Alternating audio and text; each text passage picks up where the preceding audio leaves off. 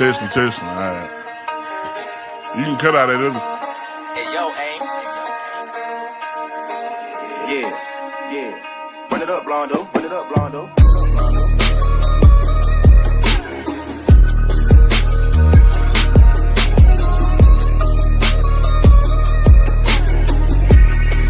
Hey, see y'all from Texas, where we sit riding swangers and put diamonds in our neck.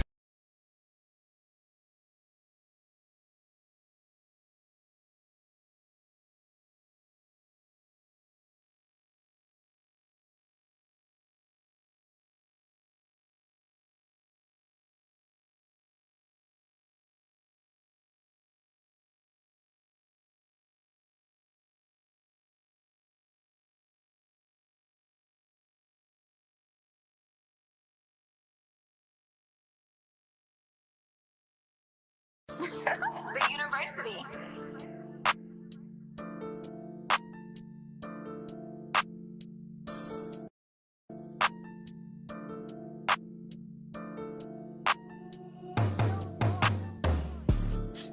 I'm starting my morning in a blunt and exotic. I wanna rock right now, rockin' Robin. I'm bending and bobbing, I stay with a thick little yellow like Christopher Robin. Hey. I name my drink Mr. Miyagi, cause how that bitch kickin' must know some karate. Ouch. Don't get stretched like Pilates, the Glock here know how to bend up a body.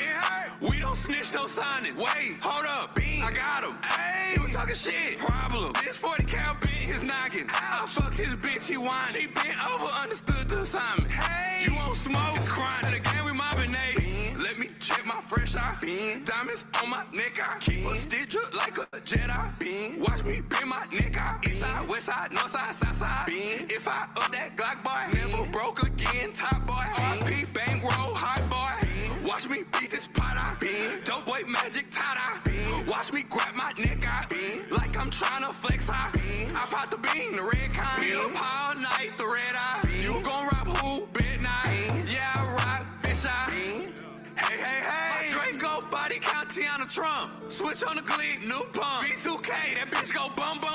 I need the money, the blue hunt. I'll be all in my salad, I feel like a crouton. I'll get your murder discounted. I see your gain on the flight out to heaven on Groupon. I'm on a bean, the blue one. Hey, my wrist gray, poop on. Hey, you say you gang, shoot some. Bitch, hand me the Glock, you ain't do nothing. Say, my gang apes, the zoo come. Hey, hold up, Ben, who run it? We just hit a big. New bud, nobody been not stitch. Bitch, let me check my fresh eye. Diamonds on my neck, I keep a stitch up like a Jedi. Watch me bend my neck out. East side, west side, north side, south side. If I up that Glock boy, never broke again, top boy. RP bankroll, hot boy. Watch me beat this pot out. Dope boy magic tie. Watch me grab my neck out. Like I'm trying to flex high. I pop the bean, the red kind. Up all night, the red eye. You gon' rob who? Midnight. Yeah, I rock, bitch, Bean.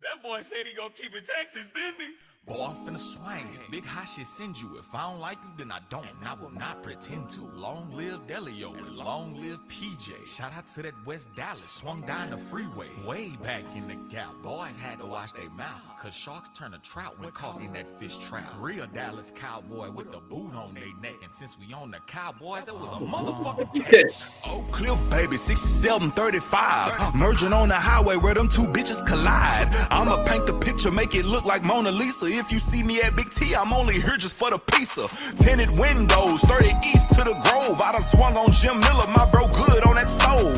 Head to West Dallas, I done made a left on Vickers. I can't put you on no oil, you a gulper, not a sipper. Main, 2 hoes, 1 sweet, 1 sour. Main, 2 throw, 1 deep, 2 cowards. Main, with that iron in my lap like Terrence Howard. Main on Harry Hines, where them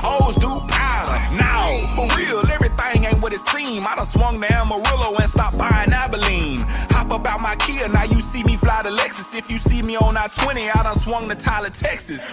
Big Sandy, what your hoe on? She done see me work with Jade from PA to Beaumont. She done heard about the way I stay down when it's tricky. I hop back on 45 so I can swing back to my city. I'm with my broad and you already know. She brought me back a grape Arizona from the store. She know that I'm a true one, so for me she go low. Cause all trill girls get down on the floor. Yeah, I grew up eating noodles, wasn't much up in the fridge. Now we eating good lobster steak, shrimp and squid. I-45, I'ma slide, I done slid. I done pop my trunk on my own damn kids. Talking about my sperm, drip the wood firm. Swinging out of swung, they go skirt when I turn. Fire up the blunt and like Usher, I let it burn. All about my money, I pull up like Big Worm. I pull up in big body, trunk kicking like karate. When I hit the H, I holler at my boy Kiati. I rap for a living, I get paid for my hobby. I done booked the first class flight to Abu Dhabi. Riding looking clean, down Martin Luther King. I just swung down state line and spilled sub on my jeans. Rain falling like a screen, hold a deuce of green. I just swung to South Dallas for a plug on the lean. I just swung drop top, caught a little Uzi verse. Smoothest swung the block, beat and knocked the titty out of shirt. Ho, it played me in the past, I can't lie, that Jalen Hurts. Every block I ever been, no, I was holding like a purse. I just swung from Texarkana all the way out to Mesquite. Buy Chev on some candy like an apple in the street. And the pack I'm blowing stronger than a college athlete. Hey, let's get started, y'all. I had to put on that music right there. Let's get started. Gang, get ready to come on right now.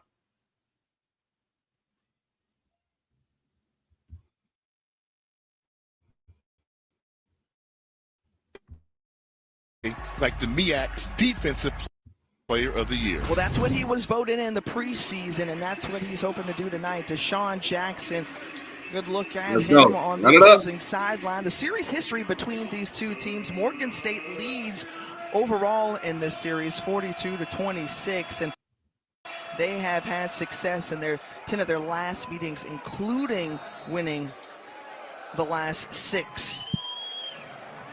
So Morgan State won the toss. They will defer. So Del State will get the ball first here at Hughes Stadium. And we're underway. And here upon the return, it's Delaware State getting going. And quickly down is Samuel Scaife IV.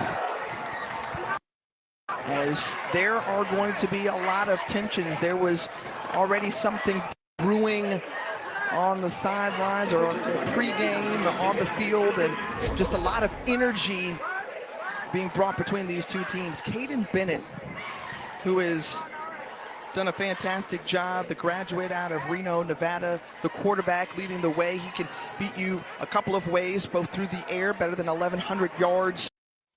Running back in the backfield, Jay. More than an adequate rusher, does a good job managing the running game, but very underrated passer. He can hurt you with some big throws from the pocket. Go quickly out of his hands, the pass complete to E.J. Core, Edward Core, with the reception and the first down. You know, you alluded to something about the tension between these teams. I cannot recall a game we've done in recent memory where there's been so much. It was like you could hear an ice pick drop and hit the ground. These coaches were so dialed in and focused, and the players. This is going to be a very intense ball game. A good old-fashioned MEAC knock them down, drag them out contest. Well, here, there's James Jones on the carry. Jones with plenty of room along the left side across the 40-yard line, and there he goes, taking off. Sweet James strutting into the end zone. That's his nickname, Hornets Sweet James.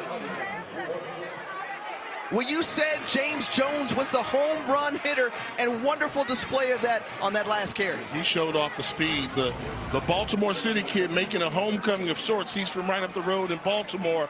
Does a good job getting to daylight. Eric Hunter not able to catch him. And we said if he gets an angle on you, you can forget about it. James Jones erupts early for the Hornets. A 68-yard touchdown run on the opening possession, less than a minute off the clock for Delaware State. So a quick strike explosion for the Hornets. And on to attempt the extra point, Thomas Manning. Hold down, kick is up and through. And a 7-0 lead for the Hornets. But my, oh my, Jay, that is what James Jones can do for you. You know, and the offensive line does a good job. Even if you don't create a hole, you don't allow the defensive line to penetrate in your backfield. Once they held him at a standstill, then it was up to James Jones to find a crease on the outside, run to daylight. Offensive line coach Eugene Chung doing a really good job coaching those guys for Delaware State on the offensive line. And you follow that up with their running back coach is Clinton Portis. So they put together a really good staff there. And the running game is what's driving the force for Delaware State. And Damon Wilson on the other side trying to find some answers since taking over this program in his 4th season here at Morgan State. They've been known for their defense, but right there getting gashed on the opening possession. And I'd say Morgan State's been known for their defense and slow starts. And you give up a big explosive play early on, which they said they could not afford to do, off to another slow start. They're going to have to rely on their offense to try to match.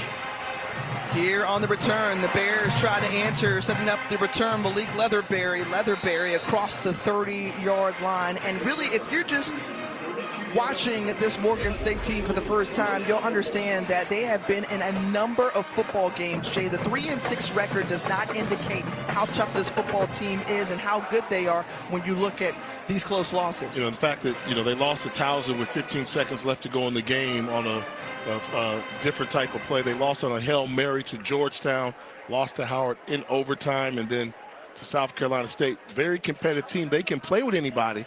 They just have to learn to start beating anybody.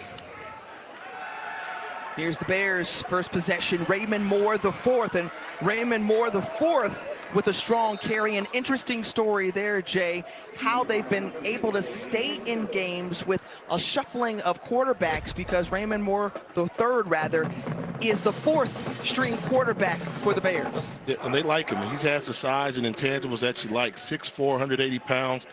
Local guy from Mervo High School, which is right down the street from Morgan State. His future is bright, but as you mentioned, started the season as the 4th string quarterback and has gotten better as the season has progressed. Trying to get that 1 yard, and Jason Collins Jr. is able to pick it up. And Jason Collins Jr., who came in as the preseason offensive player of the year in the conference. So a lot of high hopes as this group was looking to get over the hump. Finished 6-6 last season, finished 3rd in the preseason poll this year. And here on first down, that's Leatherberry in motion.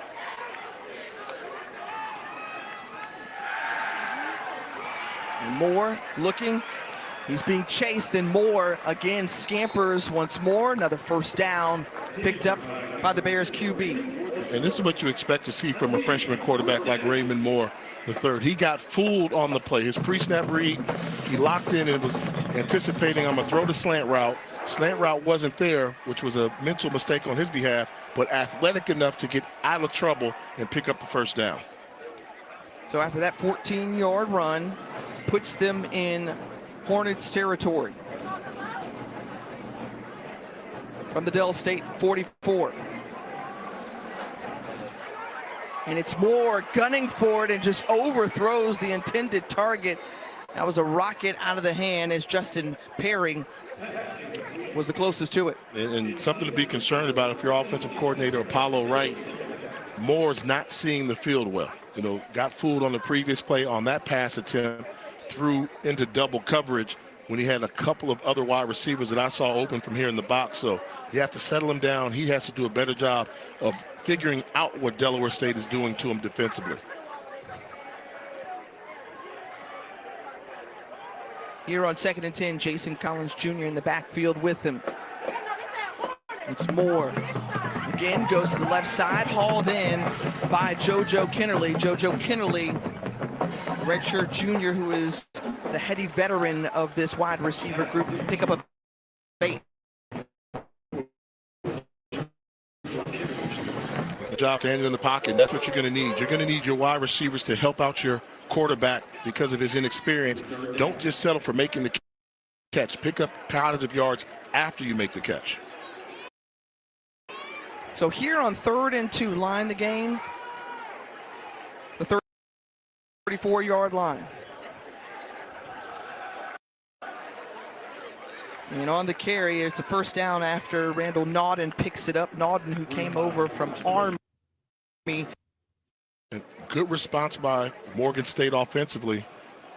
Moving the ball, not putting the defense on the field right away. See if they can capitalize and cap off this drive. They're set up for play action right now if they decide to call it. 3 receivers to the top of your screen. Instead, they hand it off. Jason Collins, who's churning those feet and wrapped up and brought down. Brian Bates was there, the linebacker from the Hornets, to take him down. Bates out of Centerville, Virginia. One of those players who is well liked on the team for his many skills. Among them, one of the team barbers. That's always the most popular guy on the team. Yeah. Well, in my generation, nowadays, they grow their hair a little bit longer now. They just get edge ups and, taps. But you needed the guy that could give you a clean cut, particularly on game day. They swing it out to Jason Collins well in the backfield. And Jason Collins continuing to trudge on and make good out of that pickup of 2 as Samuel Scapes the 4th. This is a great play by Collins. Fantastic job. It's not going to show for much in the stat sheet, but this is a lateral pass. He threw this ball behind him. If he doesn't catch that, that's a live football fumble. They had an angle on him, but he turned on the speed.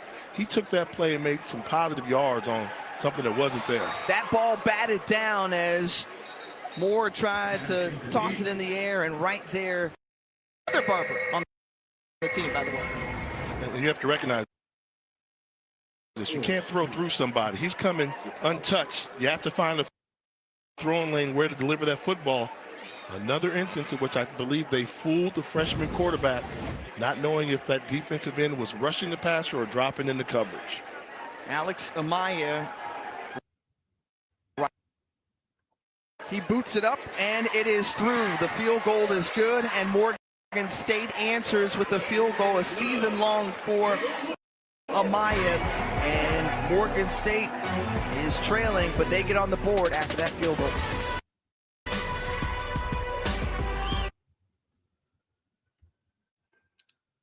Seven to 3 right now, everybody. Ooh. So what I'm about to do, I'm about to switch this to my.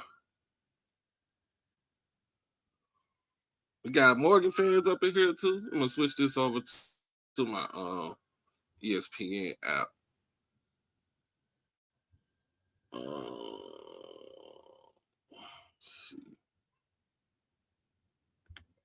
How's everybody evening going? How's everybody evening? It's Friday night, and y'all in the house with your boy.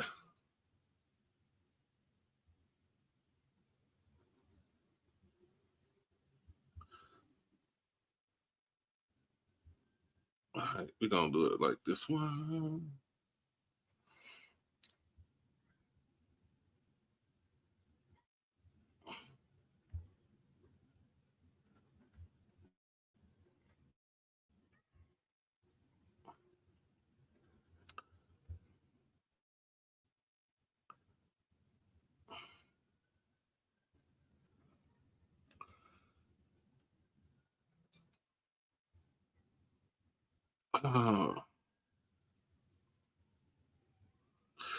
Oh yeah, we got some good news today. I got some good news. Everybody will be out for just a little bit of time.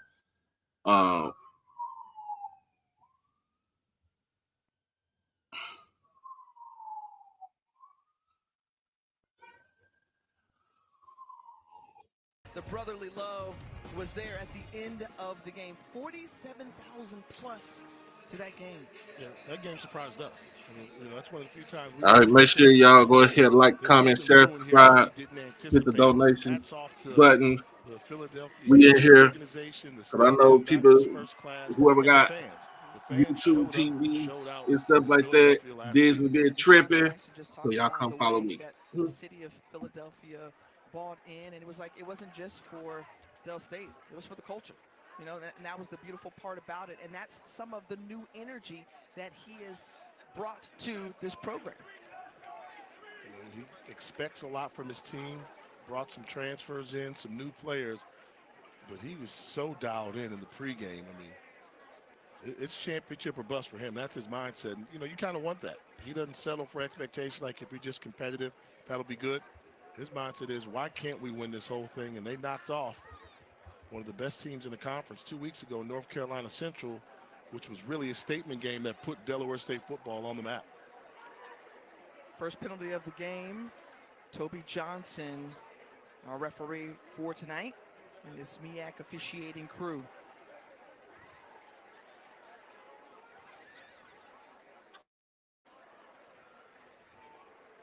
Signaling that it's going against. So yeah, it'll be it tomorrow.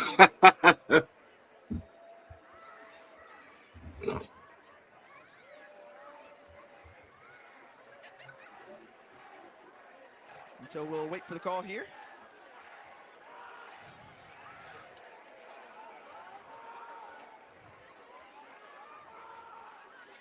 And there's some further discussion here with Donor King, return team number 42.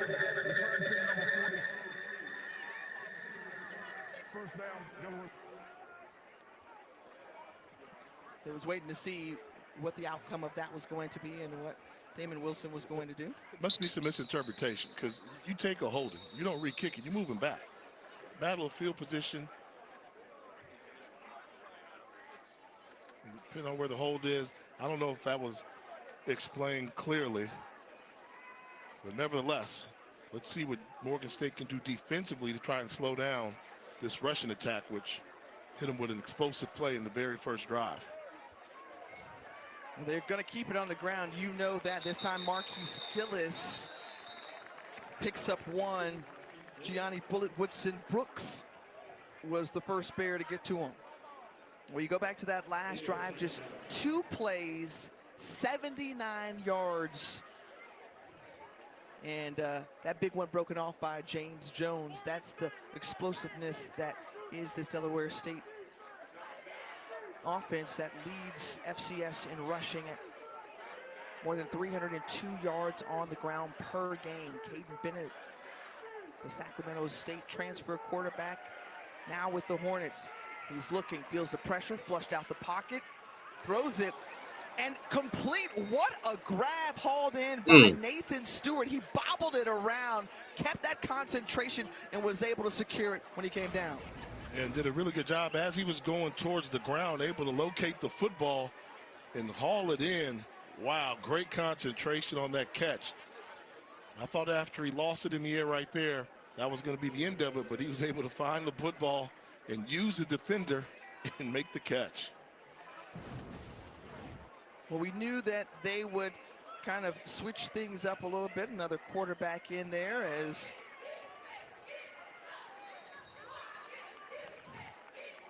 going with a little wildcat type formation there, just trying to force feed the running game there.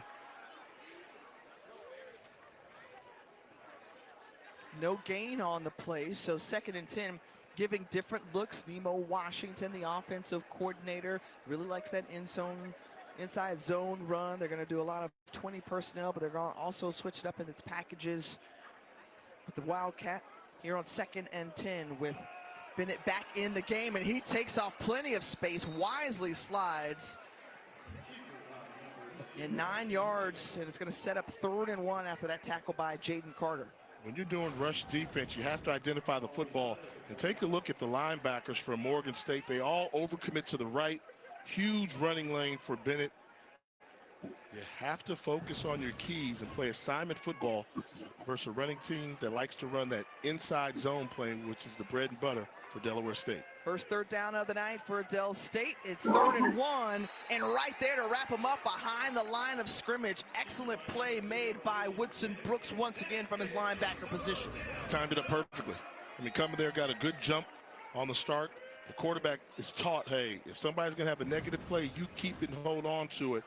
Good job of getting to the exchange point, forcing a fourth down. The big swole as you see him bulging out there. And here on 4th and 4, Nemo Washington believes in this offense. They're going to go for it here. Got to pick up 4, and they got it. Plenty of room up the middle for Marquise Gillis, who preseason first-team all-conference selection. Nemo Washington knows exactly the weapons he has on offense. Live and die with this offensive line, and you find yourself on the road in a conference game. You see something that you like, and the young offensive coordinator, Nemo Washington, goes with the bread and butter, inside zone. Until the team stops the inside zone, they will continue to see it. And the interior line for Delaware State doing a good job. Bennett, tough one, and another one.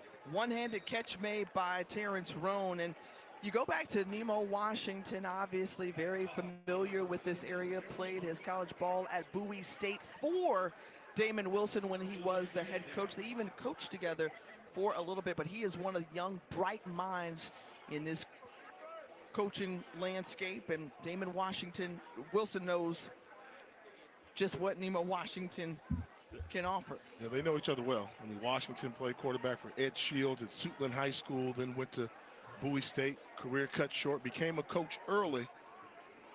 A lot of intricacies between these two. And it'll be interesting, you know, for me as a football guy from that DMV area, you know, Damon Wilson's known for defense. Bowie State, tough defense. Warren State, tough defense. Nemo, he thinks he can crack the code. Nemo Washington's like, we do some offensive things here, and he's really trying to get the better hand in this game right now, doing a great job calling plays. Another 3rd down for this Hornets offense in Bears territory. Gillis in the backfield. They hand it off to their rock, trying to bounce it to the outside, but good pursuit there and disciplined football from the Bears defense, and Blanche Gold was one of them there. 2-down territory. If you go for it on 4th down when you're backed up in your own territory, once you get to another situation, even if they stretch it out, where it's 4th and 4 and you're in positive field goal position, positive territory, you had to know that it was going to be 2-down territory for Delaware State. When you see the differences of drive, 10th play of this one only made 2 to pick up that touchdown. And here with 4th and 3. Aggressive play calling. And prior to the snap, you hear the whistles. And did Morgan spin a timeout?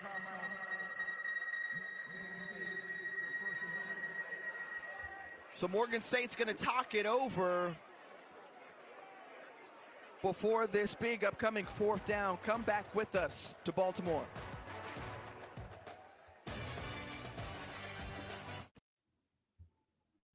Football fans are some of the most dedicated fans.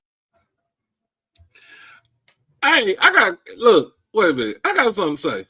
I got a question to ask y'all. Is it me, or did last week's game at Tallahassee feel so much refreshing when Jay Walker's not on the mic? I just want to ask that question. Like, did it feel refreshing when he is not on the microphone?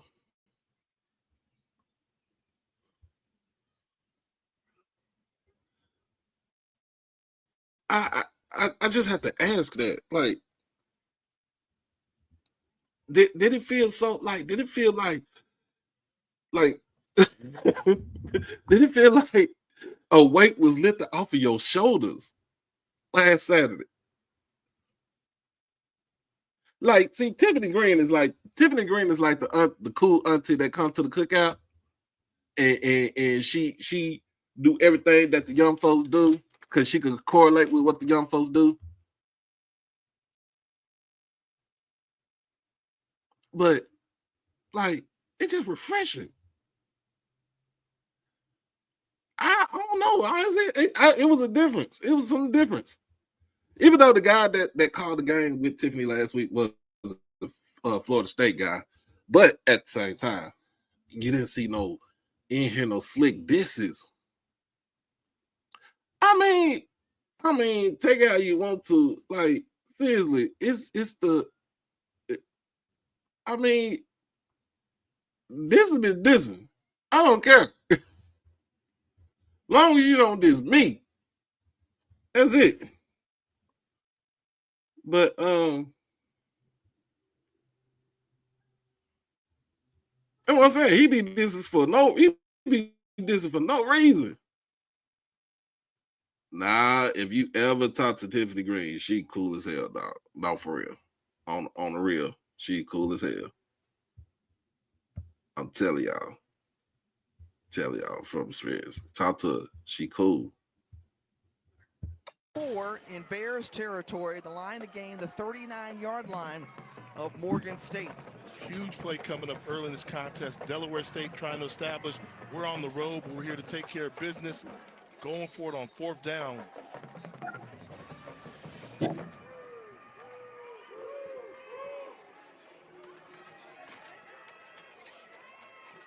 Looking to see what the Bears offer, then we'll change at the line there from Bennett with Jaden Jenkins flanked to his left.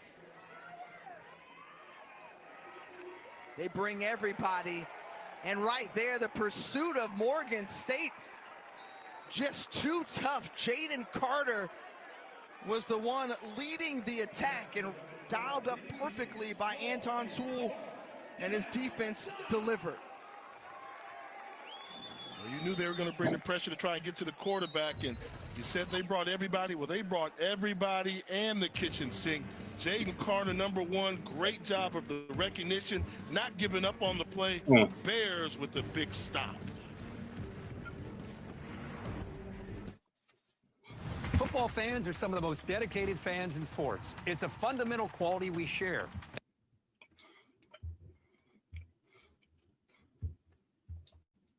If you don't know how the game started with the scoring, James Jones for Delaware State, a.k.a. Sweet James, took it 68 yards to the house. And then Morgan State, I think, with a 35-yard field goal. So that's where we at right now. If you are coming in and tuning in right now,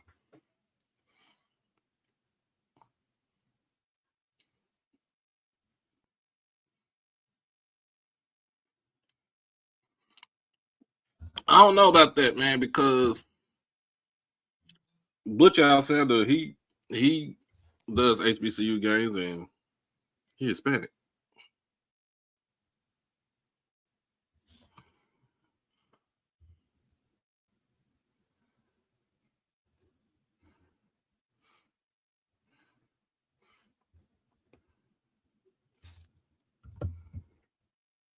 But yeah.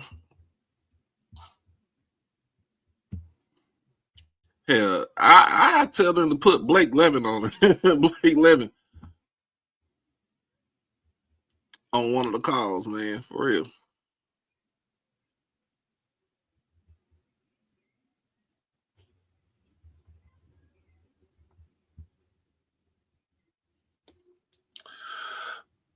I don't know about Morgan State defense being more dominant.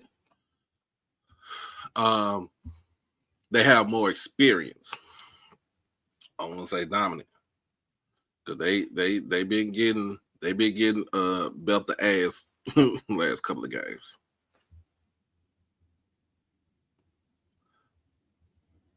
Of course.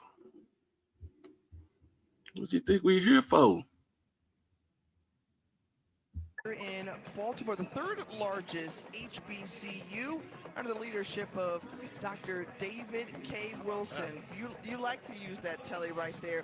Hey, Jay, it's 3rd largest HBCU. We're going to highlight that. Absolutely. And Damon Wilson, who was brought in to try to restore some of the prominence that they have seen throughout the years. 4 MEAC championships in this program's history. Last one shared in 2014. And Damon Wilson is a guy who had success at the Division II level, 3 straight CIAA conference championships in Bowie State. And now he's been oh so close and on the brink with this program the last few seasons. As more with the pass Good incomplete, defense. it was Justin Perry, the intended target. But it's kind of like that close but no cigar. And coming into the year, there were greater expectations. And one of the areas where he felt very confident was that quarterback room. Yeah, the offense. He thought he finally had a quarterback. For years, it had been the defense was great at Morgan if they ever got an offense. Well, they felt like they had the pieces of the puzzle today for all this year in the offense, and just the injury bug has let them down a little bit, and they're trying to hang in there and stay competitive. But this is a program so close, so close. I mean, they've won games against CAA teams, non-conference games. They've had respectable wins out there, but just have not put it together. So they continue to compete, but they cannot find a way to get over the hump. Here the defense coming on strong and sniffing that play out well. No gain on the play. And so now it's going to bring up 3rd and 10.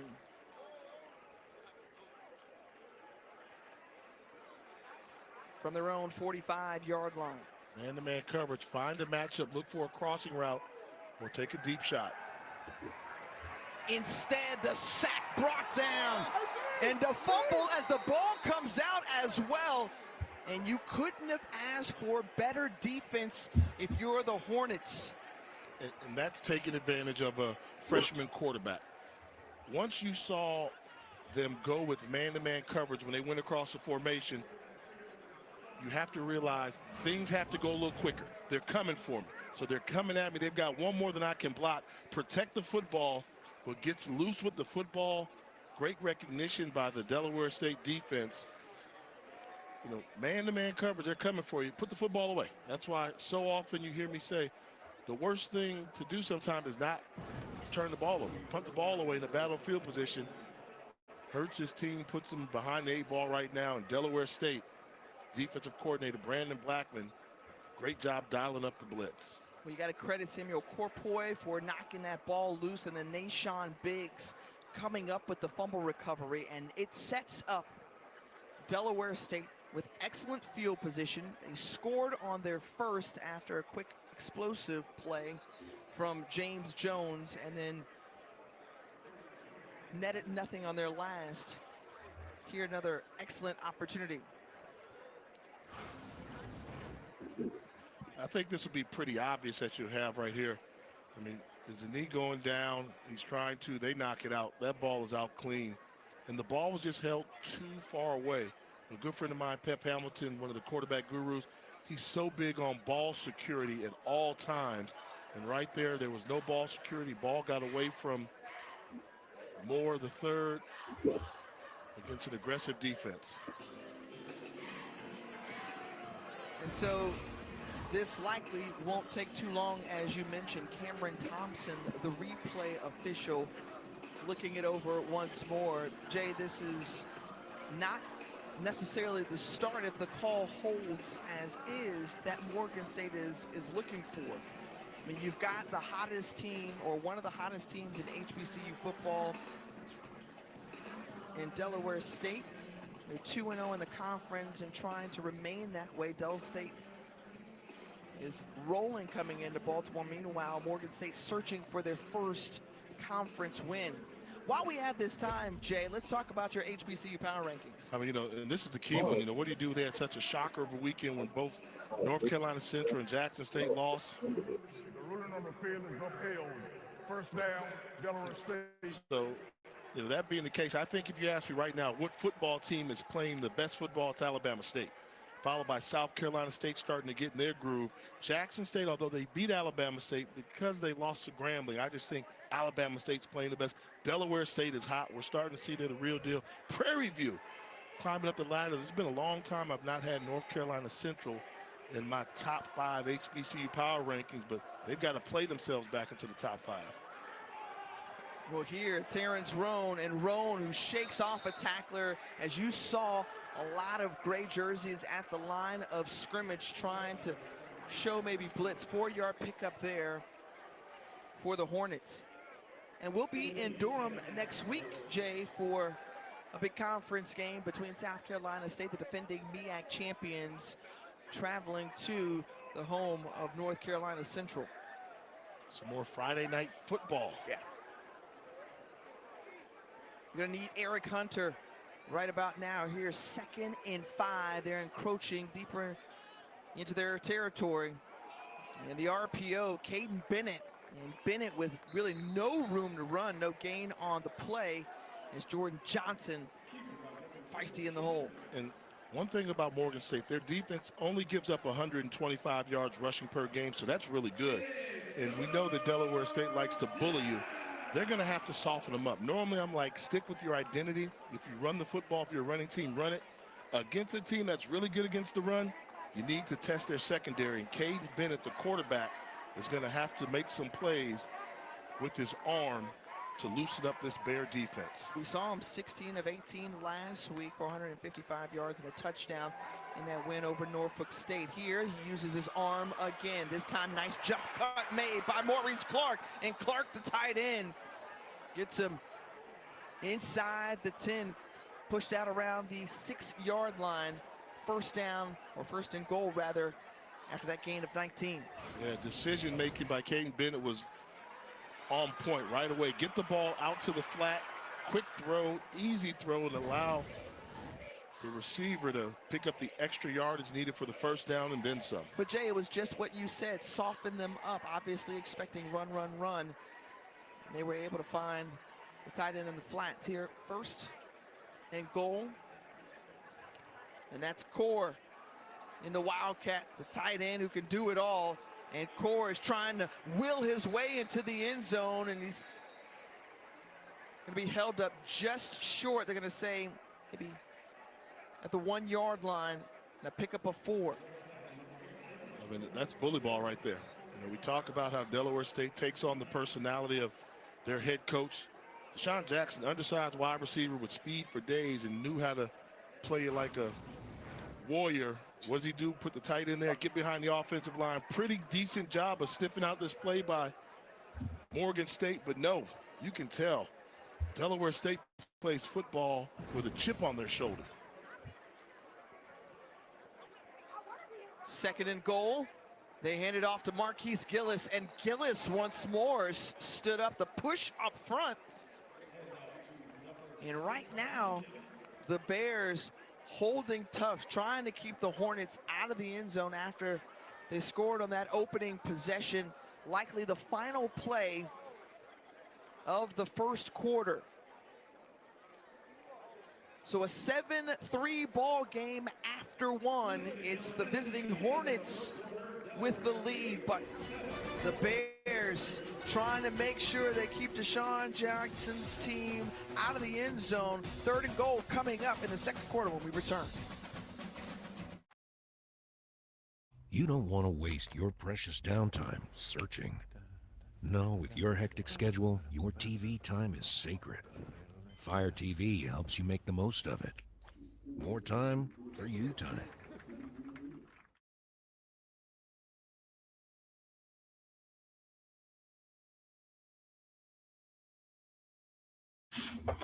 Woo! What's going on, everybody? I had to go get me something to drink. Had to get me an Arizona. One of the favorite things I like to drink right there. Give me an Arizona.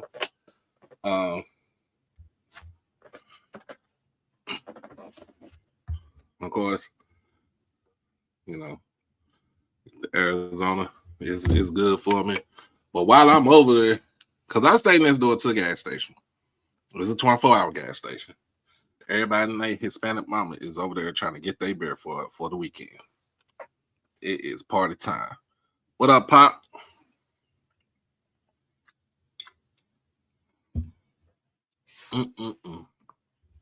Whew. Yeah, they moved the game from Saturday to Friday.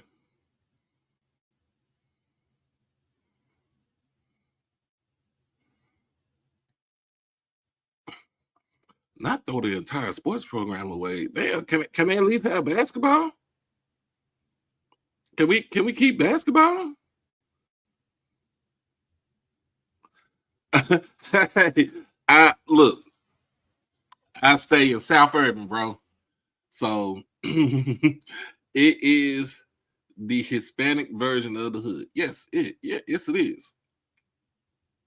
So I stay in Irving. I stay on the south end of Irving.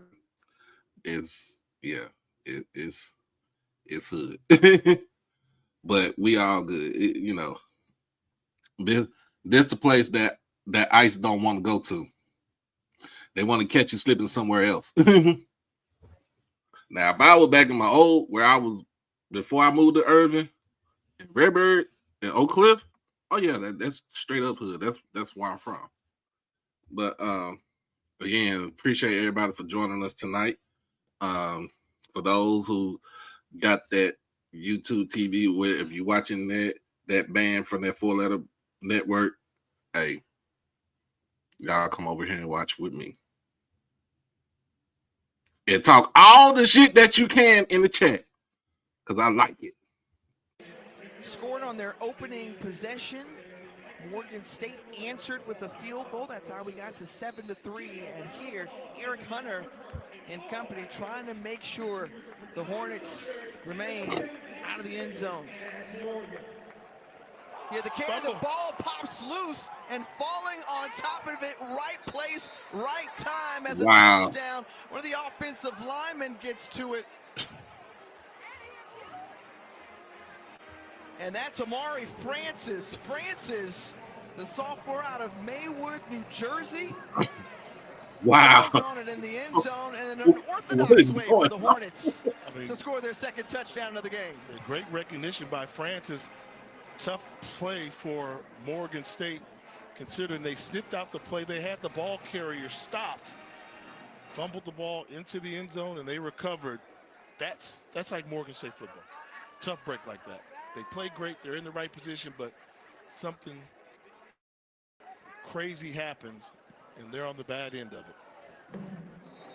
Well, to your point, Jay, we've talked about the close losses, how they have been in ball games, led ball games, things kind of unexpectedly falling apart at the last minute. Here in this one, just an unfortunate turn of events. If you're a Bears fan, they popped the ball loose from James Jones, but fortunately for the Hornets O-lineman, Amari Francis, he was right there. Yeah, he was the only one that saw it.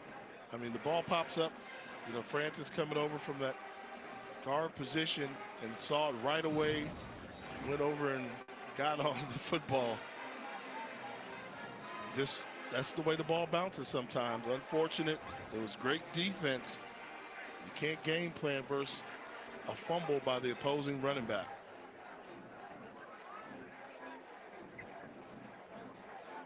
So Deshaun Jackson's team with a 14-3 advantage, and so far the Coach Jack era is off to a fast start, not only for the program but here tonight.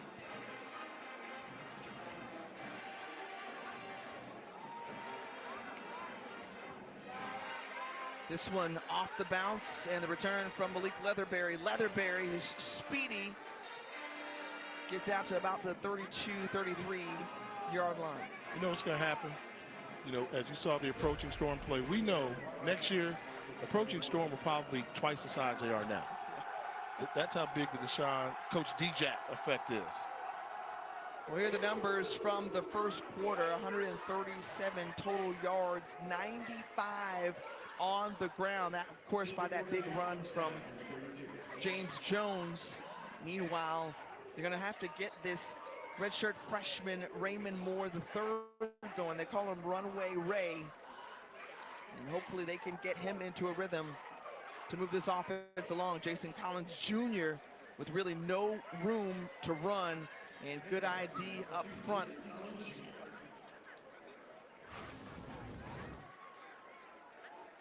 Just trying to get the running game going to help out the freshman quarterback. You see the vision of Jason Collins. He looked at 3 different gaps along that offensive line, nowhere to run.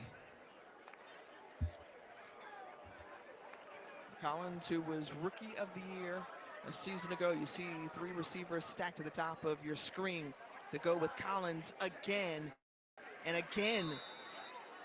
Held up front. Brian Bates was all up in the mix. And Brandon Blackman, the D coordinator for Delaware State, winning this chess match versus Morgan State offensive coordinator Apollo Wright. Morgan afraid to throw the football because, as we saw earlier, Raymond Moore III not recognizing what looks he was seeing defensively. So you try to cover that with a couple conservative running plays, hoping your offensive line can help. But this is the worst situation you can be in for Morgan State, an obvious passing situation with the freshman quarterback against an aggressive defense. 1 for 3 tonight on third downs. 2-by-2 set. And this way, play whistle dead. And it's a flag out on the play.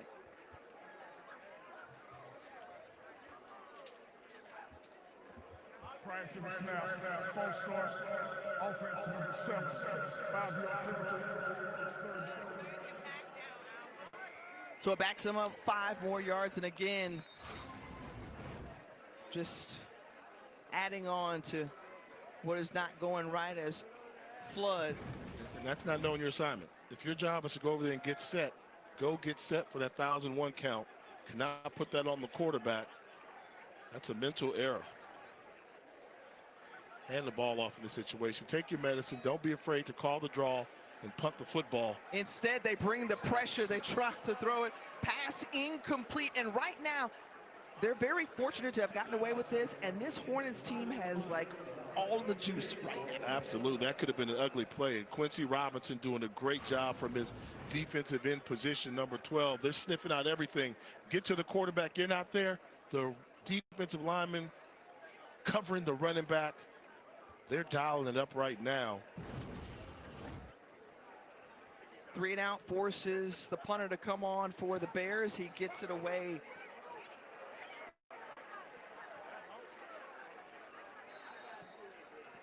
And a flag is down in the midst of the punt.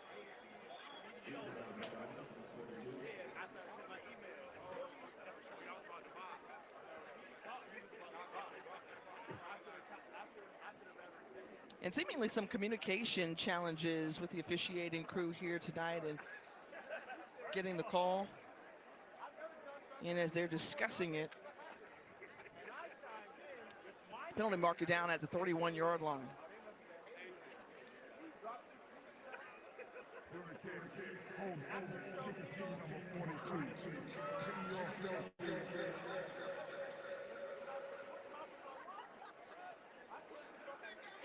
All right, so the penalty will be enforced when we come back. 14-3 lead for Del State. Get game day ready with Raising Cane's. Football fans are some of the most dedicated fans in sports. It's a fundamental quality we share, and that fuels every single order of our hand-battered, cooked-to-order chicken fingers. Every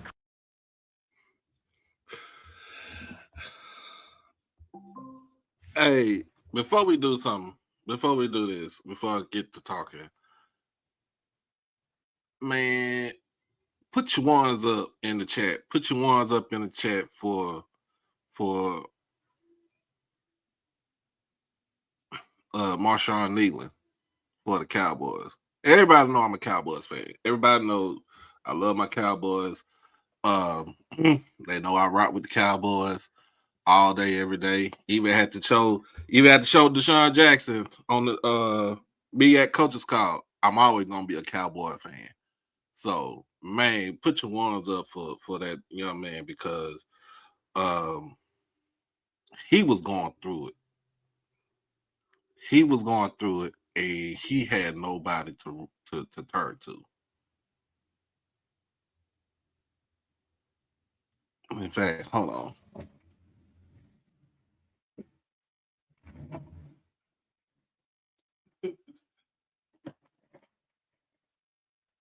This lets you know how vast my wall is.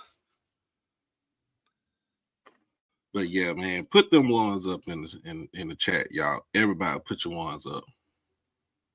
Put your ones up, because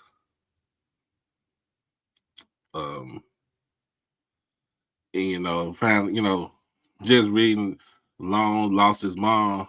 Yeah, he lost his mom recently. I think she died of cancer. And, just thinking about that, it also let me think about what happened with Dak's brother, his older brother. taking his own life. So, yeah, man, put your ones up. And if you haven't seen what I had to say, it's on Twitter. It's under my Twitter name. What I had to put in there, man.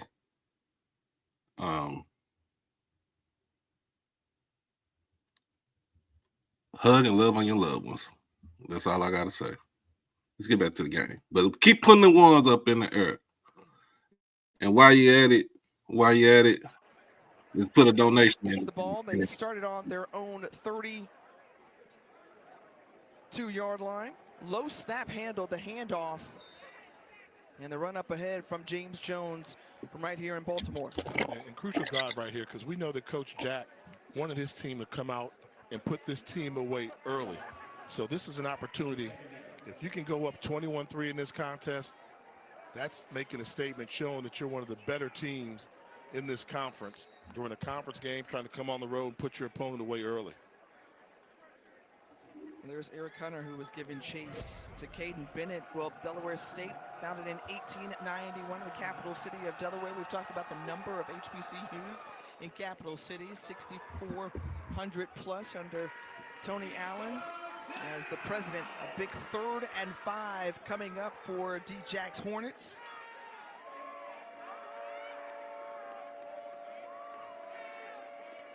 Offense has everything at their disposal. Do not be surprised if they elect to run this football. Bennett looking, instead gets it out. It's a quick underneath to Gillis, and it's going to be good enough for a first down. And those little moments right there that keep the drive going have to be frustrating if you're this Bears defense. Yeah, I mean, you know, they make you focus on the run so much, so the moment they drop back to pass, you kind of loosen up a little bit. But they give the ball to Gillis, just an extended handoff, and allow the running back to pick up the first down in space. They hand it off once more to Gillis, cut back inside. And Deshaun Fields with the tackle. He's been banged up the last couple of weeks. It's more than running the football in order to be a great running. You talk about having the vision and the ability to react. This ball is the inside zone, so Gillis has to pick a hole. Everything's going left. Oh, wait, I got to get on the backside of my left guard, if you know what I'm talking about. Found that lane and picked up positive yards. Great vision. They toss it, and good defense there as knocking the ball loose was Hiroshi Carr. And on the pass break up there, another look here. Good break on the ball. They get a hit on the quarterback, and ball needs to be caught cleanly the first time around.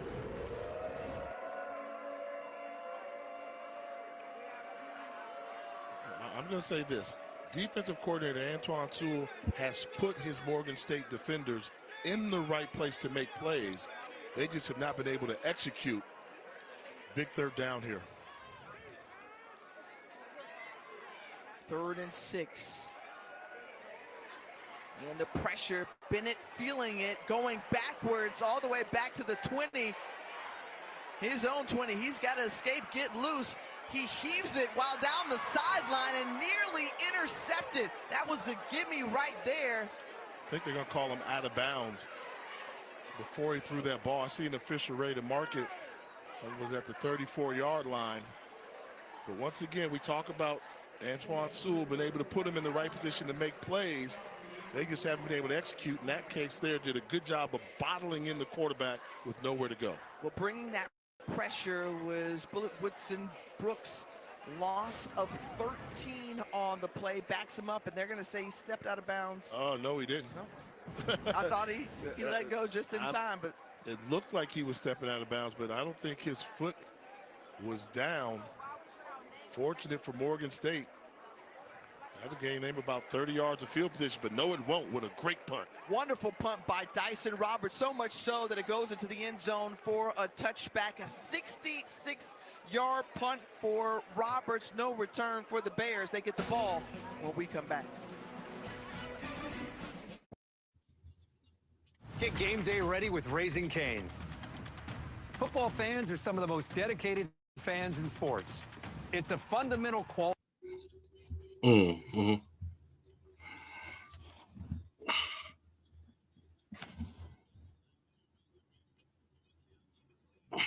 the air raid sirens. Yeah. Yeah.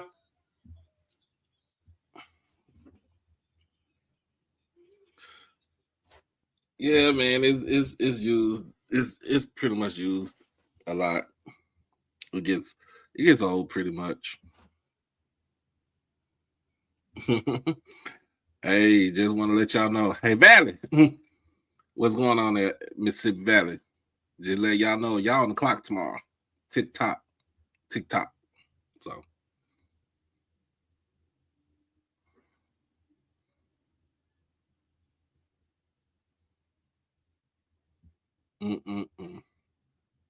But yeah, we got some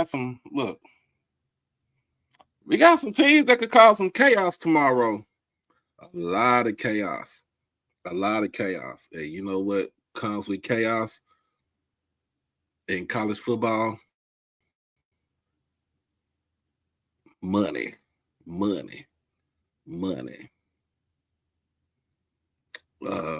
That's what comes with chaos in college football. Can it happen in the SWAC? Yes, it can. Look what's going on in both East and West Division. Got 3 teams in the East with a 4-1 record in conference.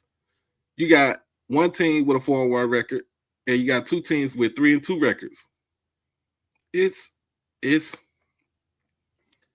can be maddening tomorrow. It could be maddening for the next couple of weeks. Just let y'all know. Drop it in the chat. You want chaos in the SWAC. And the Packers also, you'll see Peyton and Eli on ESPN2. Coverage kicks off with us, NFL Live at 3 Eastern in Green Bay. Then the Scott Van Pelt and Monday Night Countdown crew at 6 Eastern. And taking a look at these 2 quarterbacks. Jay, you're a former quarterback, so I'm going to just step out of the way and let you do your thing. I mean, normally you pick one or the other. I'll take the thrower over the runner, but Jalen Hurts at 70% and the 5 touchdowns on the ground. You're looking at a former second-round draft pick of the Eagles, and Deshaun Jackson played 15 seasons in total, 8 with the Eagles. And he is fly Eagles fly through and through here on 1st and 10 for the Morgan State Bears from their own 20. Moore takes off and slides and gets a positive gain on the play. About 5 or so yards. It's going to bring up 2nd and 5. And so what does Raymond Moore III, a young quarterback, need to do in this situation? What he did on that previous play. That's going to be his style of play. Go with your first read. If it's not there, take off. Avoid the negative plays. And he's a very effective runner. More quick than he is fast, which is rare for a 6'4" quarterback. But make a quick decision and live with it. More yards on the ground than through the air. The 4th string quarterback for the Bears on 2nd and 5 elects to once more try to take off and try to pick up the first down. He's going to be about a couple of yards short. And that was an example there, but I think he waited half a second too long before he decided to escape from the pocket. If it's not there right now, the defense once again is confusing you with the secondary. If it's not there at the top of your drop, pump fake and get out of there. Had he evacuated the pocket a little bit sooner, probably would have picked up the 2 yards he's short of the first down. 3rd and a couple. Got to get to the 30-yard line. And you see everybody up for Delaware State. Just about. They fall back. And Moore with the pass incomplete. It's going to bring up 4th and 2. Joshua Smith was the intended target. And they just continue to make Moore uncomfortable in the pocket, not able to get settled, inaccurate throw. The rhythm of the passing game is not there for him right now.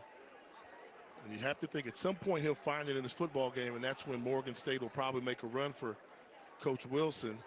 But in between, they just have to hold on until they figure out how to calm the freshman down.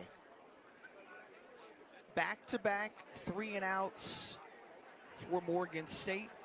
Alex Amaya set to punt it away. Standing at his own 13, awaiting it is Julius Dominguez for the Hornets. A skying kick, fair caught from Dominguez as he brings it in and falls to the ground. It's the Hornets with the lead here in Baltimore. They'll get the ball back when you return.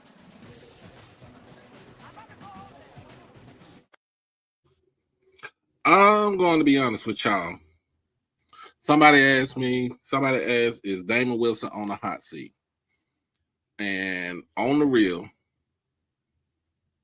I'm being honest with you. I think he is. I think he is.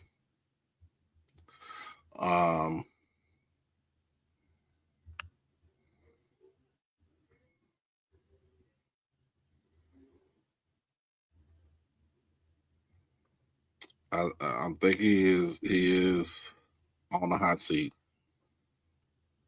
because he hasn't won the MEAC championship. He has to develop an offense. We know what he can do on defense, but it's the games, it's the high expectations that you're putting out there that is saying that you are on the hot seat. And for your 3 wins really to come from, my God, the SIAC, you beat Central State and you beat Miles. What was the other team? Oh, I think it was Lynchburg. You beat lower level competition. I don't know who. And see, here's the thing. I don't know who they're going to hire to replace him. But we shall see in the next couple of weeks. Look at Clinton Portis. Now, straight out of Laurel, Mississippi. Just dropping jewels and nuggets to these running backs left and right, and they are soaking it up.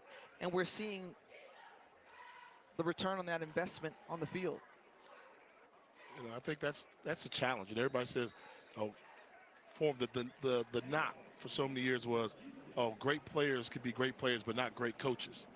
But you know, now they're kind of changing the narrative a little bit. Clinton Portis, his running back group is doing a fantastic job. Eugene Chung, the offensive line coach, is doing a great job.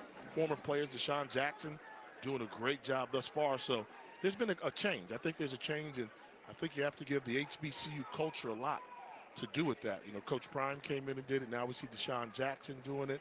Michael Vick is also doing it. Eddie Robinson Jr., Sam Shea down in the SWAC. So I think they're kind of fighting that trend that, you know, great players can't become great coaches.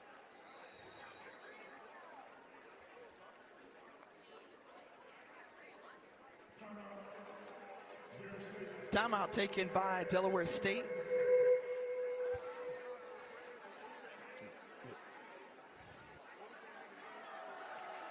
When you talk about great players, right, that transition to the NFL, well, you think about the number of Pro Football Hall of Famers that came through the HBCU ranks.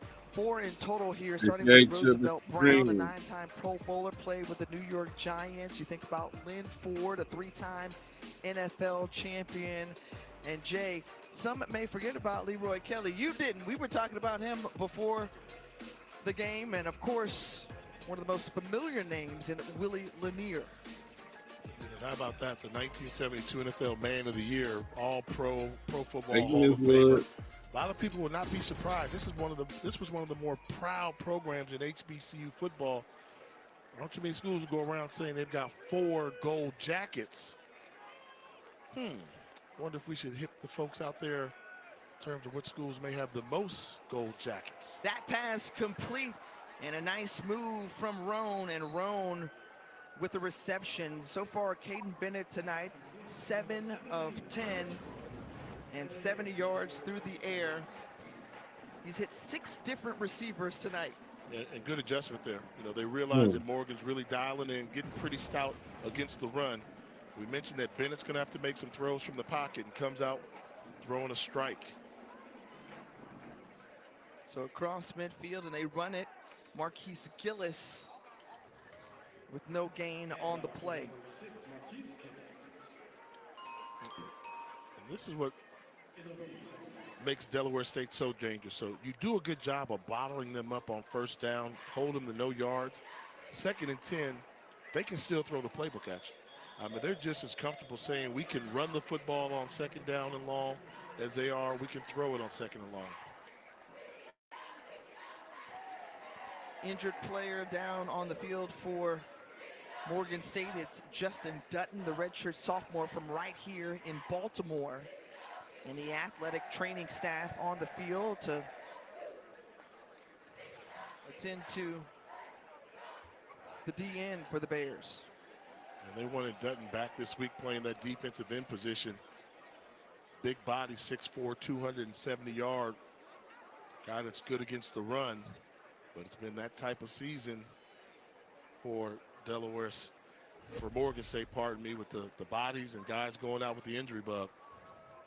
I was going to say, the level of frustration that it causes a coach. And when we talked to Damon Wilson, you know, he was taking it as best as he could, but he said, I've not experienced a season like this where we've had this many injuries and this many close losses in the fashion that we've had it. I've never experienced a season like this in all of my college football coaching career, as you see Justin Dutton being taken off the field, and to his right is his coach, Damon Wilson. We hope that young man is okay. And I mean, I think at a certain point that the MEAC has to evaluate. I mean, it's a smaller conference, 6 games. They all played at the end. The non-conference schedule is brutal for all these guys. I mean, it's brutal. I mean, they're taking on, you know, the FBS schools. They're taking on some of the better FCS schools, non-conference. And by the time you get to conference play, it's almost like who has the best health.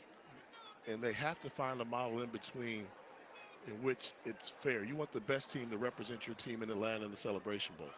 Well, you think about the number of weeks that they get off, nearly a month going into the Cricket Celebration Bowl. Because of that allows teams to get rest.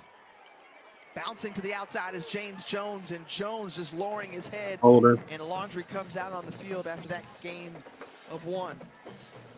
And I want to see this penalty.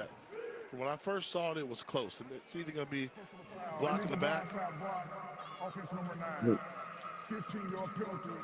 It's 2nd down.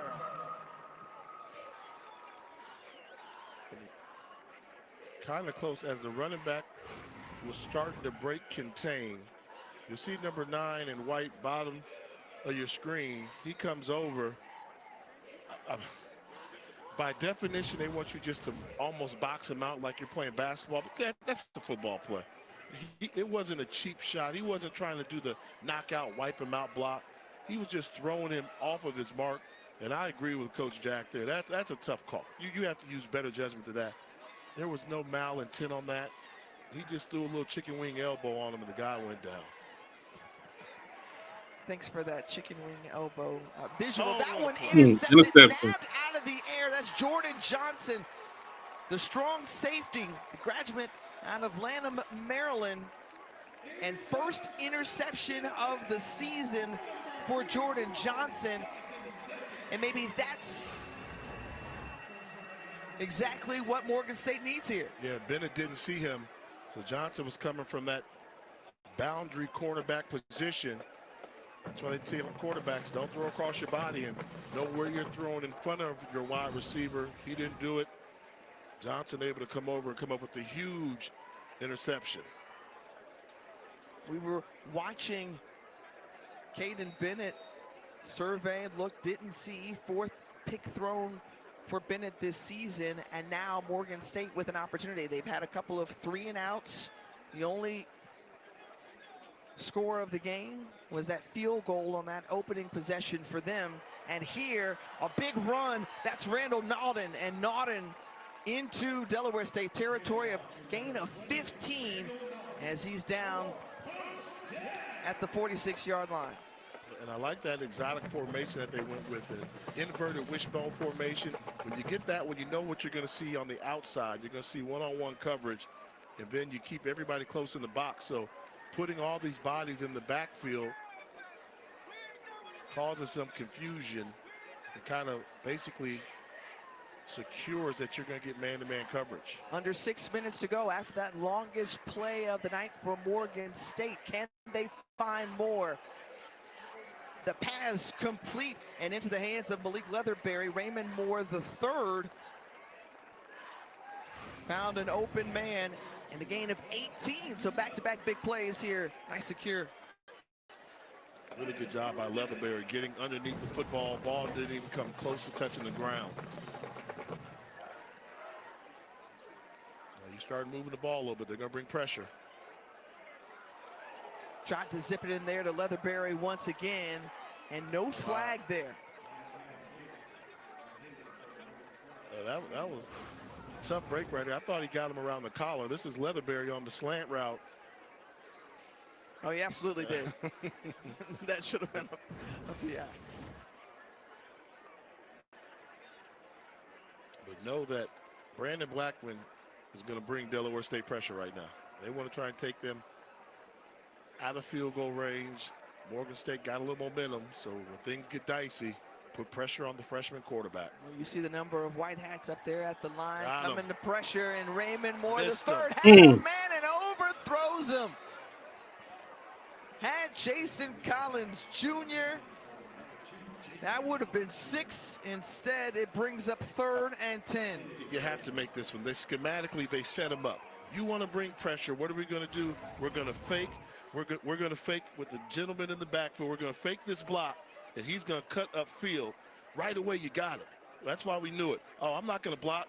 You see the linebacker in the trail position. Have to hit that throw. You cannot throw it out of bounds. They converted their first 3rd down, haven't done so since, and here they're just clobbering them all over them and brought down. The big play made by Dedrick Gibson in the sack, driving him all the way back.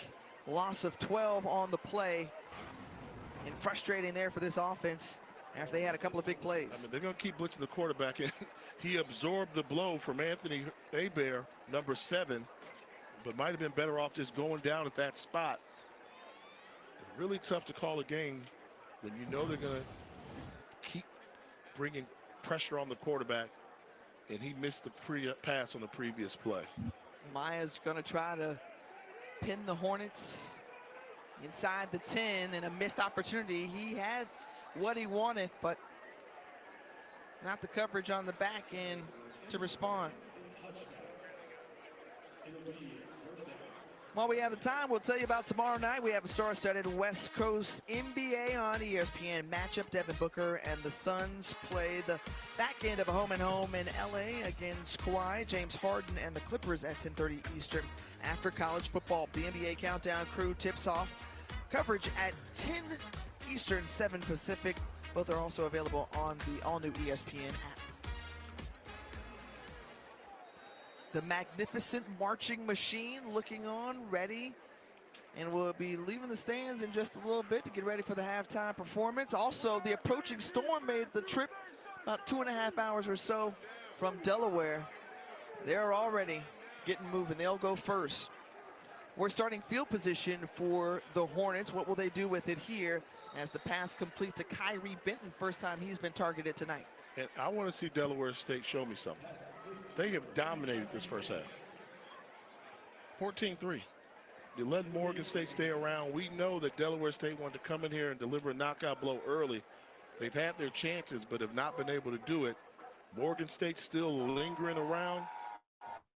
Delaware State needs to score some points to kind of take momentum going into the locker room at halftime. Well, remember, they were putting together a nice drive going down the field, but they were intercepted on that last possession. And so here, going into the locker room, remember, the Hornets. Another big play.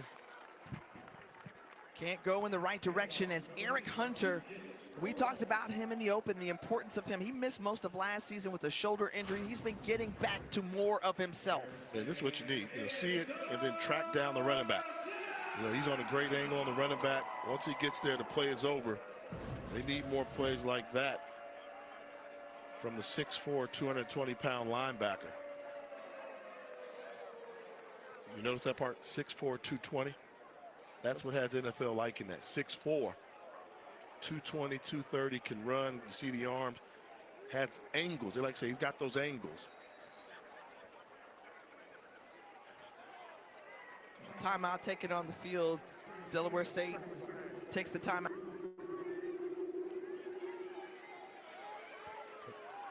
We talk about the angles, and we talked about some of the great players here at Morgan State. Can Eric Hunter be a part of that legacy moving forward? As Jay, we're going to set up this week's Gimme Five. Well, one thing about Morgan State, they take a lot of pride in their tradition in their program. So I'm going to give you the list. This is like not a, normally Gimme Five is subjective. This is just facts. All right, which HBCUs have the most Pro Football Hall? He got to tell me anything. Grambling #1, Jackson State just by the product you put out on the field. A lot of people don't know that. You've been there for comes in #3. And, I almost want to kind of highlight this because I think one day Jimmy Smith's going to get in the Pro Football Hall of Fame, and then they'll go to 5, So Tennessee State got 2 in the Pro Football Hall of Fame as well. So interesting to know, and you can quiz me, and I could probably tell you 98% of those guys off the top of my head who are in the Pro Football Hall of Fame from those schools. I don't know if you can do that yet, Tip, but you'll get there. I mean, I'm almost there as that one dropped by James Jones. But I can chime in with Tiff's 2 cents. Okay, so if you want to go by the numbers, let me tell you that a couple of other Pro Football Hall of Famers, Mississippi Valley State, of course, you remember a guy by the name of Jerry Rice? Jerry Rice. Oh, okay. Absolutely. And #2.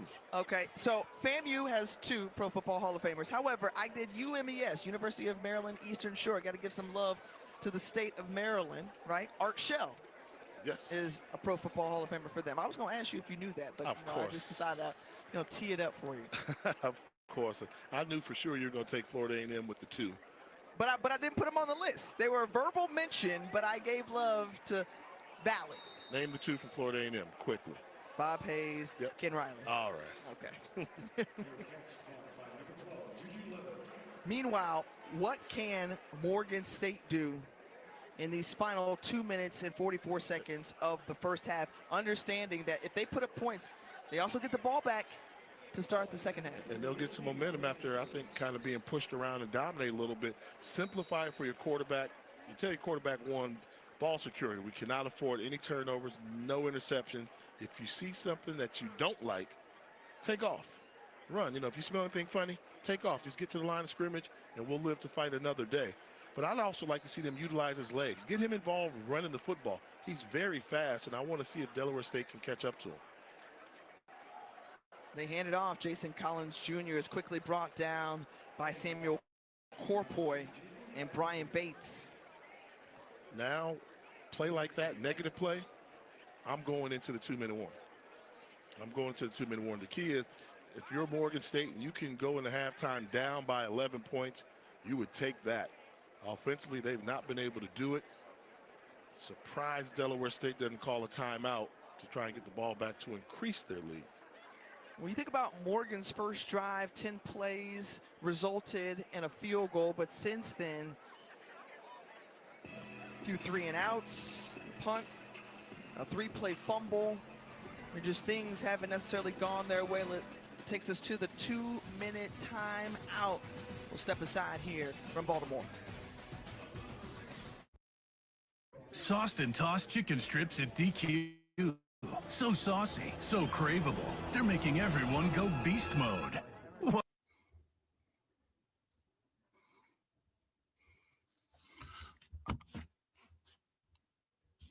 So, I'm going to say this. I don't want nobody to get upset with me. If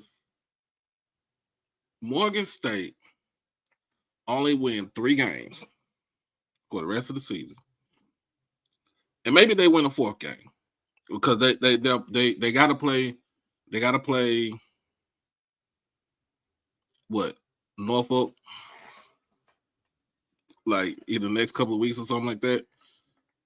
But if out of them 4 wins, your 3 wins are from Division II or lower,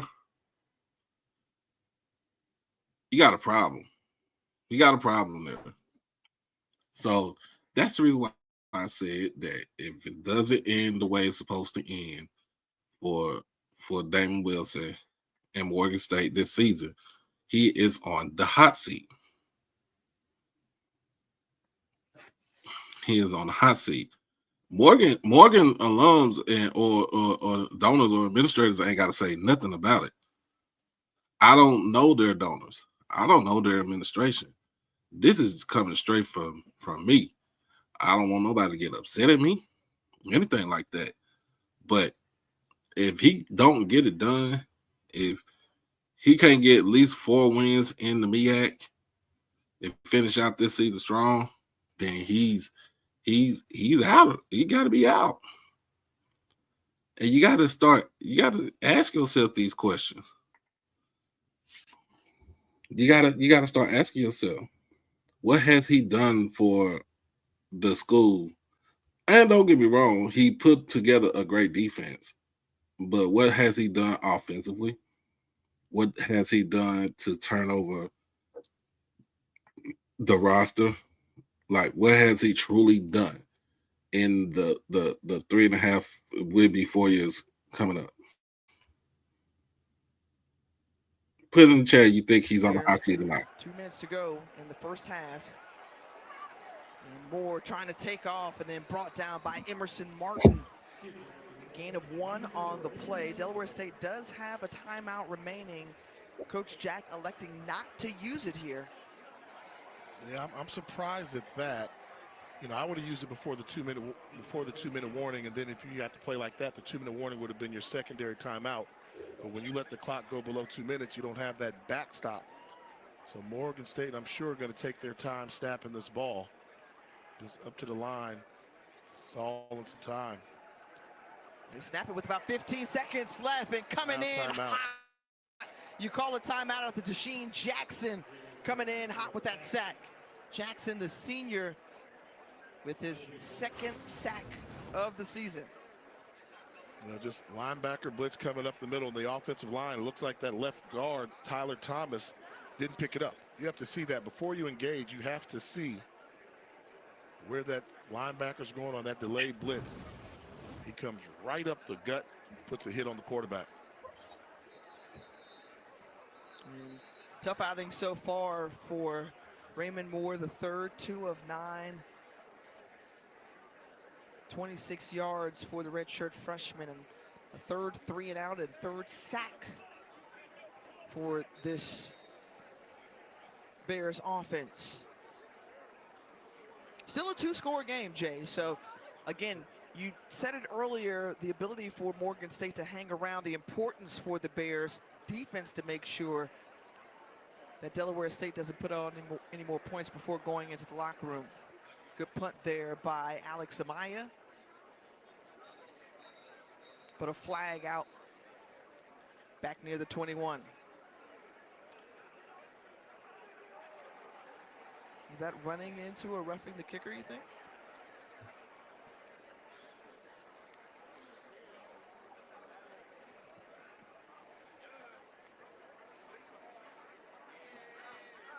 And this is... I mean, the only one you would consider taking if it was, you know, the unnecessary roughness, that would come with an automatic first down. But running to the kicker, those 5 yards, no, you got a good punt. So it's a good punt when the ball hit the ground.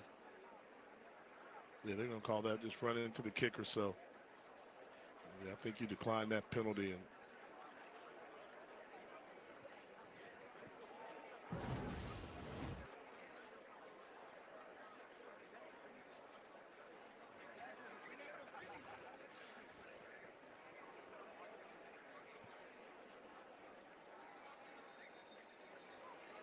so it was declined, and Delaware State will have 1 minute and 3 left before going into the locker room. Remember, they got the ball to start the game, scored on their opening possession, and then put up another touchdown in the 2nd quarter, earlier in this quarter. I'd like to see Caden Bennett run the 2-minute offense. Last week when we saw him, he was out of the game. In this situation, they went with Sarray. But now I want to see Caden Bennett show you have command of this offense and increase the lead before the half. Well, they're going to put it on him, and they're hauled in. Good catch, good throw, good catch. And they're going to move quickly after the reception from Clark. And let me not say good throw. That was a great pass. Difference between a throw and a pass. He passed the ball to the weakness of the defense. He knew where the soft spot was going to be and executed that play. Made it look easy. Bennett, a guy they have a lot of trust in. They like his leadership. They love his ability. And Bennett is airing it out. Got one-on-one coverage and puts it right in the breadbasket as is hauled in by Tamir Ellis. Going back-to-back with the tight ends. And Ellis puts him deep inside now. Bear territory. A red zone opportunity after that 38-yard reception. 33 seconds to go. The clock stops temporarily as the ball is spotted. Chains move. And then a whistle here.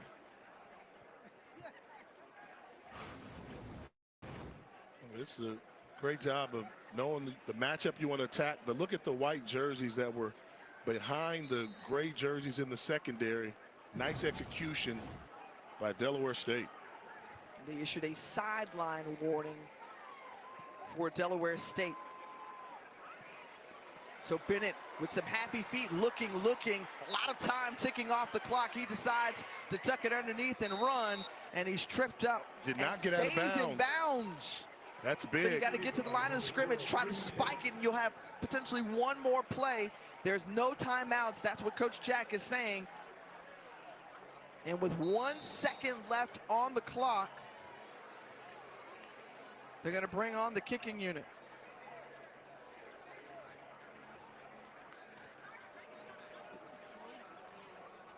Well, the only mistake probably you could say Caden Bennett made during that drive was not deliberate enough about getting out of bounds. Fortunate that they've got 1 second left to get this field goal attempt off. And Thomas Monig, a 36-yard attempt. His first field goal attempt of the season. And the lefty puts it up, and it is no good. Well off the mark, and that's what takes us to the close of the first half. So Delaware State drove the ball down the field, got exactly what they wanted. Kicking game has had some challenges so far this season. We saw it right there in 14-3, a 2-score lead for Del State on the road. Opportunity missed to expand the lead going into the halftime. They moved the ball efficiently down there, but at the end, did not solidify, and Morgan State still hanging around.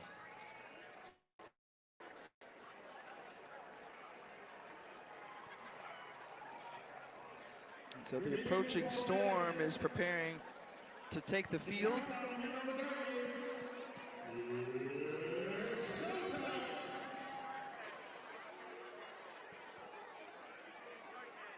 On this chilly fall night, 55 degrees here at Hughes Stadium.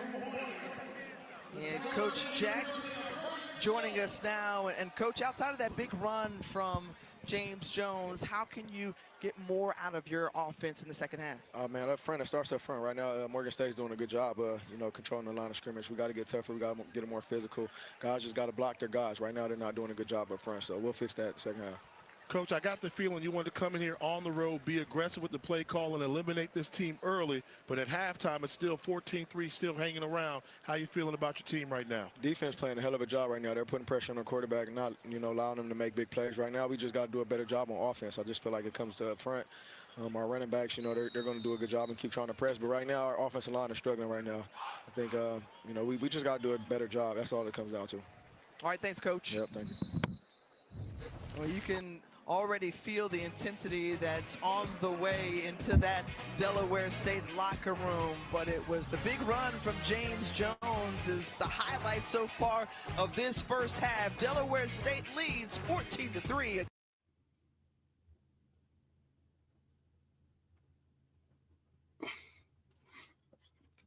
First half, woo! First half long as hell. First half long as hell. Ooh, golly. Second half need to come on. And that's one thing about Morgan State. They will drag out a game. They will drag out a game and make it long. I do see that. I do see that from Morgan. I do see what Coach Wilson does with that defense.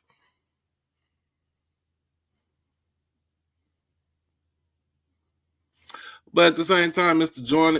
Johnny, Morgan State is wanting to go to. They want to go to the Celebration Bowl. They want to win a MEAC championship, and I understand you want. I clearly understand about APR issues. I clearly understand about graduating your students and stuff like that. And that's cool, and that's understandable. That we all want that. I think every coach wants that for their players. But in this day and age right now, because I understand you played at Central. You played at Central back in the day. But it's totally different now, Mr. Johnny. It's totally different now. Like, when I say totally different, it's totally different. Half of these folks do not care about the kids going to school. That's why these kids take bullshit courses. They are wanting to win a championship. They are wanting to win a championship. So that's the reason that I say that if he doesn't get it done this season, is he on the hot seat? Yes, he is on the hot seat. And I'm not trying to fire nobody, because if you really want to fire some folks, you can get Mr. Ford up here. He'll fire a whole. Mr. Ford predicting a firing of a whole division.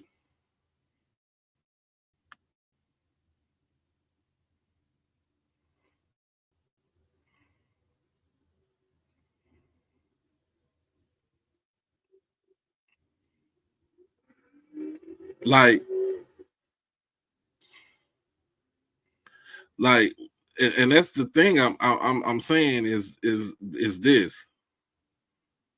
The thing I'm saying is this. We had to look at it in the sense of, this is NIL. This is the NIL era. This is the transfer portal era. It all ties in together. And of course, yes, your APR trash, you out of there. Because that means that you don't care. You just there just to be there.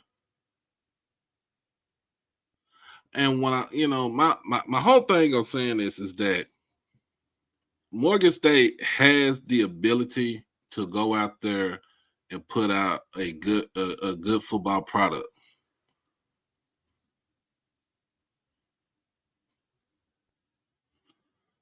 And this is the thing. Should have fixed the offense 2 years ago.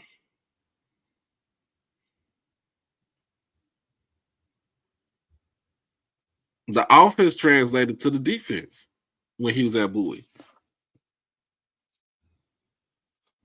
And I would have said, if TCA, I'm going to tell you just like this, and I'm going to keep a spade a spade. If TCA ain't doing what he doing, and not winning, and the kids not going to class, you definitely know he going to be out of there. Because the people going to say it. We going to say it. Hey, no, this ain't right. We used to, our kids graduate, we used to winning.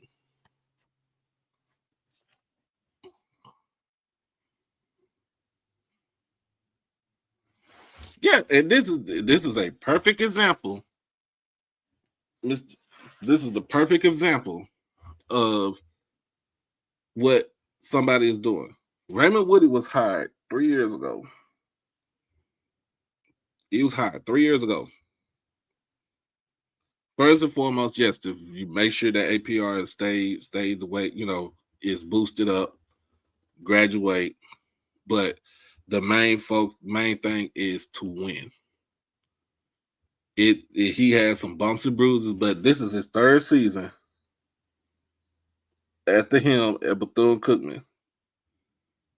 He had some rough patches early in the season, but the man has won 5 games this season. That hasn't been done since Terry Sims was the head coach there. He could win 7 games this season. Depending on what the rest of the schedule looks like, he could win 7 games this season.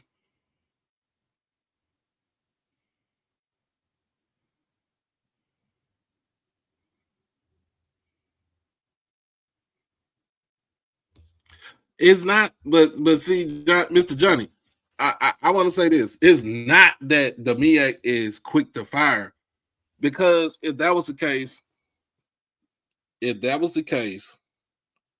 you wouldn't have Deshaun Jackson, you wouldn't have Michael Vick in your conference. You got Chennis Berry that's in his second year after leading Division II Benedict a couple of years ago to the playoffs. Division II.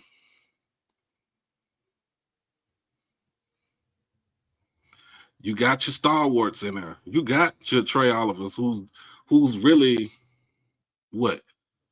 Trey Oliver is the dean of the MEAC right now, of MEAC coaches right now.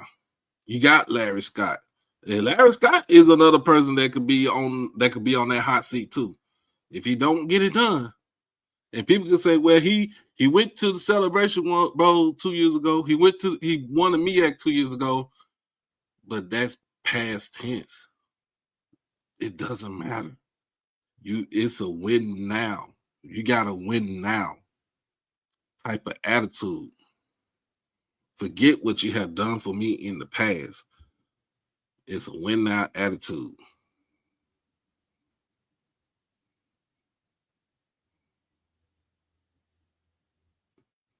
So that's the reason why that's my reason right there. That you have to win now. Because Larry Scott could be on the hot seat, and fans are letting Michael Vick know that if you don't get it done in year 2, you are on the hot seat also.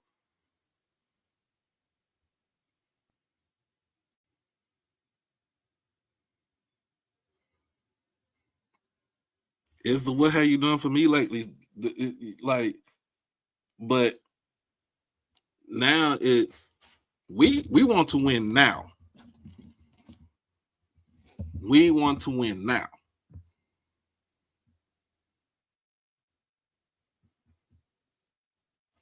And if I was you, I'm gonna have to take that A&T approach. Forget what everybody else said. I'm going to win now. And I'm going to continue to win and keep winning until somebody stop me.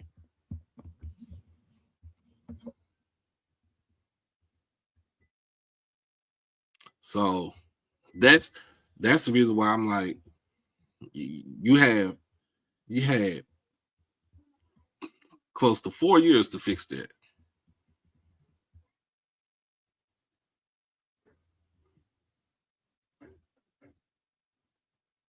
It's time. You had close to 4 years to fix your offense. Your defense is A1, but your offense is terrible.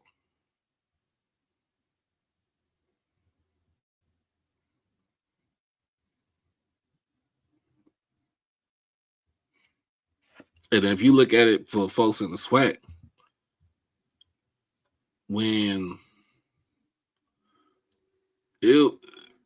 I'll be honest with you. I will be honest with you. Alcorn and Southern at the time made a lot of, even Grambling had a lot of coaches on a hot seat from other schools. And when I say that, is that Jackson State got tired of losing. What they do, they fired Hendricks. They hired Deion Sanders. Bold hired. Bold. In capital letters. Bold.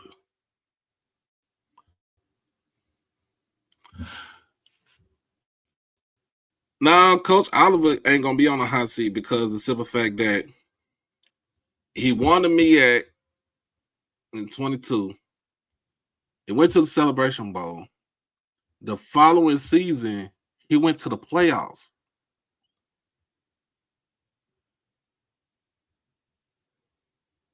He's been consistent. He's won. He's been consistent. He's not on that hot seat. He has been consistent since he's been there.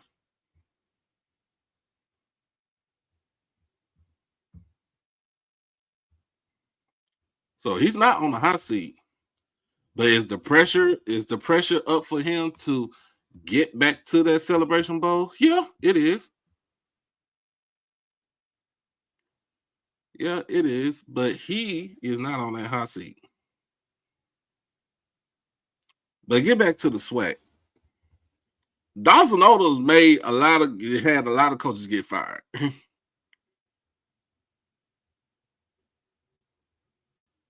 When he was at Southern. Jay Hobson and Big Mac, Fred McNair, had a lot of coaches get fired during that tenure when they were at Alcorn. Broderick Fobbs, because they was winning, had a lot of people get fired. Rick Comagent had a lot of folks get fired. Doug Williams had a lot of folks get fired. You really want to go back? Pete Richardson, damn near eliminated a whole, when we got division, damn near eliminated a whole division by himself.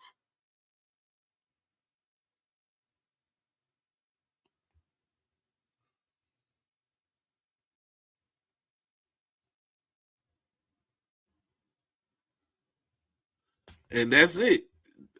Shoot, LC Cole, same way. Johnny Cole, same way. Shoot. I mean, just thinking about it though, when you think about it, like, you gotta be able to have the people in place, have the coach in place that can change everything around.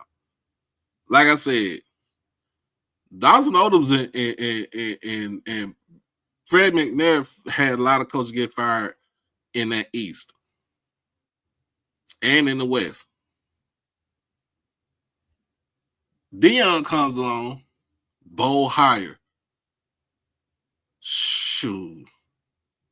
Who got fired from the West? Doc Gamble they let him go bad. Who else got the can? Shoot. Who else got the can? Roger Fobbs got that. He got let go. Remember? And they brought in Hugh Jackson.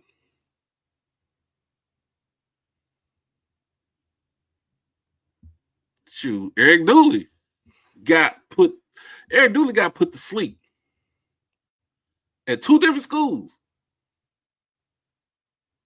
by two different coaches. First time by Deion, the second time by TC.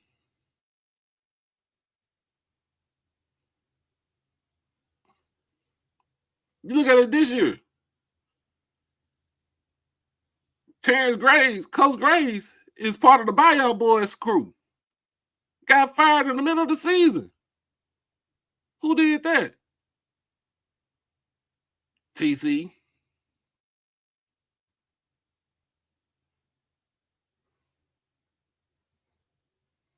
Who's on the hot seat over in Tallahassee? Colsey. Can't beat Jackson State.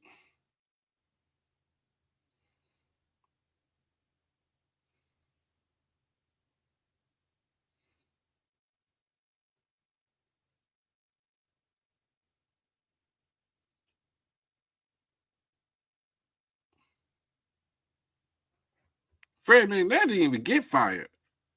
Fred McNair left his school and tried to play the upper hand with another school and see if his old school would give him more money. And he got burnt by both schools.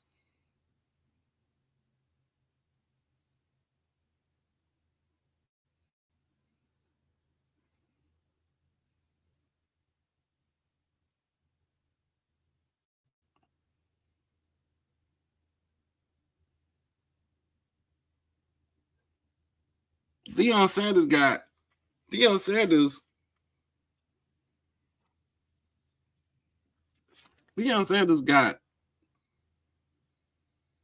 Terry Sanders fired at Bethune-Cookman.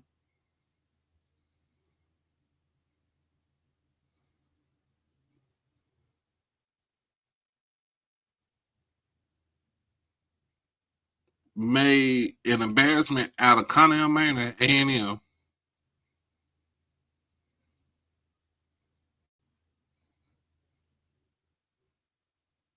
And TC just continued on until they fired that man.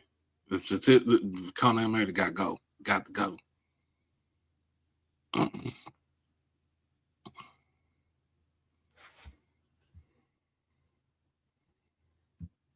I really don't even want to talk about that 220 Club meeting because that was ridiculous. That was ridiculous.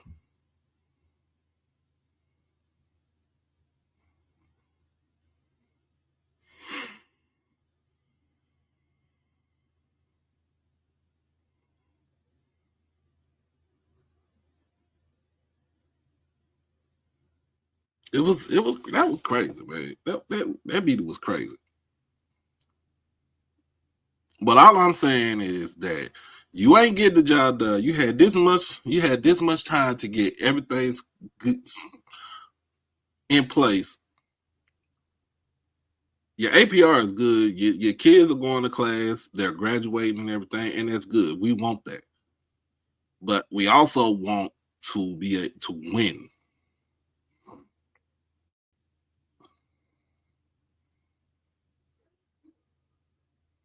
We also want to win.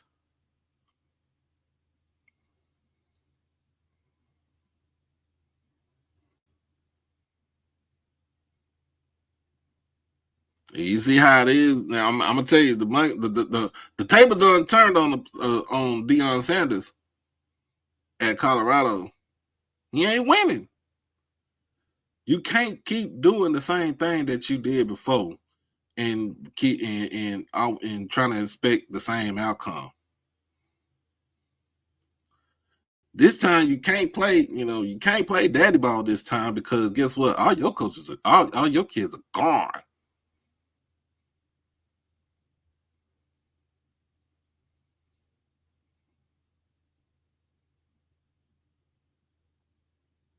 You really got to develop to be an actual head coach. Play situational football.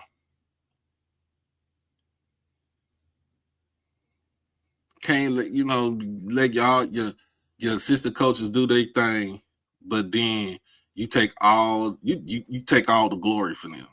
You can't do that. But now you see how the tables have turned. To be honest with you, y'all, Deion Sanders got pimped. He got pimped by Colorado. That's all I got to say on that. But we better go start the second half of the game. Make sure that you like, comment, share, and subscribe to the channel. And hit the donation button too. Appreciate it. Defensively, didn't execute up front at all, didn't make the right reads and that sort of thing. Defensively gave up an explosive play early, and I think we settled down and played better defensively. But we have to execute offensively. That was not a good first half of football. Yeah, and what adjustments are you looking to see from your offense? They're obviously putting a lot of pressure on your freshman quarterback, trying to rattle him. What are going to be some of your plans for going forward in the second half? We got to stay ahead of the sticks. We can't get no third and long situations. That's when they bring most of the pressure. So we got to stay ahead of the sticks and be able to run the football early. Thanks, Coach. Yes, got it. And after the kickoff, we'll see First look at this Bears offense coming out of the locker room. Running the football, that was not necessarily their specialty. They picked up 1 yard per carry. That's ridiculous. 47 yards, total yards of offense. He talked about the way that they just did not have the kickstart of energy that they needed. So we'll see if those adjustments will play out here. Right there, that's what I'm looking at right there. When the coach says he has to stay ahead of the sticks, 21 yards running the football, not staying ahead of the sticks, that's putting you behind the sticks. They have to do better on first down plays, particularly when they run the football. And they're going to trust their redshirt freshman quarterback and the drop from Justin Perry. And now, in football lingo, you're behind the sticks. If you call a pass play on first down and you don't complete it, now you're playing behind the sticks. And coach said the number one thing they had to do was play ahead of the sticks. And that thing's 3 or 4 yards per play on first down, but they're not executing well. You see the numbers for Raymond Moore III. 2 for 10, right 26 yards. Maryland, 2 of 10, 26 yards. It's been a tough night so far for the youngster. So they hand it off to Jason Collins Jr. And the tackle made by Brian Bates. Bates, who's been all over the field tonight, a tackle for a loss of 1. That's a bad boy right there, number 4. Brian Bates. Delaware State clogging all the holes. Nowhere to run. Look at the white jerseys there. Nowhere for the running back to bounce it to, forcing 3rd and long. And this is where Raymond Woody has looked like a freshman in these situations. Not securing the football, not making the right decision with the football. Let's see what type of adjustment they make. Pressure's coming once again. They're going to keep rattling them in the pocket. Ooh, nice. Let's pick up. See there, Corpoy Holt brings him down as get him out the game. Corpoy. Get him out the game. Big play here tonight. Tiff, if you're a running quarterback and you're a freshman quarterback, if you're not going to read coverage, you have to know what to do. You have to know how are you going to escape. And relying on a spin move like that is not an escape route. As you're dropping back, you're going to start to feel where you're going to vacate the pocket from. He's not doing that because he does not know where the pressure's coming from, and that's making bad things worse. Alex Amaya, who was busy in that first half, and here starts off the second, and that was dropped by Jenkins, luckily, bad special teams play, man. A piece of it, pick it up, and hold on to it.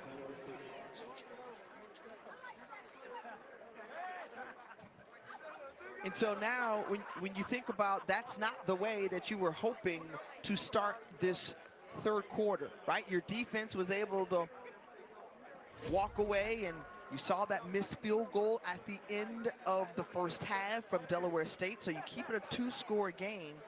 But now, Del State has it. Caden Bennett has been solid here tonight, 10 of 14, 138 yards. You saw it flash up quickly on the screen on 1st and 10. The low snap, he handles it, and the pass delivered and caught on the sideline into the hands of Lolly. And I think the challenge becomes the defense has to score points for it. I mean, they're going to have to go out there and play more aggressive. There's good concentration, secure the catch, but as a defensive coordinator, you start making the more aggressive calls. It's not the offensive night. They're struggling to figure out Delaware State defensively, so you may see some uncharacteristic aggressive calls from Antoine Sewell for Morgan State, just trying to keep his team in this football game. And they toss it to Lolly, and Lolly trying to look for some room to run, and good discipline assignment football there from the Bears. And you got to credit Antoine Sewell, like you said, in that first half, making the right calls given this injury-riddled defense that he's working with. Yeah, and it's just been some great, better individual efforts from Delaware State. You know, the home run shot they had earlier, the running back was bottled up earlier before he got outside to contain.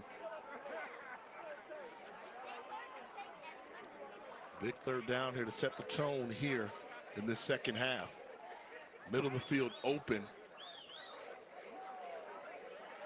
And they elect to run it with Marquise Gillis, who reverses field. Bennett tries to lay down the block, and then Gillis Should have just went down down. first time. And good play right there by the defense as Joshua Narr able to tackle him down. Loss of 9 on the carry. This is another one of those plays where I was going to say, Coach Sewell is putting you in the right position. You have to bring him down. Took a number of Morgan State defenders to get him down to the ground and finally able to do so and force a punt. Well, a quick 3 and out for Del State's offense, second of the night. So Dyson Roberts standing at his own 11. Punts it away. He had a 66-yarder earlier tonight. This one is going to be out of reach for Leatherberry. There is a flag back in the area where Roberts was punting. Another running into the punter again, as we saw in the first half.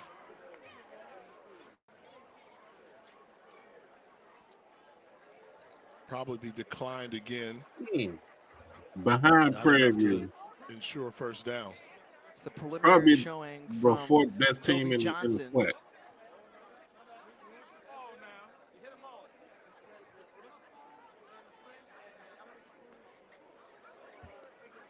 Running into the kicker. Defense number 20. 5-yard penalty. It's 4th down.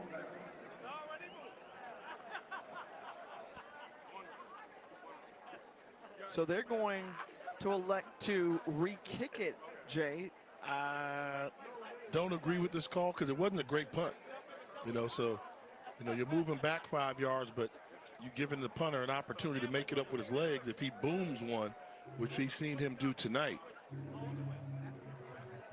Perhaps an opportunity to set up Leatherberry. Leatherberry, who is a fantastic returner, who can maybe get something going here in the return game. He had a 46-yard return that helped spark the team last week in their comeback that came up short. And here, another good kick for Roberts, and in practically the same area that we just saw. I was right. They lost 3 yards, Tip. I was right. I would have declined the penalty. Football fans are some of the most dedicated fans in sports. It's a fundamental quality we share, and that fuels every single order of our hand-battered chicken fingers. Wherever there's football, there's Raising Cane's. One love. Go Cowboys.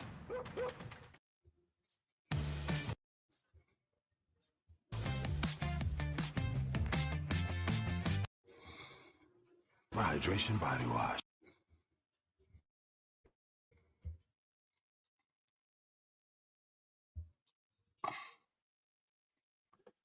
Yeah, I think that'd be the best thing. What can he do to adjust? Make the adjustments.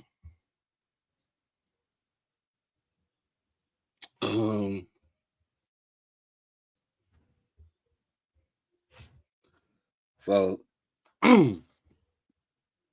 but yeah. Hey, Mr. Haynes, what's going on? My favorite bulldog in the house. But yeah, I was saying with Deion. Deion, yes, he's a microwave coach.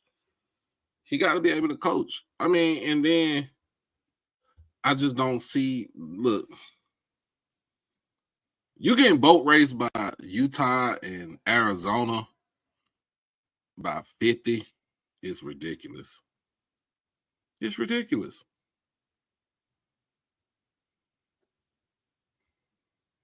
All right, come on, Jack State ladies. We gotta win. We need a dub. And we at home too.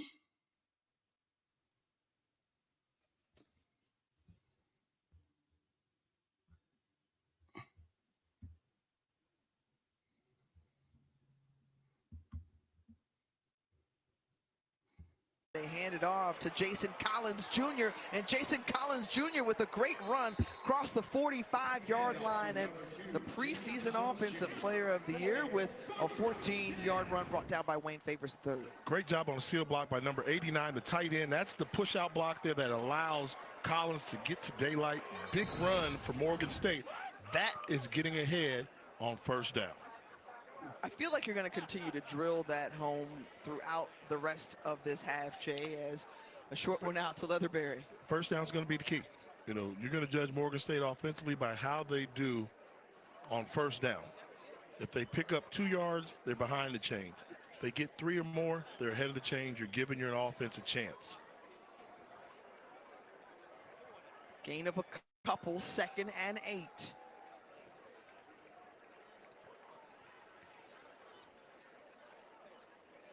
They give it to Collins again.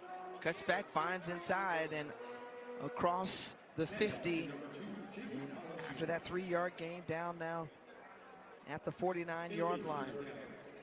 So Collins, who is limping off the field after that carry.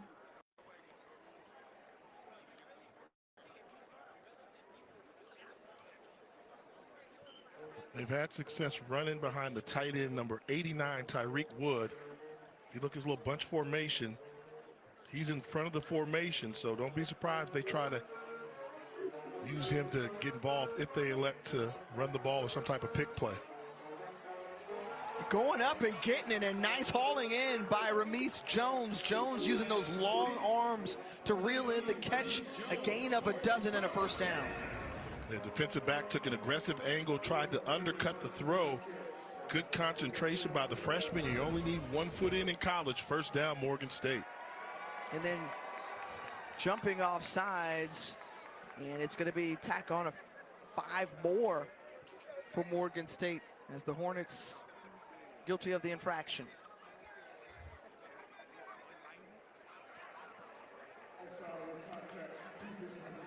I'm glad they clarified. I'm glad they clarified with contact, because I thought Morgan State was going to get a free play. It seemed like the defensive lineman was in the neutral zone, but they said he made contact, so that's why they whistles blew.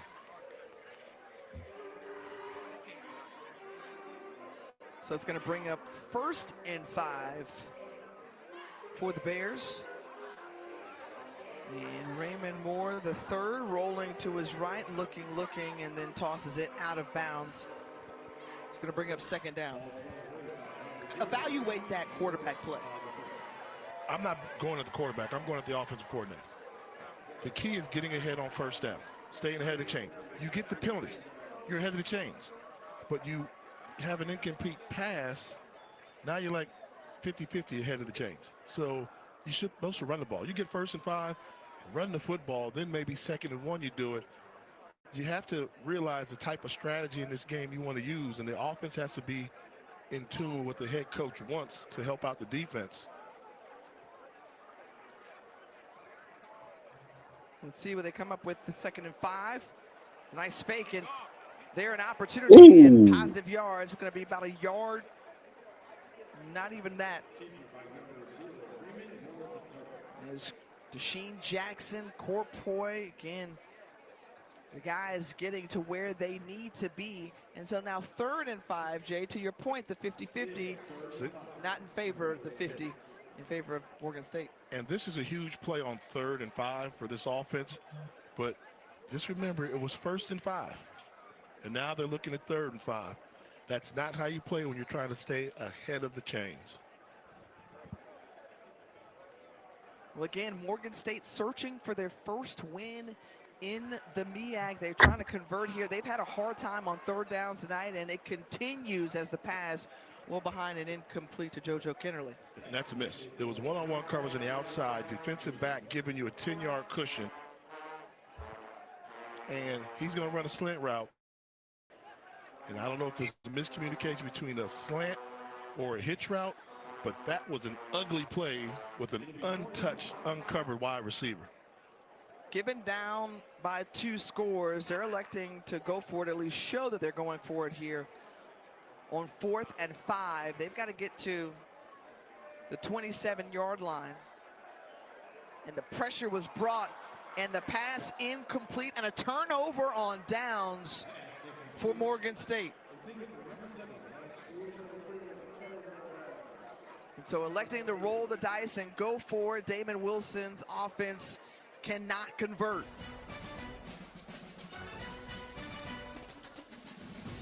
Delaware State gets the ball back when you come back.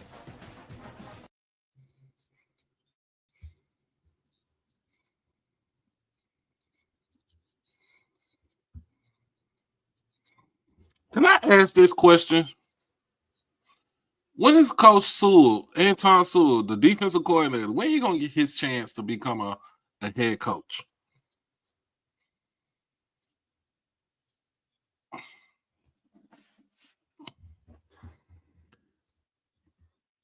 Right.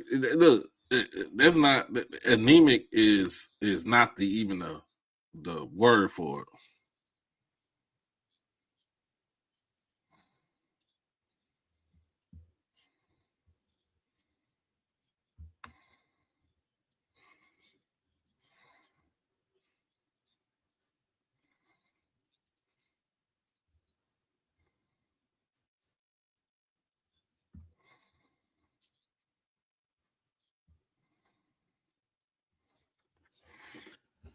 Anemic does not.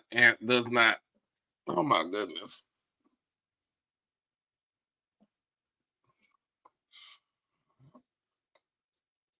Both of these teams need a jolt in the arm right now.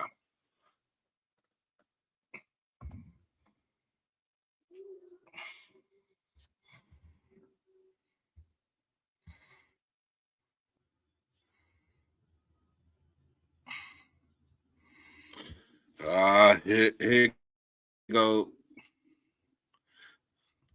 Here go yard talk. You're gonna need a coach.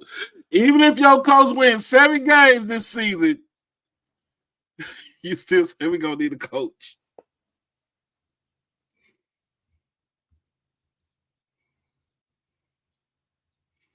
It's diabolical.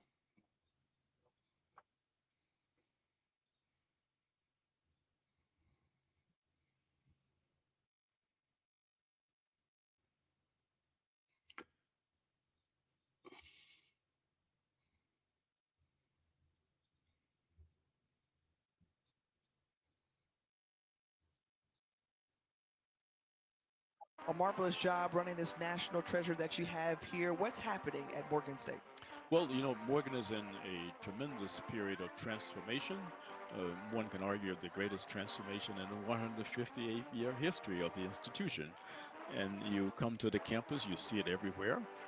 During my tenure here, we just eclipsed $1.4 billion in capital improvements. We also are offering 150 different academic degree programs here. We have students from practically every state in the nation and over 70 countries. And so we're very excited.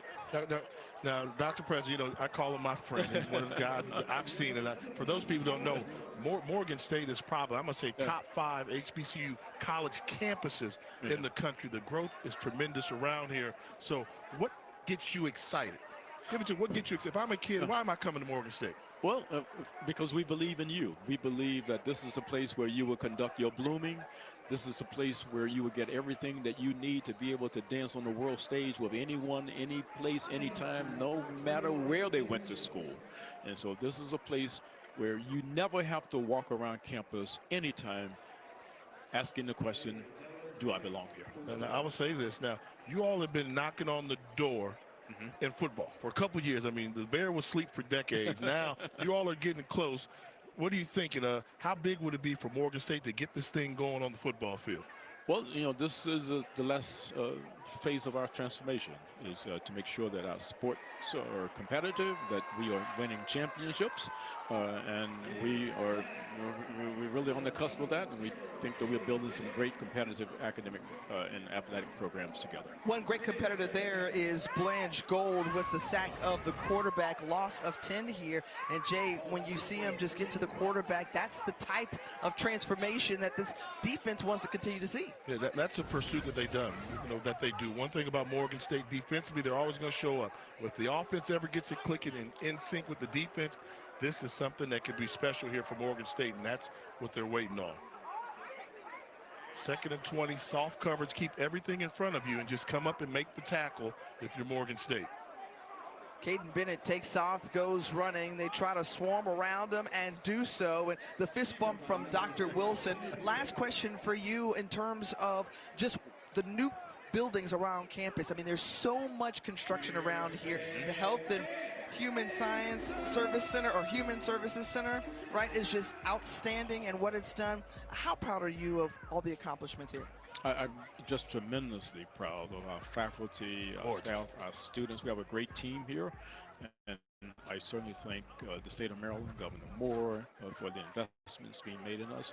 And we have a $330 million new science complex that we hope to open in fall of 2028. So the transformation continues. Great things are happening here on the campus of Morgan State University. Here on 3rd and 19, Bennett throws an interception, second of the night. Let's go, and the return here, as you hear Dr. Wilson cheering on Lance Boyden.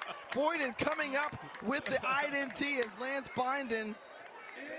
You remember earlier, Tiff, in the previous play, I said, as a defensive coordinator, you become a little bit more aggressive. You're going to need the defense to make plays for the offense, and the Bears answered in a big way with a huge turnover. Another look here at Biden. What are you seeing here? What are you thinking, Dr. Wilson, as you see this play take place? I'm thinking great interception, and let's go Bears and score this touchdown. Hey, keep it simple. Before we let you go, let you represent your frat. Everybody knows you're a member of what fraternity? Hey, the coldest ever, Alpha Phi Alpha Fraternity Incorporated, 06. I was going to set you up with the 11119. Thank you, Dr. Wilson. Thank you. We appreciate the time. And perhaps he's the good luck charm that Morgan State needed. Has been charged to Delaware State their second of the half. And let's see if they learn from it before. They got the interception in the first half. First down, Morgan State. And remember, when they got the interception in the first half, they did nothing with it. Now let's see if they can put some points on it. Because if they don't score, defense is going to lose hope. And that's what breaks up football teams. Well, first time that the Bears are starting in Hornet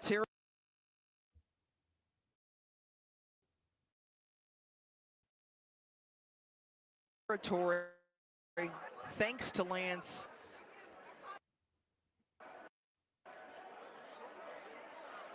Moore, pass complete and brought in.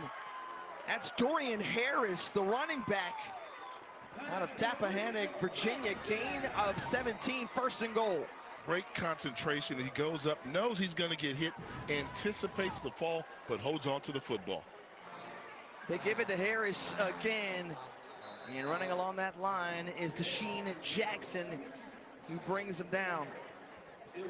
Remember, in this series, Morgan State has won 6 straight against Delaware State. They've had great success against the Hornets all time in this series. Now 2nd and goal, and they're looking to score since the first drive of the first quarter. They're battling right now. This is mano a mano. You would think they're going to use misdirection, but Morgan State getting physical in between the tackles, trying to muscle it into the end zone. Stop short. Harris, no room to run. That's Jackson again. And Corpoy. What do? You want to score, but you take the field goal here. Take the points. Because if you make it 14-6, you're only down by 8. That's a touchdown, 2-point conversion. If you don't get it here, you're down by 2 possessions. But you're 0-2 in conference play. Go for it. Misdirectional. You cannot go right up the gut. You have to draw them into the middle, make them think you're going to attack the inside, and bounce it one way or the other to the outside. Dale State, their first of the half. Well, unsure of what Damon Wilson's crew was going to do, Deshaun Jackson says, we need to talk about it. They spend their first time out of the half ahead of 4th and goal. And Jay, while I am in full agreement with you that, yes, you got to try to take the points or try to go for the touchdown, I say you take the points. Because if you don't get it, then how disheartening would that be if you had great field position, the setup, the interception, all of that? You're 0-2 in conference. You're 3-6. You're playing right now the #1 team in conference at your place. You go for it. Give yourself a chance of pulling off the upset. pulling the upset. In worst case, they listen to you. The timeout, they changed their mind. They listen to you, which I said was the right thing to do, but I said you're 0-2 and you think about it, would not be mad if you went for it. It's up and it is through. So they go for it, down by just 8. As Amaya makes the little chip shot for the Bears, they do walk away with points in this one. Come back with us to Baltimore. Sauced and tossed chicken strips at DQ.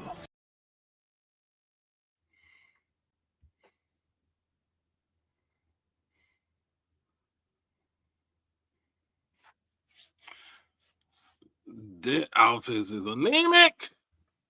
It's not anemic. It's disheartening. And yes, I agree with you on this. I think they are playing down to the competition, but at the same time, we're talking about Morgan State's defense is unmatched, is unheard of. But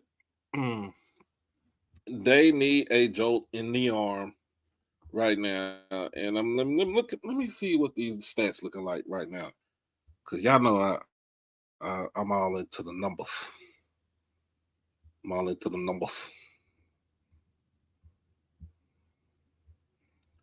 You know, we got college basketball still just coming on and everything. And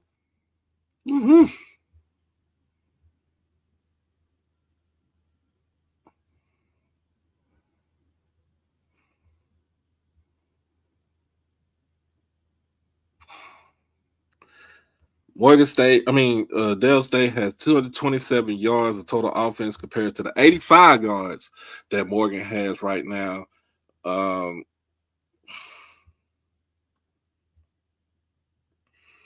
Penalties is not that bad. 3 for Dale State, 2 for Morgan.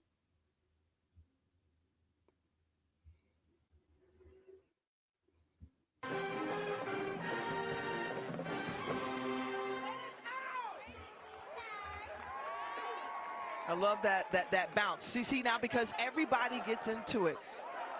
You don't come away with any points, Jay. I don't know if the band's playing right there, coming out of break. Okay, you hear the fans. The band is getting into it now, and I get it. So it's a one-possession game, right? One-possession game. However, what did we learn during the break from our statistician extraordinaire? We're not, Alan Thrifley, we are not going. We'll tell the viewers. The viewers have a right to know that. Should know that they are 0 for 5 on 2-point conversions this season. The Bears are. Good time to tell you that November 4th through the 9th is College Sports Communications Membership Appreciation Week. The lead communications for tonight's game is Leonard Haynes from Morgan State. And thank you to all the athletic communications staff members who support our student athletes, coaches, and institutions. Tiana Seifers from Delaware State did an amazing job, but I want to give just a quick shout out to Kamani Anderson, a junior strategic communications student who's a tour guide on Morgan State's campus. She was the one who hipped us to the newest building here on Morgan State's campus. Lowering the head shoulder is James Jones, tough run of 8 yards. And prior to that play, the Morgan State student section had your back. You know, they were into it. They got the points. Hey, we're within 1. We can do this. And then the defense picks a bad time to give them the 8-yard run and kind of deflates the building a little bit. Got to get to the 35-yard line if you're the Hornets. The pitch out, nice haul in by Sean Weston. Weston, first carry of the night is good enough for a first down. Weston, the freshman out of Inglewood. Watch this quarterback with a shake. Get the free shake, get rid of it. Drew the defensive back in just for that one step, and allowed the runner to get to the outside to pick up the first down. So approaching 2 minutes in this third quarter. That field goal from Morgan State, the only points so far of this second half as a nice open field tackle made there to take down the receiver. That's Hiroshi Carr once again. No gain on the play. 2nd and 10 for Delaware State. And you heard Coach Jack going into the locker room, not necessarily pleased with his offensive line. We saw them do an outstanding job against Norfolk State last week. This week, they're not getting the hold or the push up front that they were looking for as Weston is quickly wrapped up again. No gain on the play, maybe a loss of 1. You know, and I think this is a learning experience for Coach Jackson. Me at conference play, I mean, these are your neighbors. You know, Morgan State knows Delaware State. Delaware State knows Morgan State. So while Delaware State was making the big headlines, Morgan's been going to battle with them for years. So they kind of know that, and this is what MEAC football becomes. Who's the toughest in the trenches? And at the end of the day, put yourself in a position to try and win a game at the end. And this has turned out to be a classic MEAC battle between two long rivals. Play clock winding down here on 3rd and 11. Low snap. Bennett delivers, and the pass breakup made, and holding the receiver in check was Akai Harvey. Another break on the ball, trying to throw the ball late to the outside. Morgan State's got a game plan. Keep them in it. And now it kind of makes sense what we say for years. If Morgan State ever gets an offense to go along with the traditional defense, the rest of the conference will be on notice.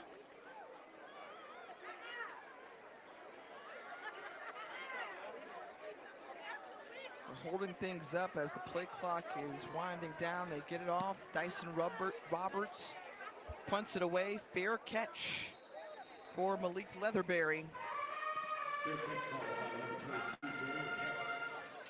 So Morgan State now has an opportunity to build off of that last drive. Remember, it resulted in a field goal after the interception by Lance Binden.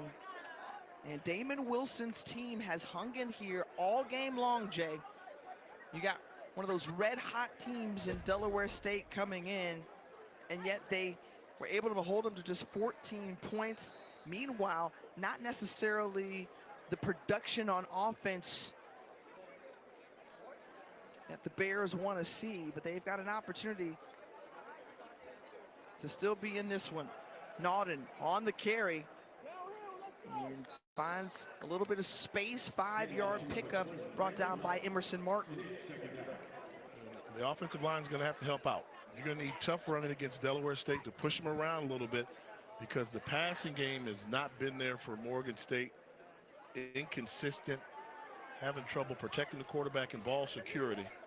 So that when that happens, rely on the big guys up front to run the football. They'll need that offensive line to come through, and this offensive unit overall to try to put a touchdown on the board as Delaware State, Morgan State battling in this MEAC showdown and slugfest from Baltimore.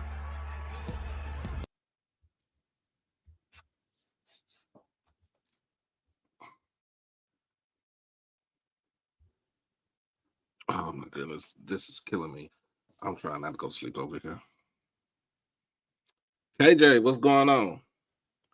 KJ, oh, let's talk about this. While we get ready to adjust to the fourth transition to the fourth quarter. Let's talk about this. And make sure that you hit that like button and subscribe to the channel and donate to the channel and everything else. But let's talk about this. Do you care what your basketball coach has on? Do you care what he has on the sideline? Because a lot of people are in their damn feelings right now because of what Coach Mo had on the sidelines on the first game of the season. Had on this hoodie and looked like a Levi blue jean jacket and probably had on some I don't know what type of pants he had on, but it's his style, it's his way of style. Thank you. It's his way of style. Like some people's like, well, they missed the old suited and booted Pat Riley look. I'm sorry. That's not it. That's gone. That is not ever coming back unless you're just that type of coach. Like, to me, it's a non-issue. Like, Penny ain't going. My favorite player is coaching his alma mater. My favorite player is Penny Hardaway. He's coaching his alma mater in Memphis. Penny was wearing a suit at first, but then he had to switch it up and he had to go with how he feel. And man, going out there with tech suits. Of course, he's gonna have on his pennies. He's gonna have on his signature shoe. Like it's not just with, to me, it's not with what Mo had on. Right. Maurice Williams. Mo Williams for sure. We all know who he is. Murray Great, Alabama. In the league with the Cavs, All-Star, champ. We all know what he's all about. He don't get two shits about what he has on. If the man coaching his draws and he's winning, it doesn't matter. We get back to that win. Uh-oh. With a touchdown. 67-yard sprint. And that's the way you start off That's the light show. Jay Walker. They got the light That's show. also proof that if you dominate a team, but you let them hang around on the scoreboard, they still have hope. Not the Morgan light State show. explodes.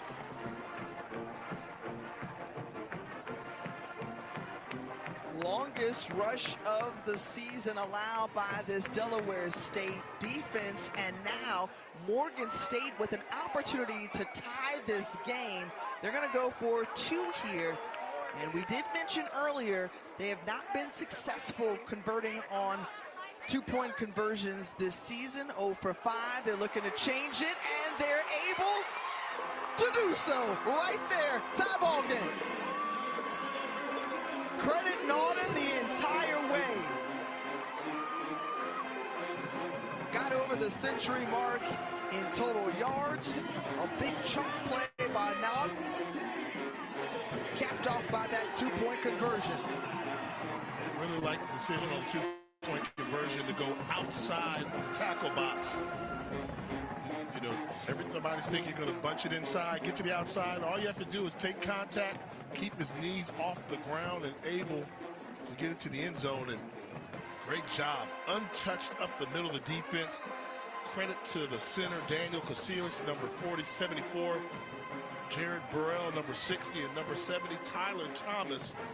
Great assignment football, winning their matchups to spring Naughton for the big score. And I love that you mentioned the old-lineman, Daniel Casillas Jr., because he told us at MEAC Football Media Day earlier this summer in M&T Bank Stadium, when our running backs do well, that's a good sign and a credit to us. It looked like he was down on his butt. Another look here, and looked like his bottom may have been down on the ground.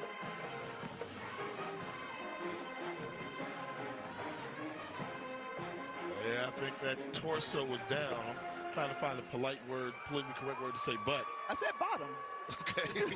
So, bum. No. yeah, I think. Tush. I think upon review, that looked like that might have been down. Where was the ball?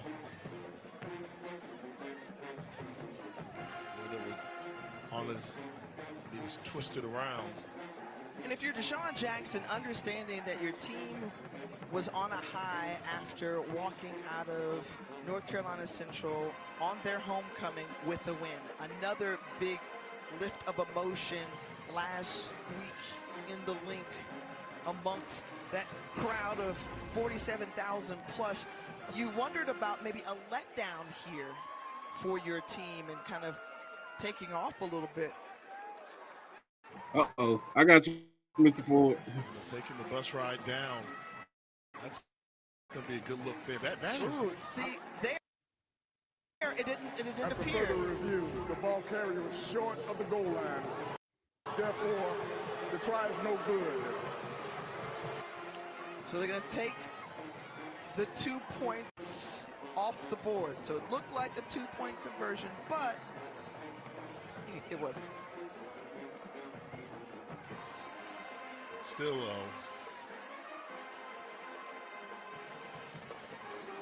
close game here, and explosive play, and we've got ourselves a good one here in the fourth quarter. I saw Martin Bayless on the sideline for Deshaun Jackson. Bayless, NFL guy, one of the guys that did it well on and off the field, and talked to him earlier, and he said that Let me turn this down. he used to do the football camps, and Deshaun Jackson was one of his Hey, campers can you hear me? back in California. What's going on? Hey, man, I'm watching the game. I'm watching it on my phone. Oh man, they let them in the game now. They don't let them in the Yeah, game. this is gonna be. Now I'm gonna just be honest with you. I know y'all don't like me to say that, but Coach Wilson need this game now, cause there's some rumblings up there in Baltimore. He needs this game. I said that. Yeah, he needs this game now. You've been there for 4 years. You Yeah, haven't turned bro. anything out. Yeah, he's a good coach, but it's looked like he having a problem taking them to the next level, especially offensively. His last 4 years, it's all about the defense, you know. So listen, he really needs his game, man. Let me see what Dale State does. Okay, keep it short. That's what they want to keep you. They want you to keep it short. And they try to keep everything in front of them. So, Man, I had him so wrong. Listen, the way he went it, I thought that was gonna be Michael Vick, not Deshaun Jackson. I did not take him serious at all. okay, what do you know about Nemo Washington? That's the brainchild behind the offense, right? Yep. Yeah, shoot. They might need to bring him to Baltimore as the head coach or something. And by the way, I'm gonna tell you another guy that I think could take them to the next level is that offense coordinator down there at Alabama State. That guy's ready to be a head coach. What's his name? Chris Barnett. Yeah, he ready. If they ain't gonna give him a shot in the SWAC somewhere, he definitely can help the MEAC. Because like you said earlier, this is a typical MEAC game, brother. It's a slugfest. It's a slugfest. It's a slugfest, man. We saw it last week too. Oh my God, you went through double coverage. We saw it last week. It was still a slugfest, even though it was they won by 7. They let Norfolk State hang in there, and you know they both teams playing good, solid defense. You can't let them hang in there. Yeah, they didn't put them away, man. But you know what? This is gonna be this is the fourth quarter. It's gonna be a good fourth quarter, man. And by the way, did you know they picking Pine Bluff to beat FAMU? Have you heard that? Yeah. Cause you wanna know why? Huh? I got Pine Bluff beating FAMU tomorrow. Yeah, man. I was talking to my people at the school today. They were saying that the local paper, the Tallahassee Democrat, picked Pine Bluff to beat FAM. Man, I got Pine Bluff to beat FAM. I think. What we got here? What we got? Okay. I like that quarterback at Dale State, man. Well, Caden Bennett. Oh yeah, he's Yeah, I true. like him. I like him, man. Now he's Sacramento State transfer, right? Right. Yeah, you can tell he's been on a high level, and he's skilled, man. He's well oiled. I like him. Yeah, I think he still got a little limp from last week. With a Norfolk. Got a little limp in his With step. a ding up a little bit. Okay. Mm-hmm. So it's looking. I mean, it's looking good. It's looking good. So it's looking good. And But brother, I'd say this. and I was thinking about you the other day, Doc. The people that they was picking in Texas to win the Longhorn, they the disappointment, and it's Texas Tech and the Aggies. A&M is rolling. Because I'm gonna try to watch some of that game tomorrow. I'm gonna be on the road tomorrow. I'm gonna try to get down here to see. It's Fort Valley plays Albany State in Columbus, Georgia tomorrow. But I want to watch some of that. Yeah, I'm gonna try to. One of my friends gonna come and take me to the game, and Lord willing. But I want to watch some of that BYU Texas Tech game. That should be a good game. Oh yeah, I think it will be a good game on that one right there. Yeah, I think that's gonna be a good one, man. Now I think Texas Tech gonna get them. I'm gonna say this. All the stuff that was going on. But I'm gonna say this. I'm gonna continue this conversation that we was just having. Right. About the what Mo Williams was wearing on the sideline. I don't care if Mo Williams was wearing a damn penguin suit. If he out there winning games, he leave him alone. we can't look at it like wearing suits and ties anymore. Don't nobody do that anymore. Like everybody, coaches want to be comfortable. It's a non-issue, man. That's a non-issue. The most important thing is like you said, winning and losing. That's the most important thing. What he had on was acceptable. I mean, I coached basketball at one time. Usually at the beginning of the season, I was casual.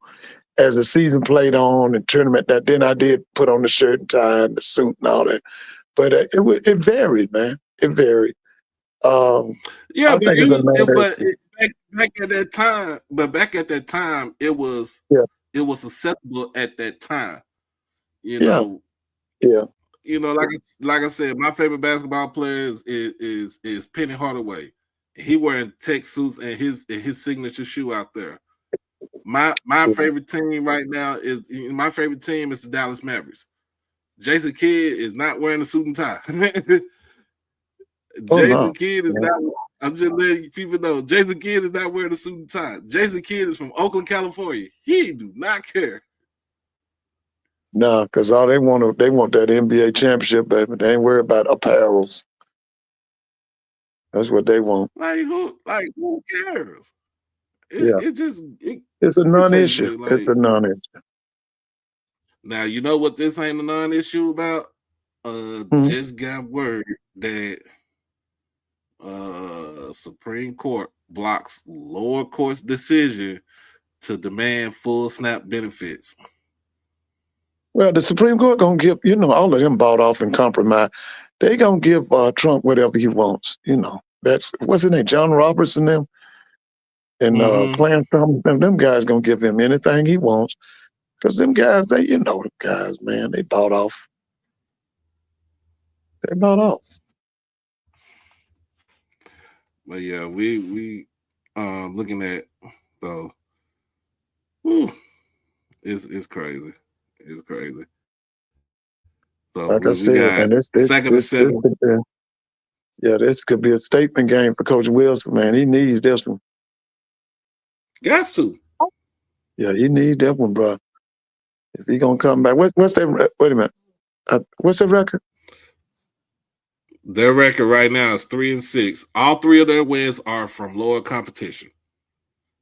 Yeah, They you got the won. man. Their 3 wins are from Central State, Miles, and Virginia Lynchburg. They have Yeah, boy. no FCS wins. They a sleeping giant too, man. Morgan State, man, they in Baltimore. Man, you know the boys they could get. See, you can get kids from the South to come to Baltimore. You can go to North Carolina, South Carolina. You can go to Florida, Georgia. Listen, man, like I said, that kid, not that kid, but that young man down there at Alabama State, I think he could take them to the next level, man. Because they stuck on that defense. The game is special teams, defense, and offense. It's 3 phases, not just one. Ooh, they looking like Morgan's on the go. Yeah, like you said, they let them sit around. They let them. They didn't put them away, and they at home too. Mm-hmm.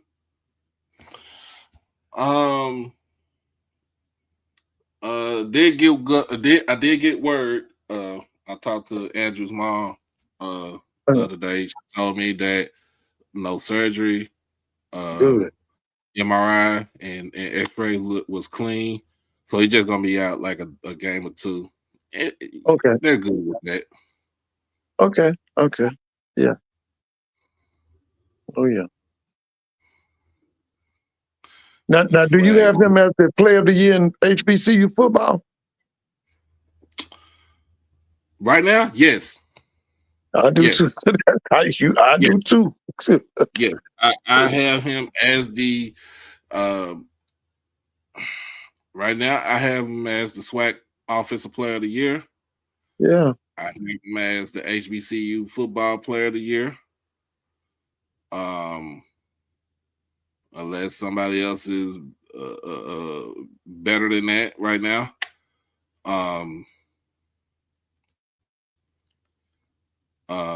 Jacoby was on his way to actually fight for that that Offensive Player of the Year until he got hurt. And with Jacoby, from what I'm hearing, he might just be out a couple of games, or be out for Oh, he fumbled the ball. Might be out for right before the SWAC championship game or the celebration ball. It just depends. Depends on how deep Jackson State goes this season. Now listen. So if we had this SWAC championship tomorrow, who would host it? Jackson. Okay.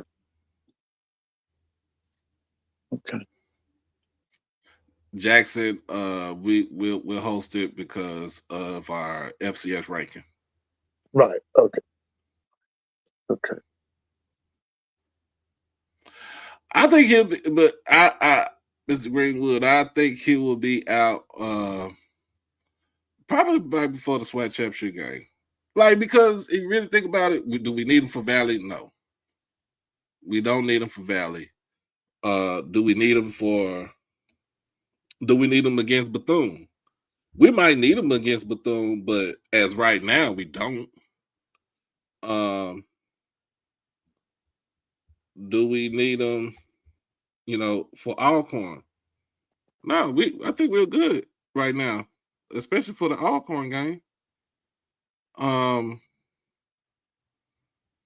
I just think we'll be very comfortable with where we at.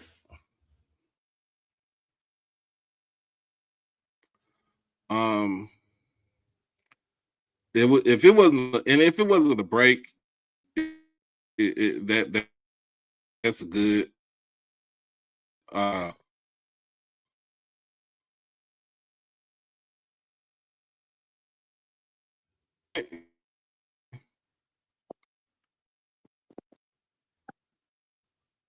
Like if he gets hot, he gets hot. Yeah, he can get out. He's just a little inexperienced. It's some things there that experience will wipe out. But right now he's a freshman. And he plays like a freshman, but he has talent. Yeah, because he got a rocket arm. He got torque on that ball. But he's a freshman, man. He's a freshman. and people was talking about, well, he really didn't do anything against FAMU. It's like, but did he really have to do anything against y'all? Because our running game was Oh yeah, it was, yeah. on point the Oh yeah. whole time. Yeah, you got that big offensive line, man. Well, you That run big for almost offensive line, bro. yeah, Yeah, you run for yeah. 400 yards. They don't mean what? That's what I'm saying. Both What he of need to them do? backs, Miller and the Davenport kid had over 100, right? Mm-hmm. They both. Yeah, yeah. You got a really great offensive line. But I love your offensive line coach. Now what's his name? Oh yeah, Yeah, man. I really like him, man. I really like him. Oh yeah. yeah. I was talking to some people at work. Talked to a person at work, and we was talking about high school football. And I was talking about South Oak Cliff High School. That that they only had opponent score what? Let's see, 31, 35, and 17. Hold on, y'all. I think I done hit old age now since becoming 46. Man, please. You a young man, bro. Talking about you a young man. Shoot, the Chinese said middle age don't start till 60. Oh Lord. Young man. They have scored. They had opponent score 83 points on them the whole season. Uh-huh. There's 7 district games. They gave up 0 points in their 7 district games. They only got 1 loss, and that 1 loss was to Duncanville by a touchdown. They are slated to win. They are slated to go to the state championship game again for the 5th year in a row. And that's Oak Cliff. Mm-hmm. Now they so they the number 1 team in Texas? Are they national ranked and all of that? Well, not nationally ranked, but they're the number 1 team in Class 5A Division 2. We split the classes up after 6A. Well, the number 1 team in Texas all around is South Lake Carroll. Oh yeah, I know they got the history right now. Who are all the people that came out of there? Let's see. Chase Daniel. Yeah, Chase Daniel. Yeah, that's right. I remember Chase in Missouri, right? Mm-hmm. Greg McElroy from Alabama. Right, I remember Greg. Yeah. Riley Dodge. That's Todd Dodge's son, who's the head coach now. That. Yeah. Mm-hmm. Oh yeah. Trey Newton, Nate Newton's son. Oh, okay. And by the way, where's Nate? Is Nate still in Texas? Yeah, Nate lives in he lives. I think he still stays in South Lake. Oh, okay. Okay. Yeah. When I seen him over the summer. Oh, they about to bring. Yeah, he still, he lost a lot of weight, didn't he? Oh yeah, he lost a lot of weight. Yeah. Yeah, I remember when Nate played at A&M, man, at Florida A&M. He lost a lot of weight. Do you remember his brother? He had a brother named Tim Newton, play for the Gators, play for Florida Gators, didn't he? I never know he had a brother. Yeah, I think he had a brother, Tim Newton. He was a nose guard or something for the Gators. Because they from Gainesville. They from Gainesville, Florida. Oh, okay. Yeah.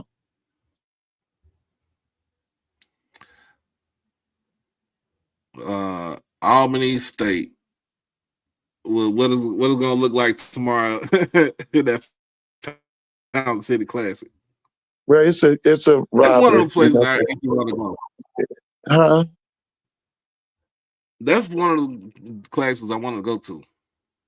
Oh yeah, you enjoy yourself in Columbus, man. Your ideal spot, it's very close to both campuses. Just big enough, Oh, you'll really enjoy it, man. You'll really enjoy it. Oh yeah. Now there's some rumblings right now. Yeah, Nate went to FAM. Yeah, but he was a defensive player, I think. Was he a defense? I have to check that. I think he was defensive. He was down there with the Rudy Hubbard years. Pulling for Morgan State big time. Oh yeah. Now, having lost to Delaware State earlier in the season. I don't know. They try to run. They still trying to run inside zone on. Hey man, that's like you said earlier. This is MEAC football, bro. It's like watching paint dry. It's MEAC football, bro. This is the total opposite of how we play in the SWAC. We want points a minute, baby. Now they need to come up big to give their opportunity one more chance. That's MEAC. -2 rush yards here as Caden Bennett gets out of there and is tackled and pickup of 7. So it's going to bring up 3rd and 1. 3rd and 1 here, Jay. And they've got I'm looking at these uniforms and I'm looking at the colors. The colors and with the D on the helmet, it reminds me of Carter High School here in Dallas. Should have no trouble picking up this. Oh, it reminds you of Carter. It reminds me of Carter. That's Jesse Umstead, right? And again, the Yeah. Bears out of hibernation on defense. And Bullet Woodson Brooks with the tackle. Loss of 3 on the play. So 4th and 4 here. Dyson Roberts going to trot back onto the field, but the way that the defense continues to stand up for Now, Doc, you think how long you giving Jackson at Delaware State? You think somebody comes in and swoops him up? He had against Bullet Brooks. I don't know yet. Give him. I mean, I don't want to give nobody no job because I really do like him being at Delaware State. Yeah, listen. He's brought him back because Delaware State ain't been relevant in 15 or 20 years, right? Was about 15? Right. Or it's been, 15. Yeah, it's been a while. When's the last time they won the MEAC? 2007. Right. Okay. Do not let North Carolina Central get back in this race. Now that game at the end of the season, the Del State South Carolina State game is going to be Oh, very that's gonna be a classic, bro. That's gonna be a classic, man. Cushion against Central and Delaware State right now in jeopardy of giving up that cushion against North Carolina Central that they had so far. Tied with the MEAC defending champs, South Carolina State, led by Chinnis. Man, sometimes the MEAC, they play like they never heard of a forward pass or the vertical game.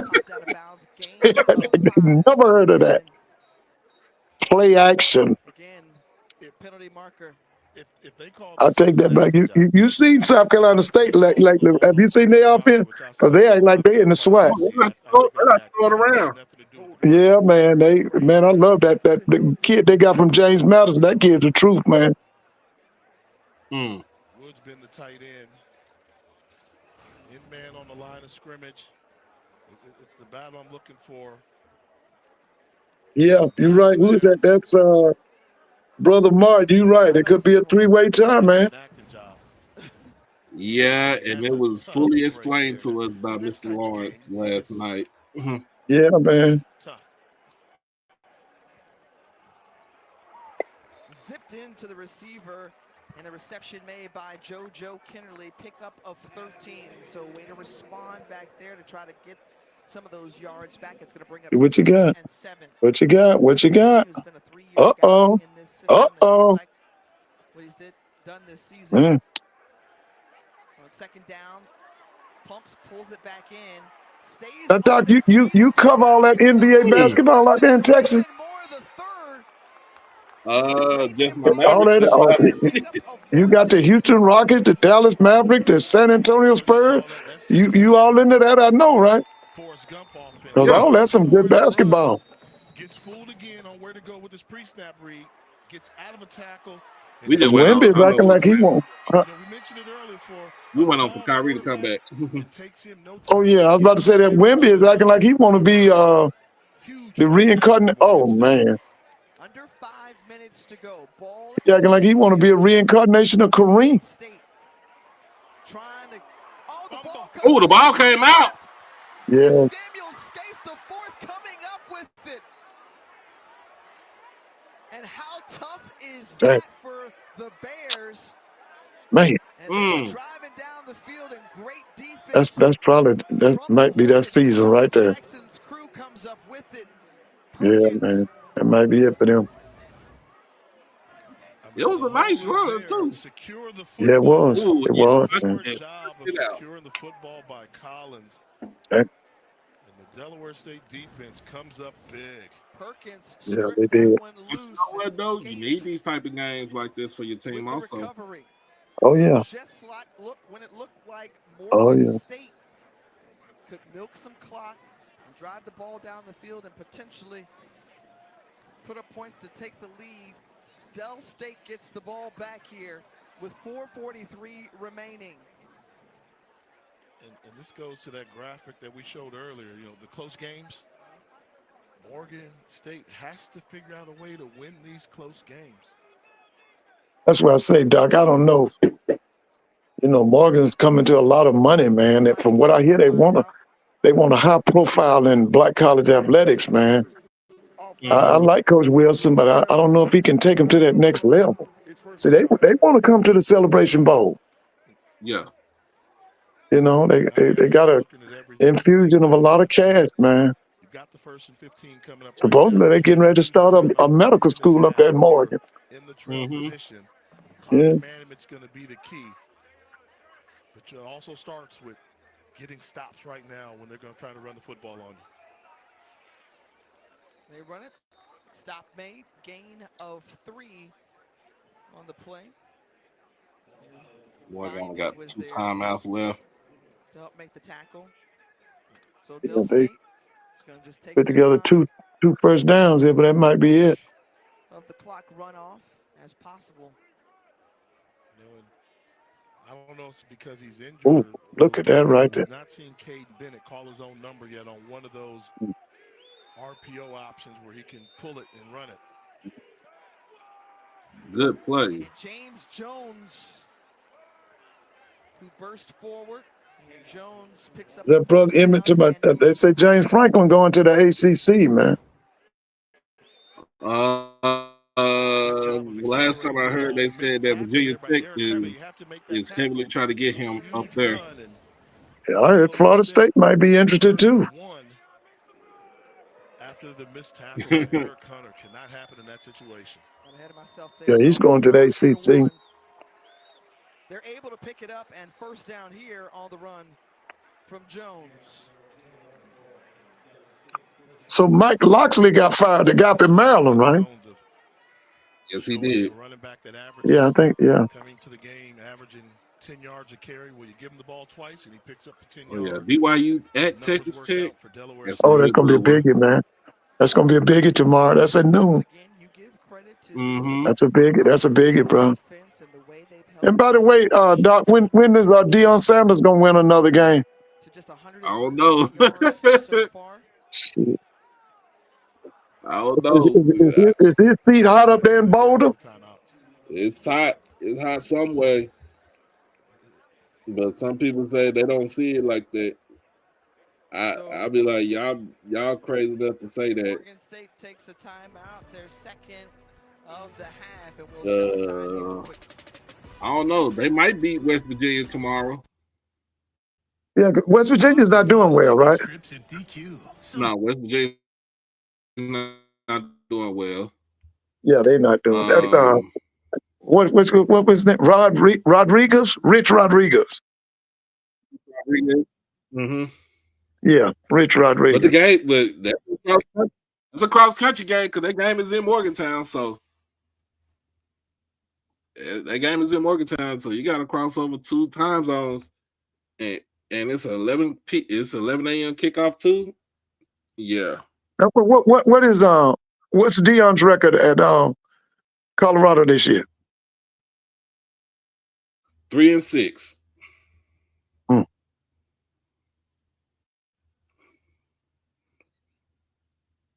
Got Kansas, Arizona. Got Iowa State versus TCU. Yeah. Houston and UCF is playing right now in Orlando. Yeah, that's who's winning that. But the game, UCF 24-14. They about to go into halftime. That's Scott Frost. Yes. Against Willie Fritz. Mm-hmm. But yeah, that BYU Texas Tech game is going to be a good one. Oh, that's and man. It's on ABC. Yeah, man. I'm a I love the way BYU throw that ball around. Texas Tech supposed to have one of the top defenses in the country. Mm-hmm. Yeah. Look, Mike, that's the old head football coach at Cedar Hill. He worked his way up. Yeah, he did. He did. And got a big infusion of cash to go buy some athletes, didn't he? Oh yeah. Yeah. Oh yeah. Get your money. Get your money. Hey. Oh yeah. And they, to me, I feel like this game is going to tell a lot tomorrow. Who takes the Big 12? And still come out victorious. Yeah, I think it's Texas Tech, man. It's need to stand up here, try to get a stop as I think it's Texas Tech's year, man. They rolling, man. Trying to bring him down. Gillis, the graduate running back, pickup of 6 yards. Shoot, Texas A&M might take that SEC, bro. That's why I say all the wrong Texas folks winning. It's supposed to be the Longhorns. This supposed to be their year. Supposed to be, what's the guy name? The head coach with the sister? Sarkeesian. Yeah. He got the model actress wife. How gutsy has this effort been? Let's just go fashion girl. How many points per game do they average? 36. How many yards per game do they rush for? 303. Are they anywhere close to those numbers tonight? No. And what's the reason? Morgan State. Morgan State showed up. I mean, you come in here versus an offense like that, and to defend them the way that they have. But they always do that, Jay. I mean, that's like I said, the game is 3 phases. It's special teams, defense, offense, yeah. But they offense, they like I said, they act like they don't know nothing about the vertical game or the forward pass, period. This is the 4th string quarterback. They've had injuries to their first 3 guys, and so this is a redshirt freshman. I'm looking at Texas Tech schedule. This is their first real game since they beat Utah early in the season. So what are they? 7-1, 8-1, 8-1. 8-1. Yeah, they only loss was to Arizona State. Oh, okay. Okay. They played them in Tempe, so it's that's a difficult Texas place to Tech play. probably trying to get a bye, man. They trying to get a bye in that what's it called, that college playoff. They probably trying to get them a bye, man. Certainly made a critical play at a critical time. They won't play to the second round. Morgan State defense. He missed a tackle early in this drive, but made up for it in a big way on that play. What you think about this guy? Was it Antonio Sewell? What you think about him being a head coach next year? Somebody should have been knocking on his door. Yeah. Get game day ready with Raising Somebody should have been knocking on his door a long time ago. He been ready. He's been ready to Yeah. to take it the reins. What you think about him at Southern? If he get a good offensive play caller around him, yeah, and him and another defensive coordinator, y'all just be co-defense coordinator. I think he can do some things. He can do some damage in the SWAC, especially at Southern. But you gotta. But the thing to me, I always look at it like this: bringing in a new coach, you got to get rid of that losing stench around your program. And oh yeah, you're talking about the culture.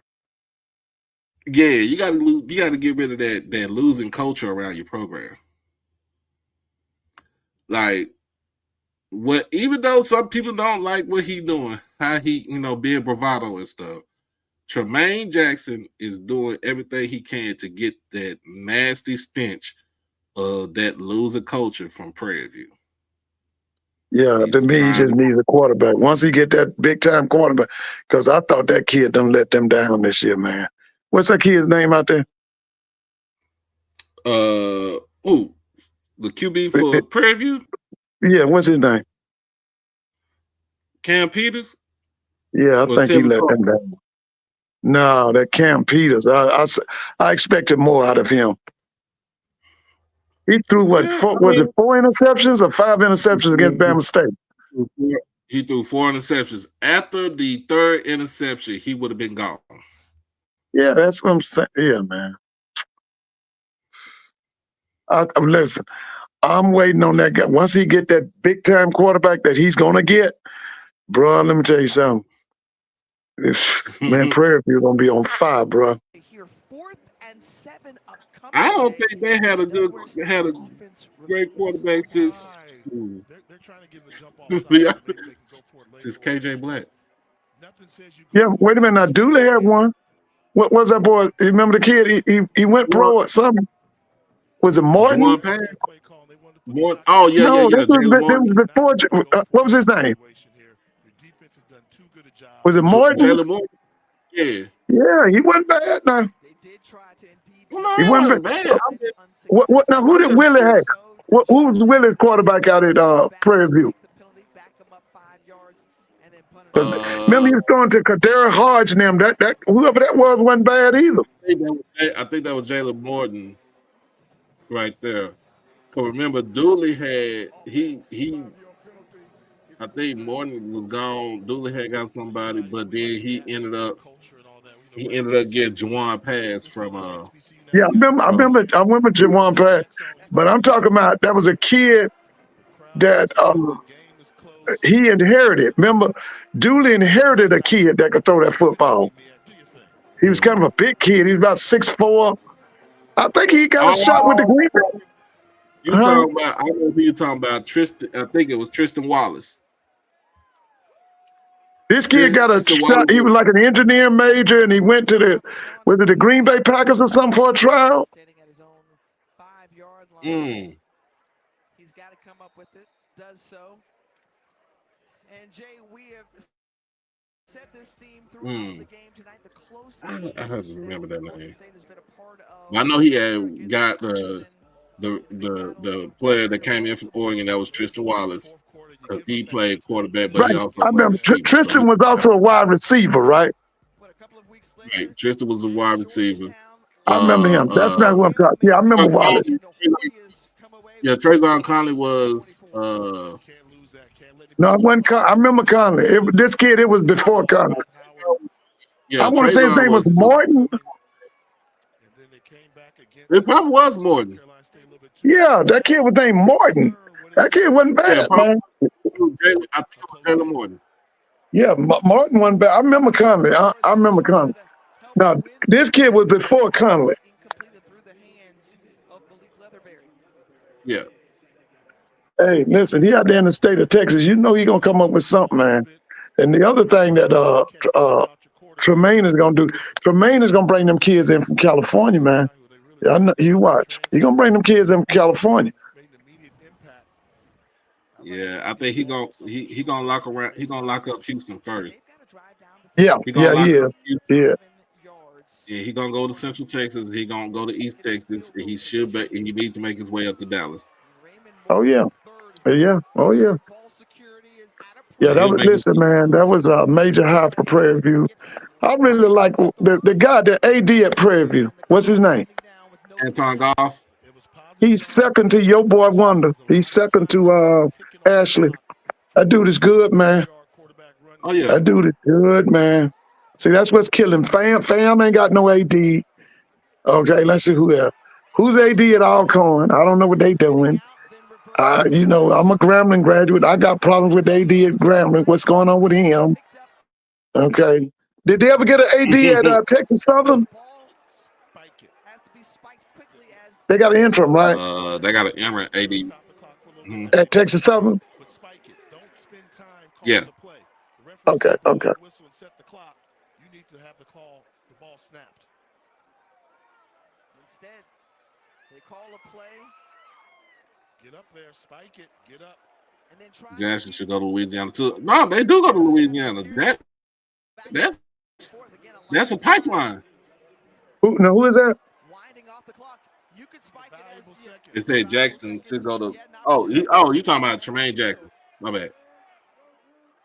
Oh yeah, you know the quarterbacks come out that I-10 area down there, that Baton Rouge, New Orleans. There's some quarterbacks down there, bro. A lot of confusion. You have to be on the same page. This is a 2-minute drive going.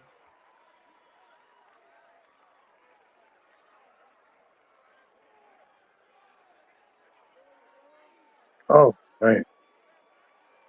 That's good. We're trying to get some clarification from Toby Johnson. Holding defense number 16. That penalty is Hmm. declined. The result of the play is a first down. By rule, the game clock will start on the snap. Okay, so now you can take your time, call play because Yeah. of the penalty. You don't have to be in a rush. No need to spike it. Oh, they ain't got no timeouts left. Chris Morgan. They're in Hornet territory. That might be is this a targeting? Trying to use his athleticism. Stays in bounds. Can't have that. I don't think it's targeting. Oh, what is it? Oh my God! Come on, man. I think they get ready to call targeting. Clock stops again. And by the way, Doc, you heard about how the national news is playing up Reggie Theus and that basketball team. You know, you heard about they should have beat Auburn, huh? Yeah. Yeah, I have to go back and watch the game. Me too. I got to go back and watch. My cousin called me the next morning and asked me about it. I said, no, I didn't. I saw it, but I didn't watch it because I figured it was going to be a blowout. But they tell me Reggie Theus when he got some boys, man. Oh, yeah. So you know if the national news talking about you ain't going to be at Cookman long. I mean, that's the pitch because he missed. You know, we've seen this conference before. That's not targeting. Come on now. I'm looking at it.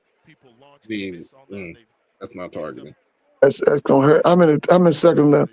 That might hurt them, man. Let's see. Man, let's see.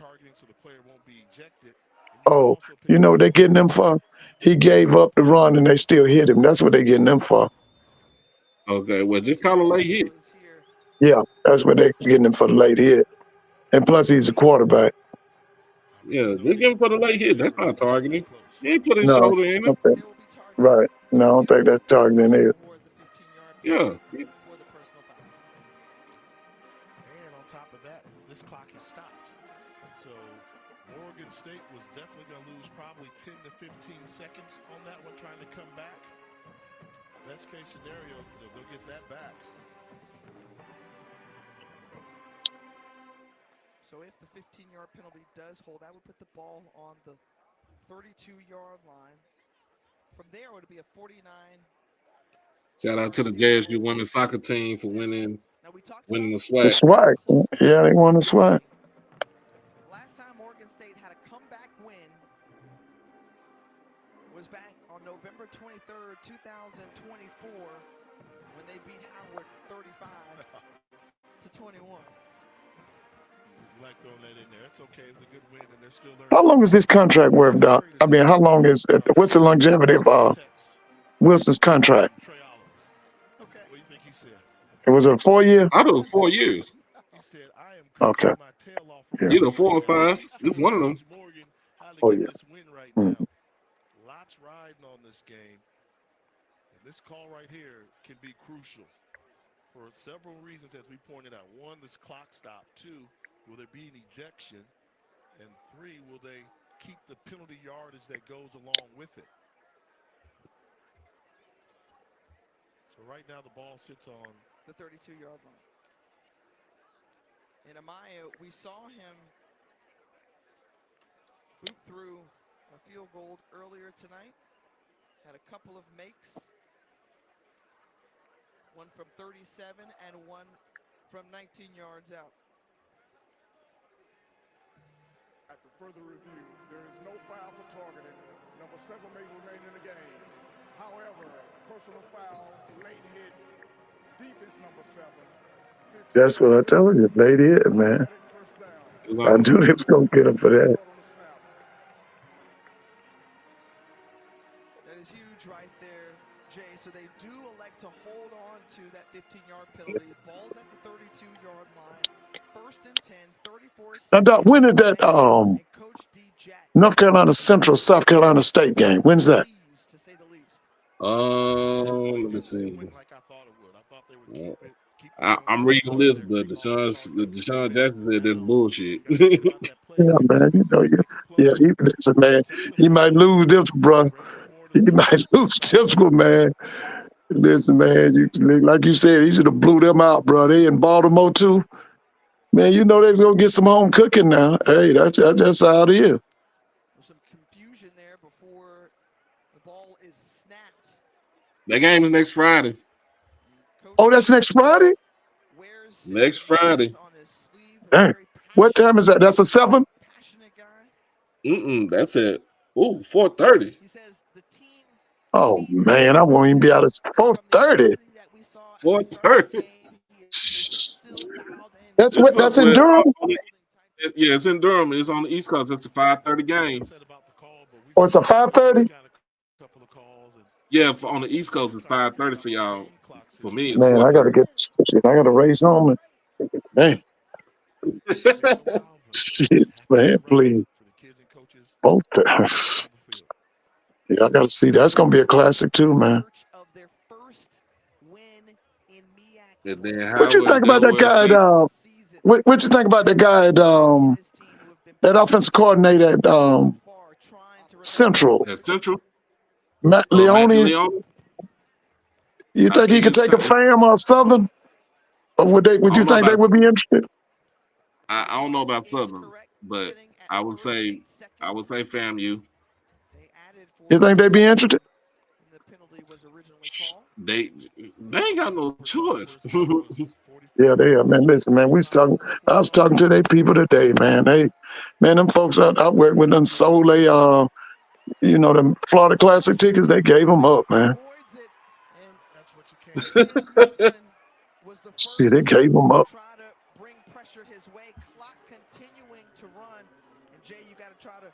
Get a play off or spike it.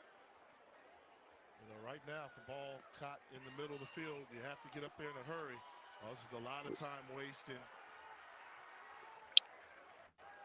12 seconds to go as Moore just trying to find anything. Howard and Dell State play next week in Dover. Who was that? Howard and Delaware State in Dover. Oh, that's gonna be big. That's next week. If you get sacked, the game's gonna be over with. They coming with it, bro. There you go. I don't chance it. What are you going Throw it out of bounds. 3 more points, you're gonna try and Did he pick it up? No. That may not work. I'm nervous right now for Morgan State. It would be a 45-yarder from here. Amaya hasn't made one from beyond 40. He avoids the sack, lets it go, and nearly intercepts. Look like an interception. That's what I thought it was too. Now let's see what he's gonna do right here. Sack game is over. Interception game is over. Now you at least have a chance. Wow.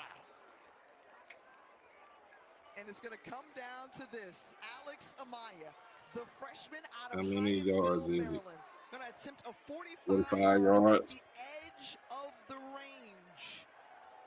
And just to give the freshman to think a little bit, time to think a bit, they're going to call a timeout. You know, and seeing a guy like Amaya on this roster, Amaya went to DeMatha High School, legendary DeMatha High School, coached by legendary school. coach Bill McGregor. He's kicked in the WCAC, one of the best football conferences out there. He's seen pressure, but is he ready to take his clutchness to the next level? How many yards is this? That is a question. 45 yards. Alex Amaya. Okay. But he's on the right. He on the right hash mark though. His long of the season was earlier tonight from 37 yards. No, it's no good. And here. They got to listen, man. They got away with the skin of their teeth, bro. The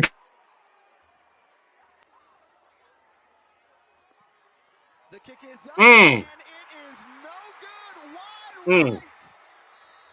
And Delaware State holds on and avoids loss on the road, and the Hornets remain perfect in conference.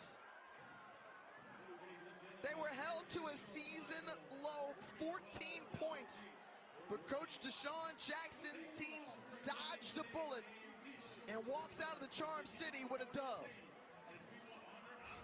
Intense game on a MEAC rivalry. The leg and distance was there, but it was.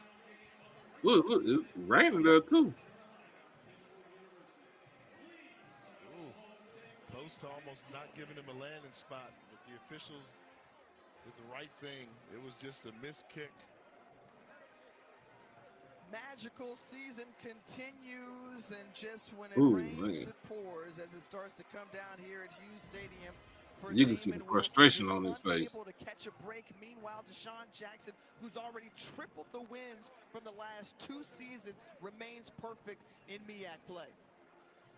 Morgan State, the same riddle. They have to figure out a way to win these close games. Still a work in progress, but both teams fought hard. And Delaware State doing just enough to come into Baltimore and get the win. And that expression says it all from Damon Wilson, who his team was in position. His defense did what it needed to do. The leg, enough, as you said, from Amaya, just off the mark. And that's how this one ends in Baltimore. You know, we watch game day all the time, right? So whenever they do the kick, you know, the Pat McAfee kick, you know, Herb Street always gives us some advice to the guys kicking. You know what he always says? Miss it to the right. Right-footed kick, you want to miss to the right because everybody gets so nervous and they pull it left. Left-handed kicker, my advice would have been miss it to the left. He got a little excited. That ball never really had a chance. Nah, he ain't had no chance. That's one thing I will agree with you on that. Delaware State, Jay Walker. You see good respect there from Jackson to potential NFL player and Eric Hunter. And what a ball game. What's going on, Chuck? Man, hell of a game. That's all I can say. Yeah, it was one hell of a game, y'all. It's one hell of a game. Guess what? Dale State still sit top of the MEAC. So yes. What do y'all expect? Yeah. Hey. What do y'all expect? So next week's game is going to be even more interesting. Next Friday. Next Friday's game going to be even more interesting. They have playing Dale State. Howard. They have Howard next Saturday. The Friday game is but the Friday game is South Carolina State, North Carolina Central. That game is on Friday. Okay. Whoa. The Saturday game, yeah. Okay, I'm gonna drop.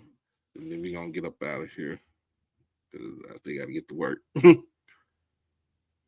Hey, But let me tell you this. Go ahead. There's a quarterback. Y'all talking about quarterbacks in Louisiana?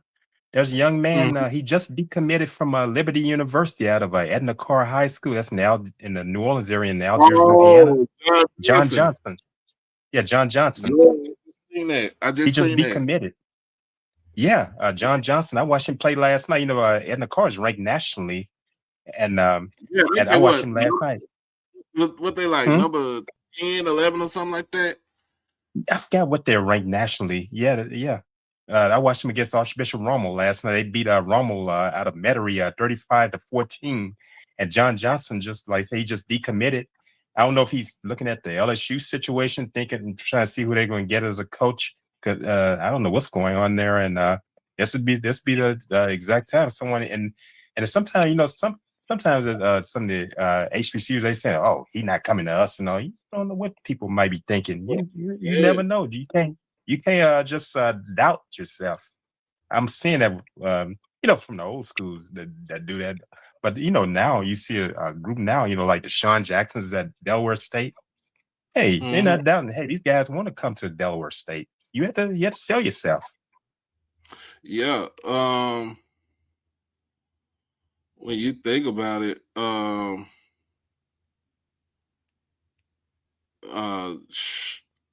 looking at it because I watched them play last week against John Curtis.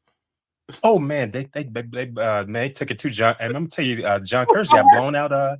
They just got blown out this evening. St. Augustine beating up on John Curtis 42-21. Yeah, it's on YouTube. I was just seeing the score, and I was like, man, and that's John Curtis's homecoming. That's their homecoming. They got St. Aug for their homecoming. The last game of the season is their homecoming. You go into the playoffs. Woo! And you know who the head coach? You know who the head coach of St. Augustine is? Used to be at Grambling. Robert Valdez. Valdez had a state championship from St. James High School and down in down in Vacherie. I got to know Valdez. He played at Southern. Yeah. Yeah, man. Look, I watched Edna Carr play John Curtis last week and just dog walked him. Oh man, Bryce Brown has a machine. Bryce Brown is a Grambling alumnus. You think they need to go look at him, Mr. Ford?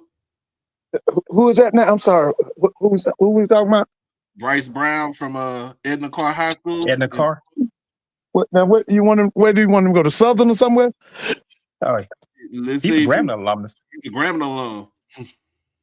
Yeah, listen, Bryce Brown. Man, like I told Mr. Mona, listen, that guy Mickey Joseph beat Jackson, man. He gonna get another year off of that. Oh, Mickey Joseph.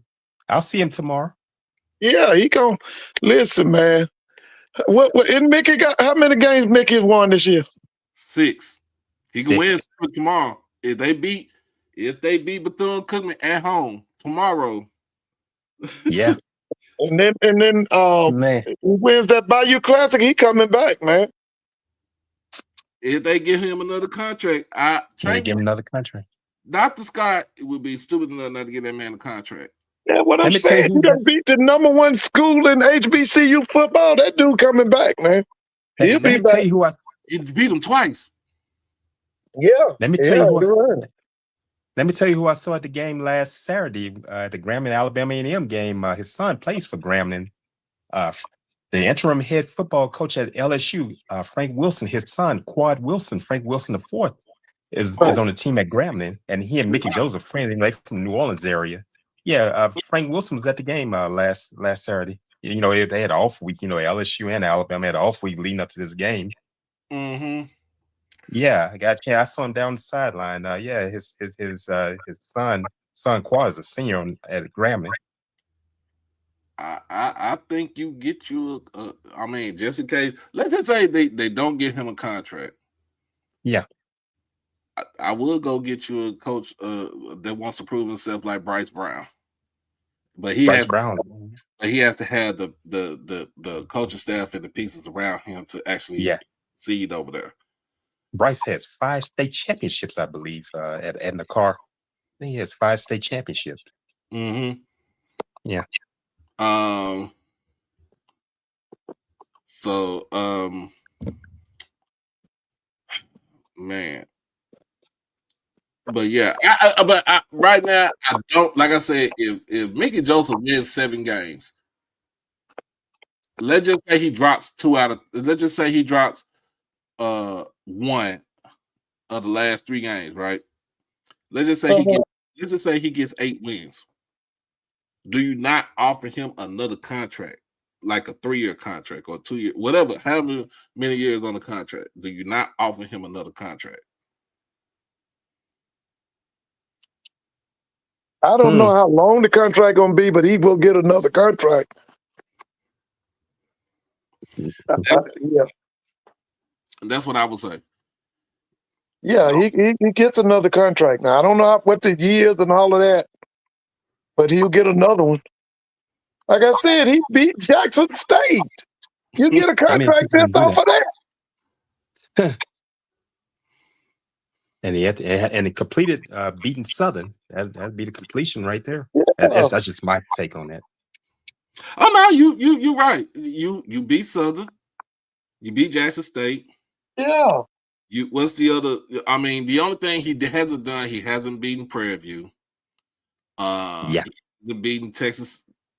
I think he beat Texas. Texas Southern. Texas Southern won Gramblin's homecoming. Oh, I know. Yeah, this past season, but I think last season they Grambling. I don't know. Grambling won that game. I had to go back and see. Yeah. Grambling won their homecoming last year. The year before, they lost to Alabama A&M.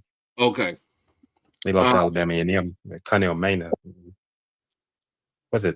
Wait a minute. Yeah. 2023. Yeah, that's when Maynard came into Grambling and beat them. Messed their homecoming up. If he wins, he's guaranteed an extension. Yeah, I would give it to him. Because the thing about it is, you're looking for stability in that football program. Yeah. The football. And you know what? Let me tell y'all this. You had to quarterbacks. You had to watch the things you say. There's a lady who's a professor over at the University of North Carolina. She came on. She's a graduate of University of Virginia, and she was just talking about Chandler Morris yesterday on a sports talk radio show. And she said that, you don't know what that does to people. That's why I say your coaches have to watch what they say. Chandler Morris is having a great season with University of Virginia, and she said that he wanted to go to University of North Carolina. Bill Belichick didn't want to fool him, saying that he wasn't NFL material. But look what happened. Tony Elliott took him and took him because Tony Elliott and Morris's father worked together at Clemson, and what happened? They said Tony Elliott took him under his wings, and the rest is history. Look at what Virginia is doing. No one expected it from him. They say Elliott knows how to work with players. Say he's a developer. That's what they say. He knows how to. He cares about them as the players as people. Yeah, and then also the thing about it too, they got the players that can get, like, you look at it, getting a Jamari Taylor from North Carolina. Yeah, from North Carolina Central. And look what he's doing right now. Like, he's literally. Because she's a professor and former basketball player for UVA. Well, he has never been replaced at Clemson. That's half of Clemson's problem too. Tony Elliott was their offensive coordinator and play caller. Yes. And I think Dabo Swinney is part of the buyout boys for this season. Yes. You guys to. Do y'all think Nima Washington is going to get a job somewhere out of Delaware State? The offense coordinator, you think he'll get a head coaching job somewhere? Yeah, I think he will. Yeah, he looks good, man. Yeah, give me give me one more year under him at Dell State, and then let's just say they do good. They have a season like this season for next season. So now who's on the? Okay, we said Wilson. Who else is on the hot seat in the MEAC? Because Wilson definitely on it. Better than Mike Vick, that's it. But Mike Vick ain't really. He not really on the hot seat. No, this is his first season. It's his first season, and he's just going through the growing pains. But Damon Wilson's on the hot seat. I'm gonna be honest with you. What about the SWAC? Who's on the hot seat in the SWAC?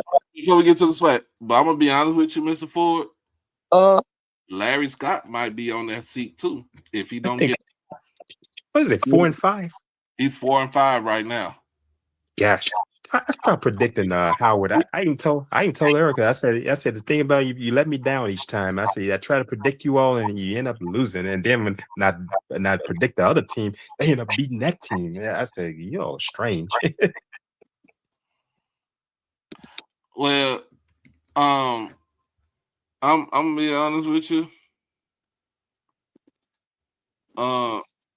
Yeah, because people say, well, we won the SWAT. We not won the SWAT, but we won the MEAC. We went to the Celebration Bowl. That was 2 years ago. That's 2 years. What have you done for me lately? Thank you. I would say in the SWAT, what we say in the SWAT, we're gonna say, of course, the big name right now is Cozy. Oh boy. Cozy is on the hot seat. Oh, he's got to go, man. He cost. Listen, they brought Jackson State to Tallahassee. They only had 13,000 in attendance. He got to go, man. He costing them money. Yeah, I've looked at that stadium. You know how Bragg Stadium. Yeah, I think 125,000, and they had 13,000 for Jackson State. Oh yeah, he got to go, man. But from what I'm hearing, the Democrat is against him too. The local newspaper, the Tallahassee Democrat. Democrat, yeah. Yeah, I hear they writing some really bad stuff, man. They trying to get him out. Cedric Thomas could be on. I know he's on the hot seat, but it kind of cool off because he won the last couple of games right now. Yeah. Okay. I know he's been. Fred McNair is on the hot seat because Fred McNair is not going to stay. He's not going to be at Southern. He's just trying to finish. No, I think Southern's looking at bringing somebody outside of the conference. Mm-hmm. They want new blood. And I can't say Chris Dishman is on the hot seat because you got to realize I don't think it is. He's 5-4 overall, 3-2 in the conference in the West. In the West, so he's not going nowhere no time soon. Right. It's only his second season, so you just got yeah. So it's Cozy and would you say Cedric Thomas? I say Cozy, Cedric Thomas. Because remember at first we thought it was gonna be Raymond Woody, but man, Woody done saved his job. Saved job. Woody, I think. He done saved it. What's that boy's name down there? What's that quarterback's name? Cam Ransom. Cam Yeah, Ransom. need to go get him some flowers. Saved his job. I think Alonzo Hampton got his job. He's good with his job too. Yeah.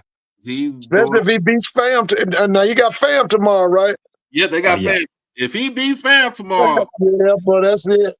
No Rattler don't need to come on my dang on show and talk no type of shit whatsoever. Take it. Like, take the L. Y'all having a horrible season. I think this is more horrible when y'all had Alex Wood as your head coach. Oh, I remember Alex Wood. Well, they said that Alex and what was the guy named Earl Holmes? It was the worst era in FAMU football history. The combination of Earl Holmes and Alex Woods. That was really a bad time for Fam, man. And they had another one named Reuben Carter. Yeah.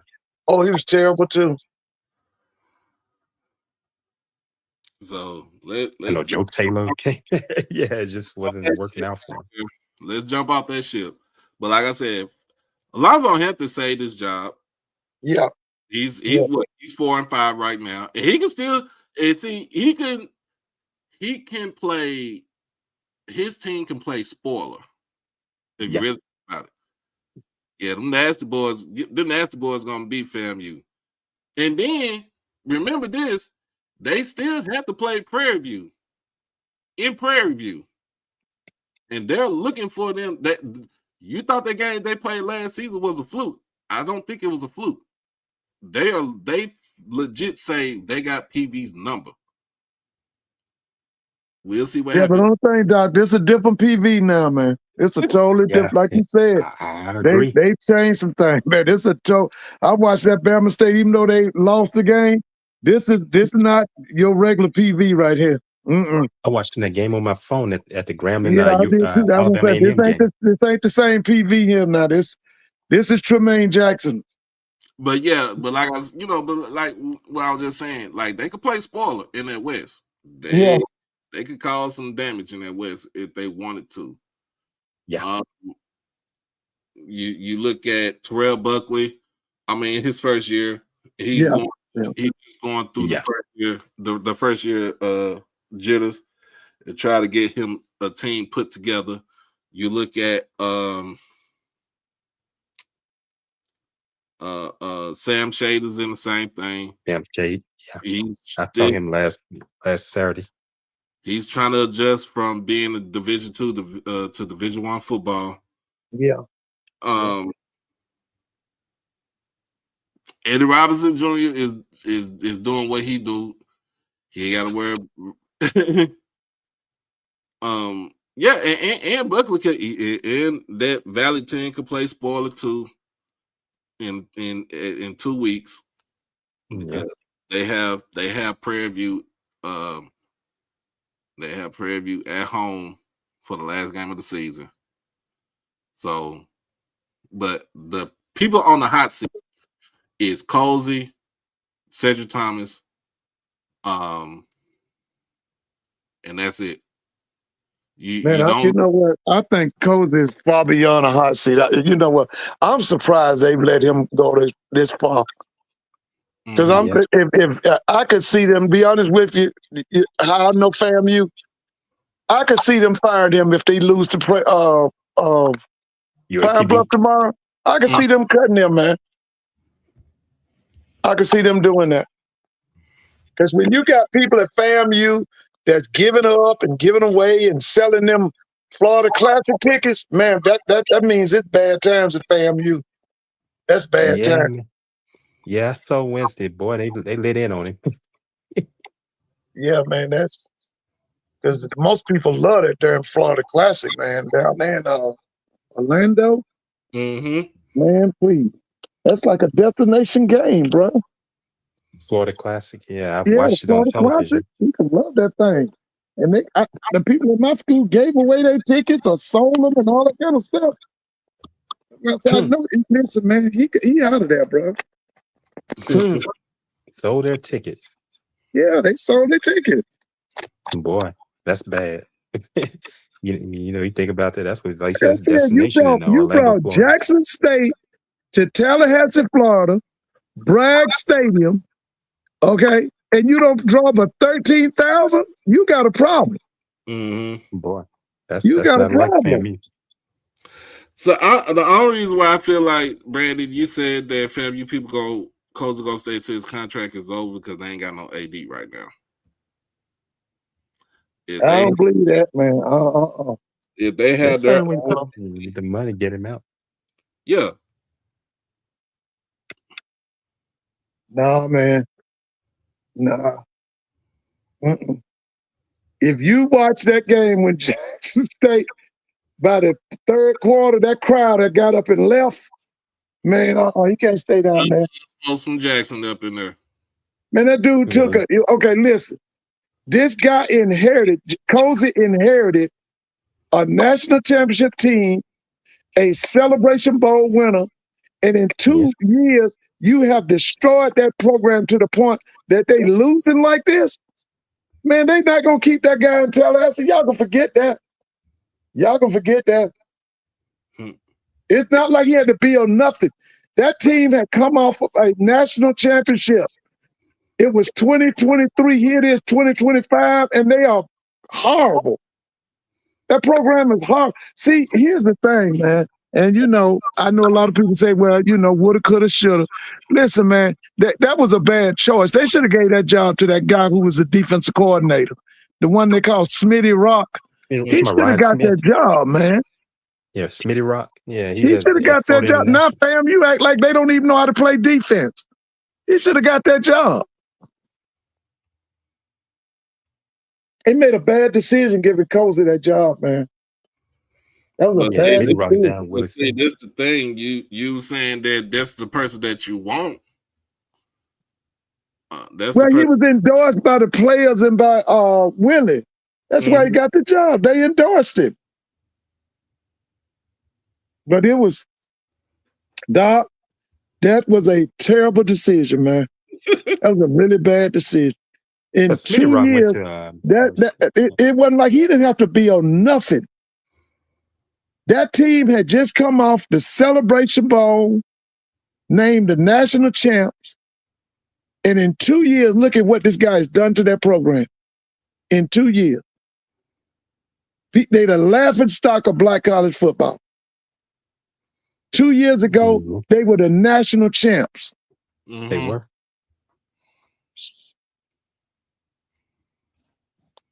Smitty Rock ended up when he left family. He ended up going to Murray State before going Yeah, to he's before down with coming to Willie. He Florida and Joe National. Henry on that FIU staff. They all Yeah, he's in on FIU Miami. staff now. Yeah, they all down there. after Murray State. Yeah. Yeah, I've said this, Doc, I've said it to you and I've said it to Mr. Mona. Personally, I think that it's time for Quinn Gray to come home. The only thing with Quinn is usually when you have them kind of coaches that just totally offensive, you got to get a strong defense coordinator.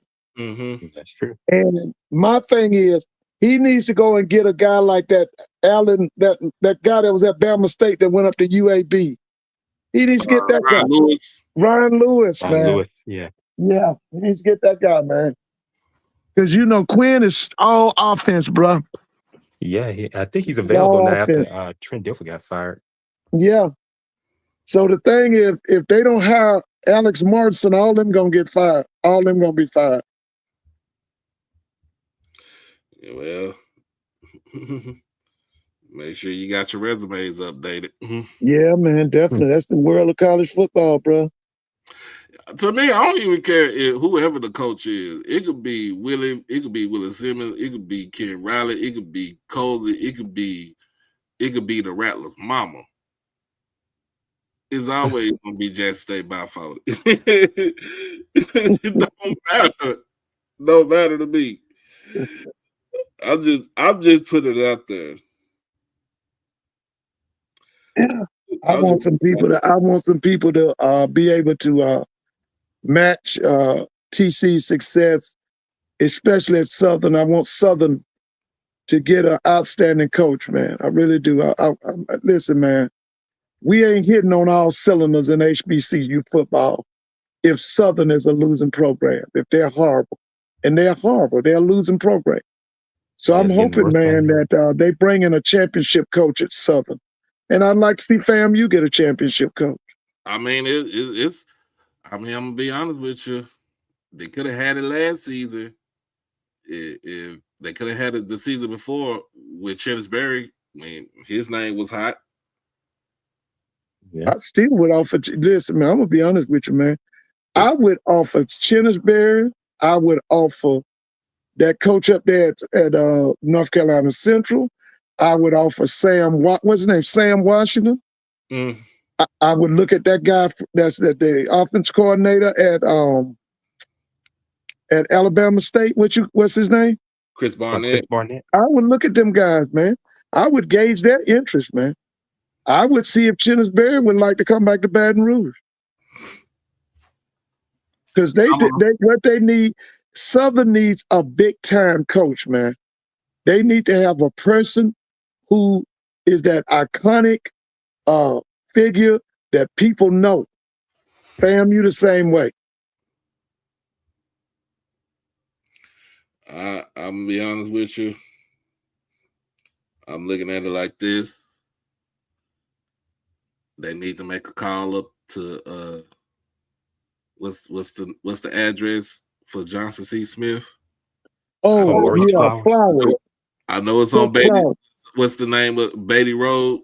Yeah, Beatty's Ford Road. Yeah. I've been on that campus. Yeah, he had a big win last week. He beat Fayetteville State. Call that man. I've been on campus. Yeah, me too. I've been on that campus too. Beautiful campus. Call that man over to the SWAT and his offensive mindset. Call him. Get him over here. Yeah, he's something else with his offensive mindset.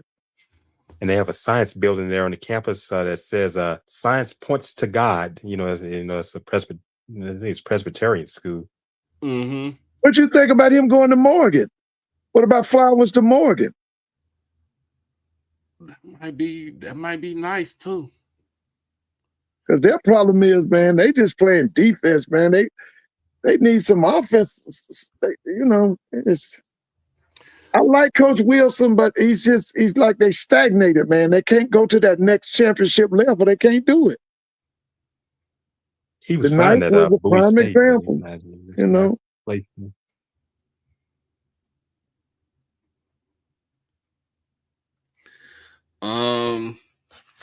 Was another coach we could get out of the out of the Division II ranks. We just said Quinn. We just said Coach Flowers. We got a coach over there at your alma mater. Oh yeah, Teddy Keaton. Oh yeah, my Clark Atlanta. Yeah, Clark Atlanta. Yeah, I think it's time for him to come on up. He's definitely offensive. He's offensive. Has he had a lot of injuries? I know they've been dropping some games. We haven't been the same since McDonald got hurt. Yeah. Yeah, we haven't been the same. That's why I've been hearing. What about that guy down there, Edward Waters? You know, he won 4 MEAC championships. Brian Jenkins. Oh, yeah. Now I think that you're gonna have to fight Dr. Faison on that one because Dr. Faison loves exactly. Dr. Faison. He loves Coach Jenkins. And he just signed him to a multi-year deal too, so that's the reason why I think it might be kind of hard to get him away from Jacksonville. Yeah, and Dr. Faison's passionate. He's one president. He's not a snob. I like the about. He's not a snobbish president like a lot of these presidents are.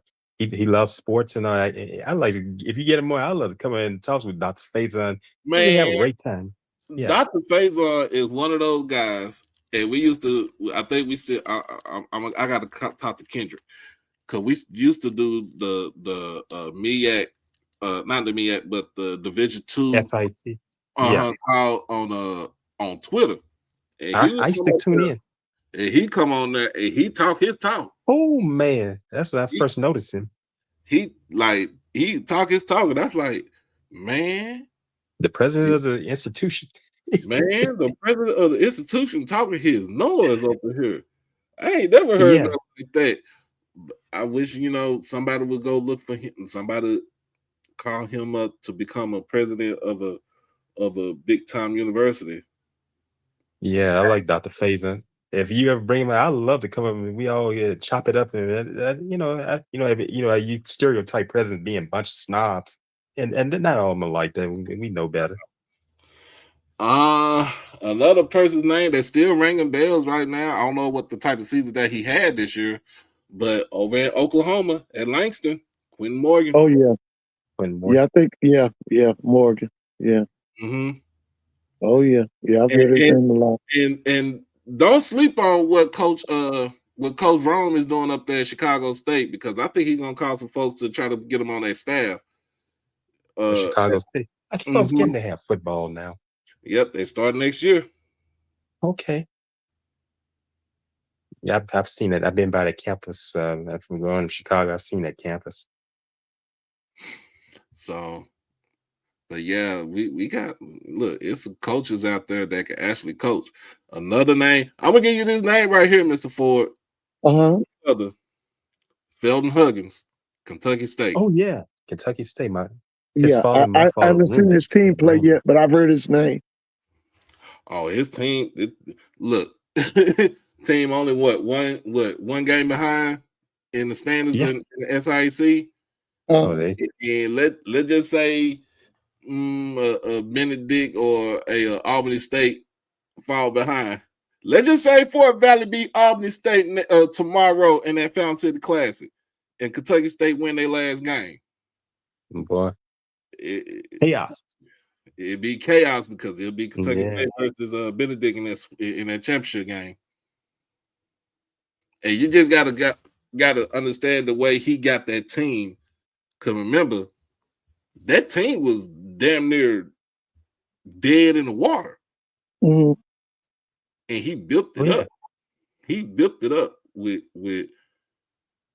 I mean, I know he got some contributions and stuff like that, but he built that team up to What's his background? Where's he from? he from Louisiana. Yeah, went to Southeastern. His family went to Grambling. His father and my father were roommates in college. Felton Huggins Sr. played baseball at Grambling. My father was in the band at Grambling in the 60s. Okay. Yeah, Mhm. they're from Zachary. Yeah, from Zachary, from Doug Williams' hometown. Yeah, The Huggins exactly. family. Oh yeah. Mhm. Yeah, that's Okay. where the Huggins family Now he was from. played at Southeast. He played at Southeastern Louisiana University. That's where Felton Jr. played. Right. Okay. What's his age? He's in his 30s. 30s, Okay. late Okay. 30s. Mhm. So yeah, Hey, Mr. Ford. Huh? You know, Kentucky State. I always think about that song when you started talking about Kentucky State.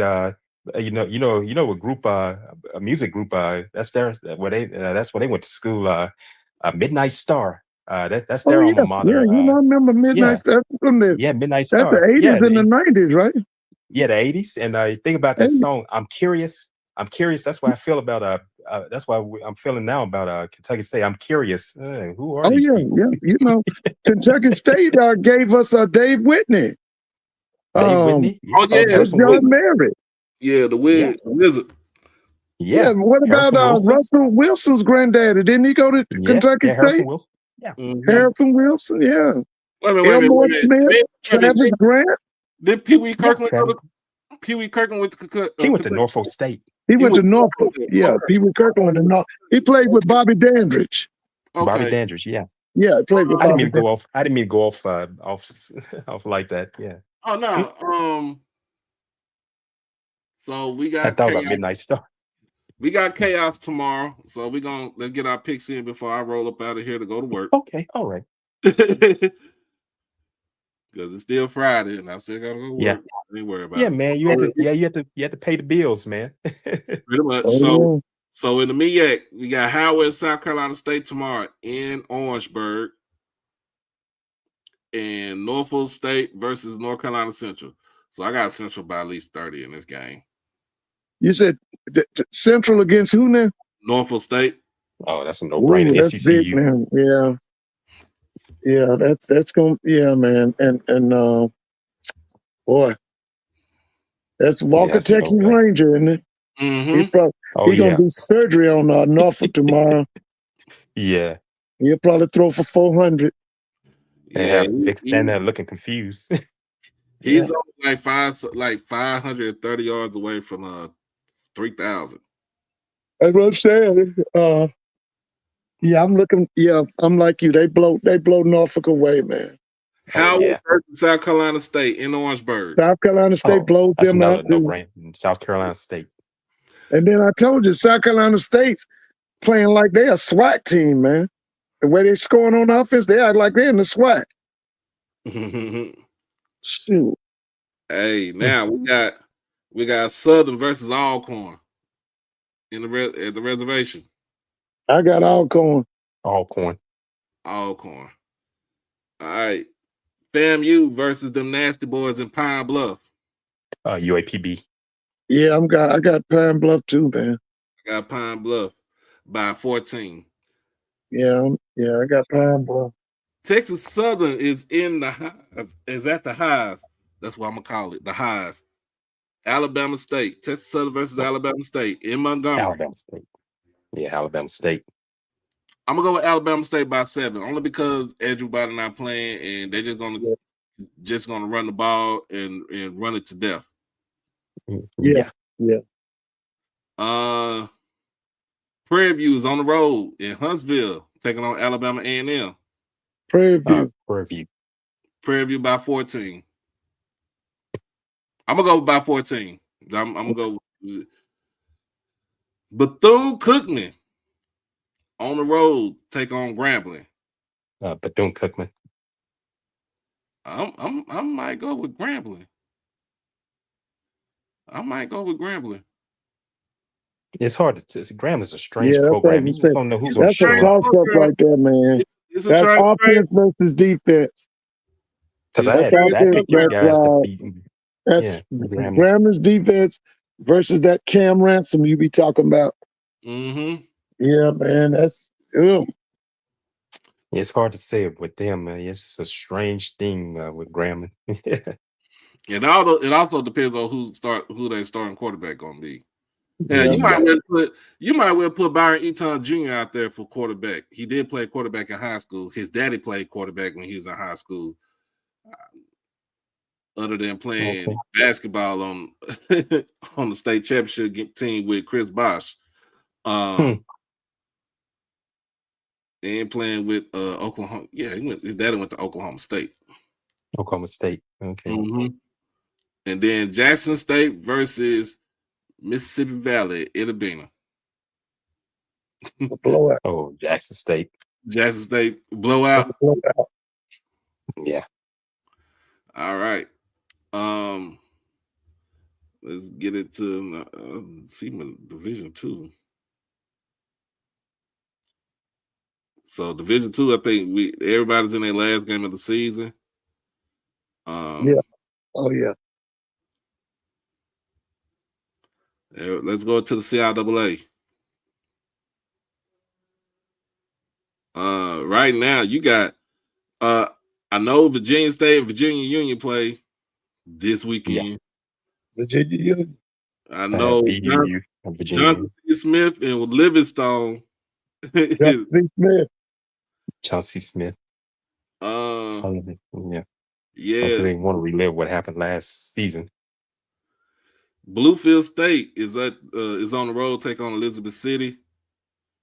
I might go with Bluefield. I might go with Bluefield I haven't State. I haven't watched neither one of them. I don't know what they're all about. I just go on and just say Bluefield State. Winston-Salem's on the road at Fayetteville State. Fayetteville is still upset about their game against Johnson C. Smith. I think Fayetteville State. I'm gonna go Fayetteville State. Shaw versus Emory and Henry University. I don't know too much about that, but I might just go. I don't know anything about them. I haven't watched Shaw. I don't know. Bowie State versus Lincoln, PA.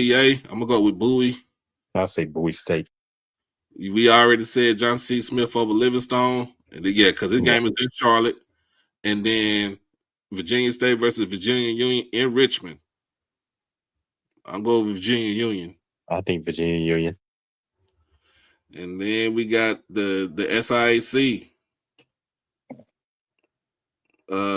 Albany State sitting at 7-0 in the conference. Benedict and Kentucky State sitting at 6-1. You got a three-way tie between Edward Waters, Allen, and Fort Valley at 4-3. Another three-way tie with Savannah, Morehouse, and Miles. Miles came back up because remember Miles started off. Yeah, they were slow. They were slow. Stamp shade. Yeah. Tuskegee, Mr. Ford. Is about that time for Tuskegee to become part of the buyout boys? Yeah, man. They need to be talking to Fred or Dawson Odom. And then they need to might be. You got to put Reggie Ruffin under the microscope too. Put him on it too. Hey Doc, I'm gonna throw in some humor, some music humor right there. What's happening for Tuskegee is like the alumnus of the school is slippery when wet. The Commodores.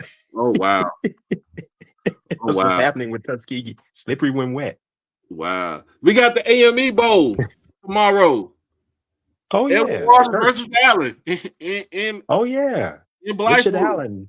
That's a blowout for Edward Waters. And Edward Waters, yeah.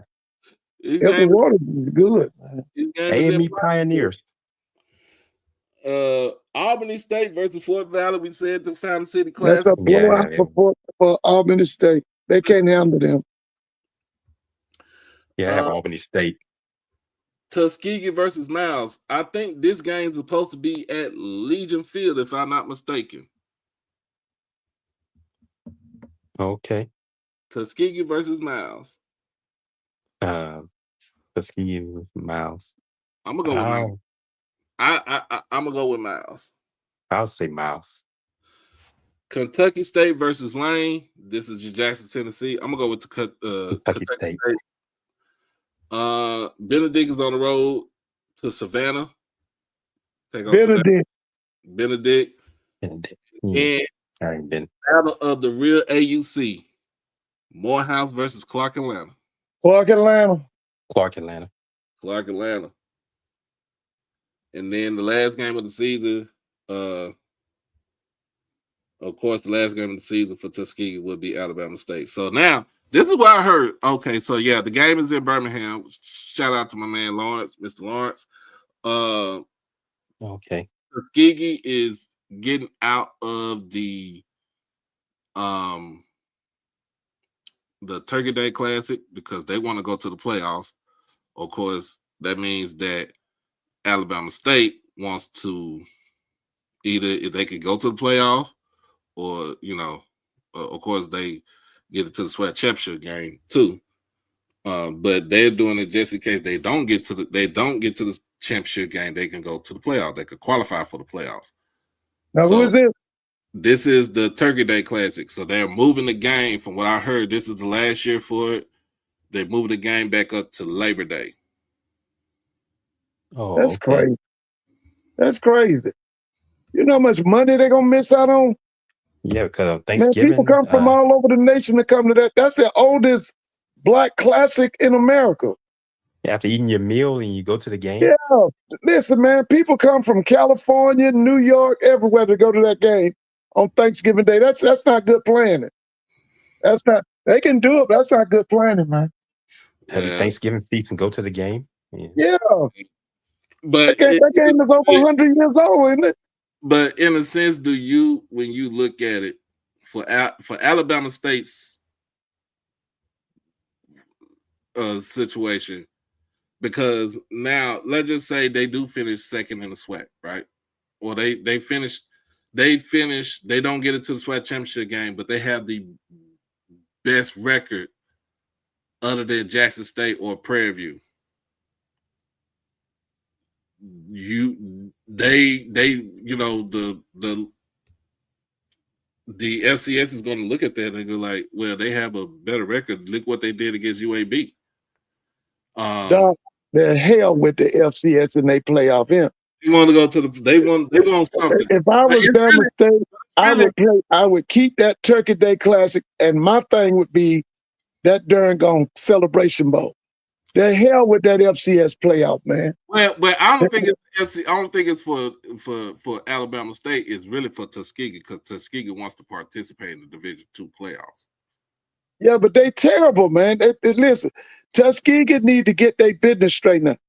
They don't need to be thinking about no playoff till they get that program straightened out. That program been down ever since Willie Slater left. How long Willie Slater been gone? In some years. I know he left there to go to Clark. That's what I'm saying. But playoff talk, let's get the program back together. Like I say, my thing right now is either that James boy got to go or that Ruffin got to go. But somebody got to go, baby. Both of them got to go, but somebody got to go. Ruffin been getting a lot. He been the way he been there telling somebody go buy your tickets and all that. And I see the line is kind of up in arms with the president now at Tuskegee. I've been hearing. If I stand corrected, Tuskegee is the kind of program they should be able to play SWAC teams, SIAC teams, CIAA teams, and MEAC teams. That's kind of program and that's kind of legacy they got. What's going over there is ridiculous. Like I said, how long has Willie Slater been gone? Well, you know what, Lawrence, I'm gonna be honest with you. I really don't think Alabama State wants to even be in. I mean, you think about it, it's money, but it's like I don't know. Maybe because, like I said, the record, like this season, the record that they have is second to none. And that's the reason why I was like, man, we talked about this before, Mr. Ford, going divisionless. It's time to get rid of the divisions. Yeah. I mean, just get rid of it. Yeah, get rid of them divisions, man. Oh, it's time for that. If you really think about it, I'll be honest with you. Let's just say Jackson State finish out. Let's just say they finish out 7-1. Let's say Bama State finish out 7-1. Let's say Prairie View finish out 7-1. Out of all three of those teams, the one with the better record is going to be Alabama State for the tiebreaker between those two because they beat them already. Of course, now it's basically who hosts the game. Of course, Jackson's going to win that tiebreaker. Why? Because they beat Alabama State. How about, and then Jackson State will host the game. And then you get your rematch. You get your rematch with Bama State versus Jackson State. Yeah, that's what I think it should be. Yeah. There you go. And then guess what? Because Prairie View had a good, decent season, they might look at them and say, hey, come to the FCS playoffs. Oh, they would. They would. They would. Like, just, this is just hypothetical thinking, y'all, man. I ain't saying it's going to happen. It's going to be real. Oh, no, we need a rematch. We need a rematch. I want the rematch. I want that rematch because when you want to know why I take that rematch, because it will bring so much money and so many people to that game at Jackson. Just think about this. Last season, right? Southern gets into the championship game against Jackson. The crowd did not match what the game that we saw last that year. Yeah. It did not match. Like, Southern folks was already saying we're not coming because we don't believe that they're gonna win, right? But you look at Alabama State. Y'all saying it's dead because y'all want to play it. I want competition. I don't know what y'all talking about.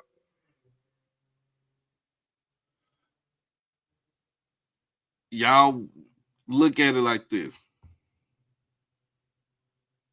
Bama State gonna want their they're gonna want their rematch. They want their lick back. And especially let's say it Andrew by the State at Alabama State next season. Right? That would be the question. That would be the question. Do you get rid of, man? I would do it too. Because think about it. ASU don't travel, man. ASU do travel. It's only a 3 hour, it's like a 3.5 hour drive. They don't travel because they wasn't that good. They didn't believe in the head coach at the time. So let's get off the gas, man. Because I'm looking for competition.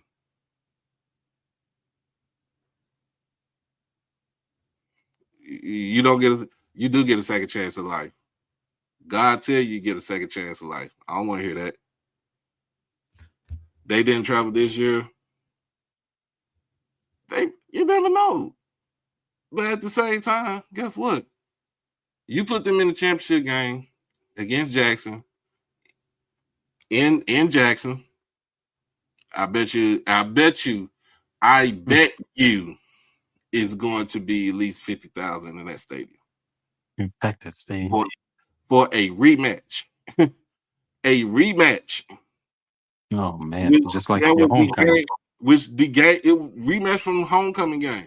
The game of the year. I would do it.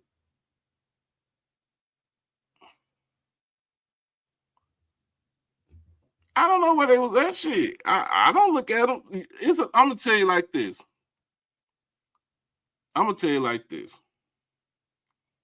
If you really look at the economics of what's going on right now, a lot of people can't afford to go to games. So of course this government shutdown and of course they're gonna watch it. They're gonna watch it on TV. Yeah. They'll watch it through us. I'm dreaming, but I'm dreaming, but I like it because of the simple fact I want competition. Give me competition, man. That's all I say. I don't want to keep blowing somebody out. Just like you see in the game earlier. You need a game like that. you need a game where like you in a dogfight. Yeah.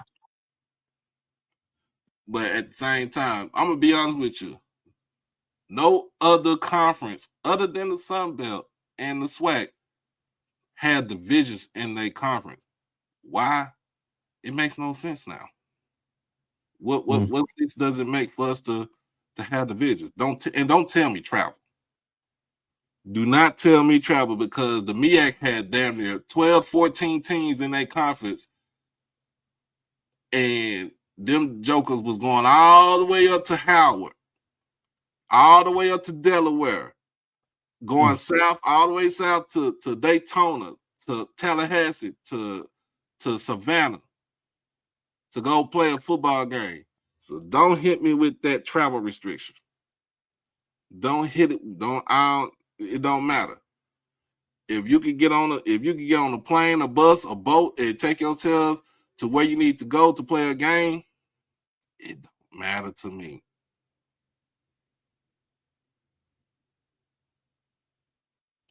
It don't matter. So let's X out that. Well, it's travel restrictions. No. I don't want to hear that.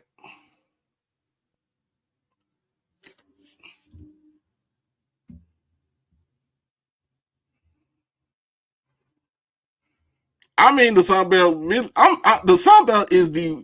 I'm gonna be honest with you, Mr. Lawrence. The Sun Belt is the worst conference out of all the Group of Five.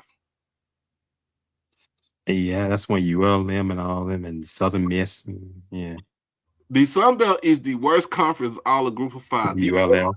The best conference in the Group of Five for two conferences in the Group of Five that's been holding strong for like the last 30 years has been the MAC and now the American. Yeah, they talked to the commissioner last night. I watched the South Florida game, South Florida and Texas San Antonio game. They talked to the commission, and that's what he was saying about the conference when they talked to him.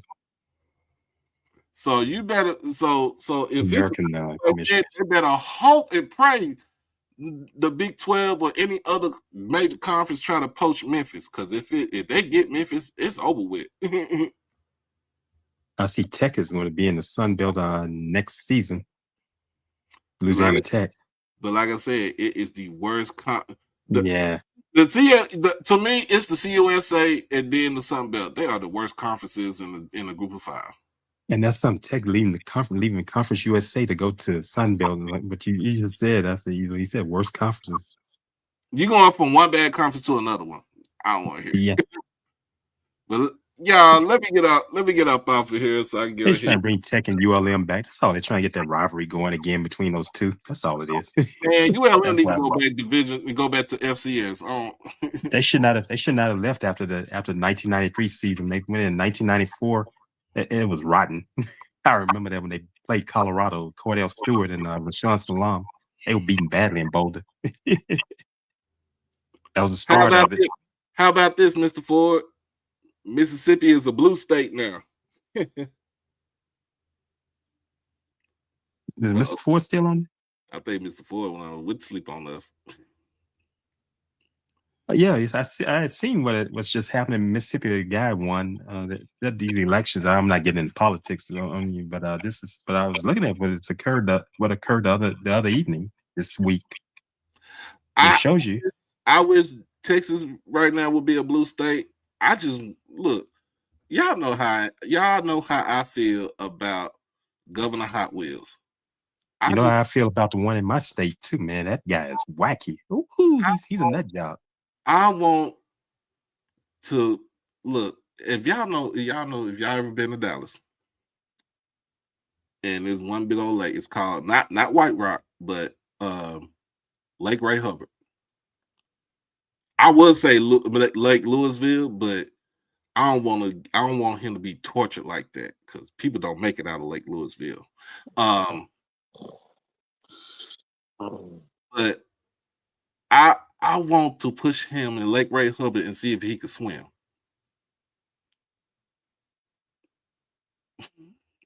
Oh, it's dark. It's dark. dark humor right there. And then the second thing, yes, Greg Abbott and Jeff Landry are both crackheads. Oh man, that guy. Oh, he wild, man. And he's like he act like Huey Long, Kingfish. Kingfish was like that. You go back to the history in the 20s and 30s. He was like that by LSU football and the marching band. He put that over a lot of the things that he was in that position to do, and I think that's why it rubbed people the wrong way. He was assassinated, and the bullet holes are still in the wall down at the state capitol. Oh, and from 1935. That's 90 years ago when he was killed, and in September. They're both crackheads. I know a crackhead. Oh, yeah. I know a crackhead when I see one. Yeah. Y'all know a crackhead when you see one. Kingfish Revisited. That's all it is with Landry. Yeah. I was about to say with Abbott, I don't think he can feel anything on his legs, so I ain't worried about it. Still, oak tree fell on him. I heard about that. Yeah, he got rich off of that. 1984. Yeah. Mm-hmm. And he went to Duncanville High School. I don't see how he did that. Oh, okay. Anyway, Mr. Ford, if you ain't sleep, get up off of here. Yeah, I'm gonna let you. I know you had to get to work. You had to, like I say, you have bills to pay. Yeah. You had to make sure you have food on the table.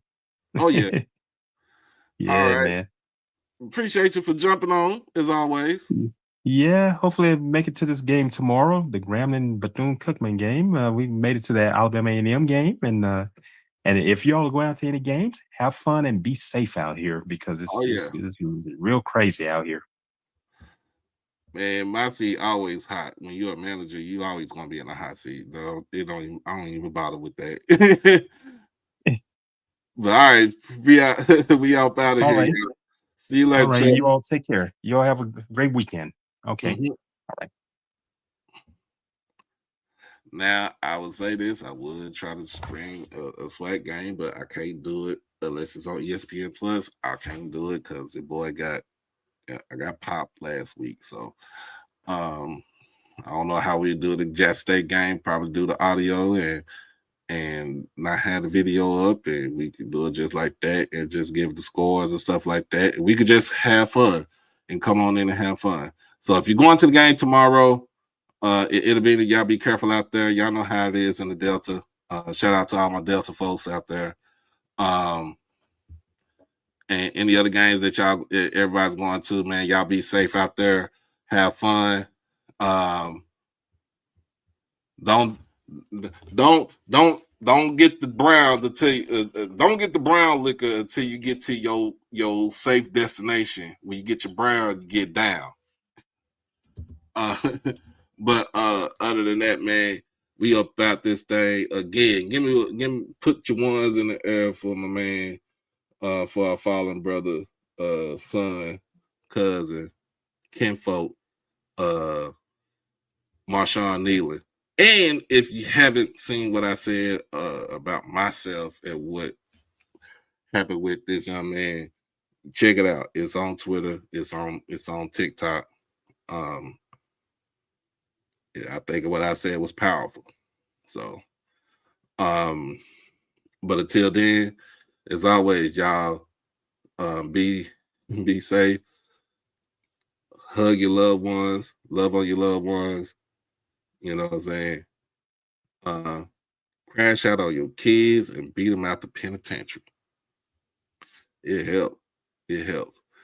But as always, till next time, be easy, baby. Peace.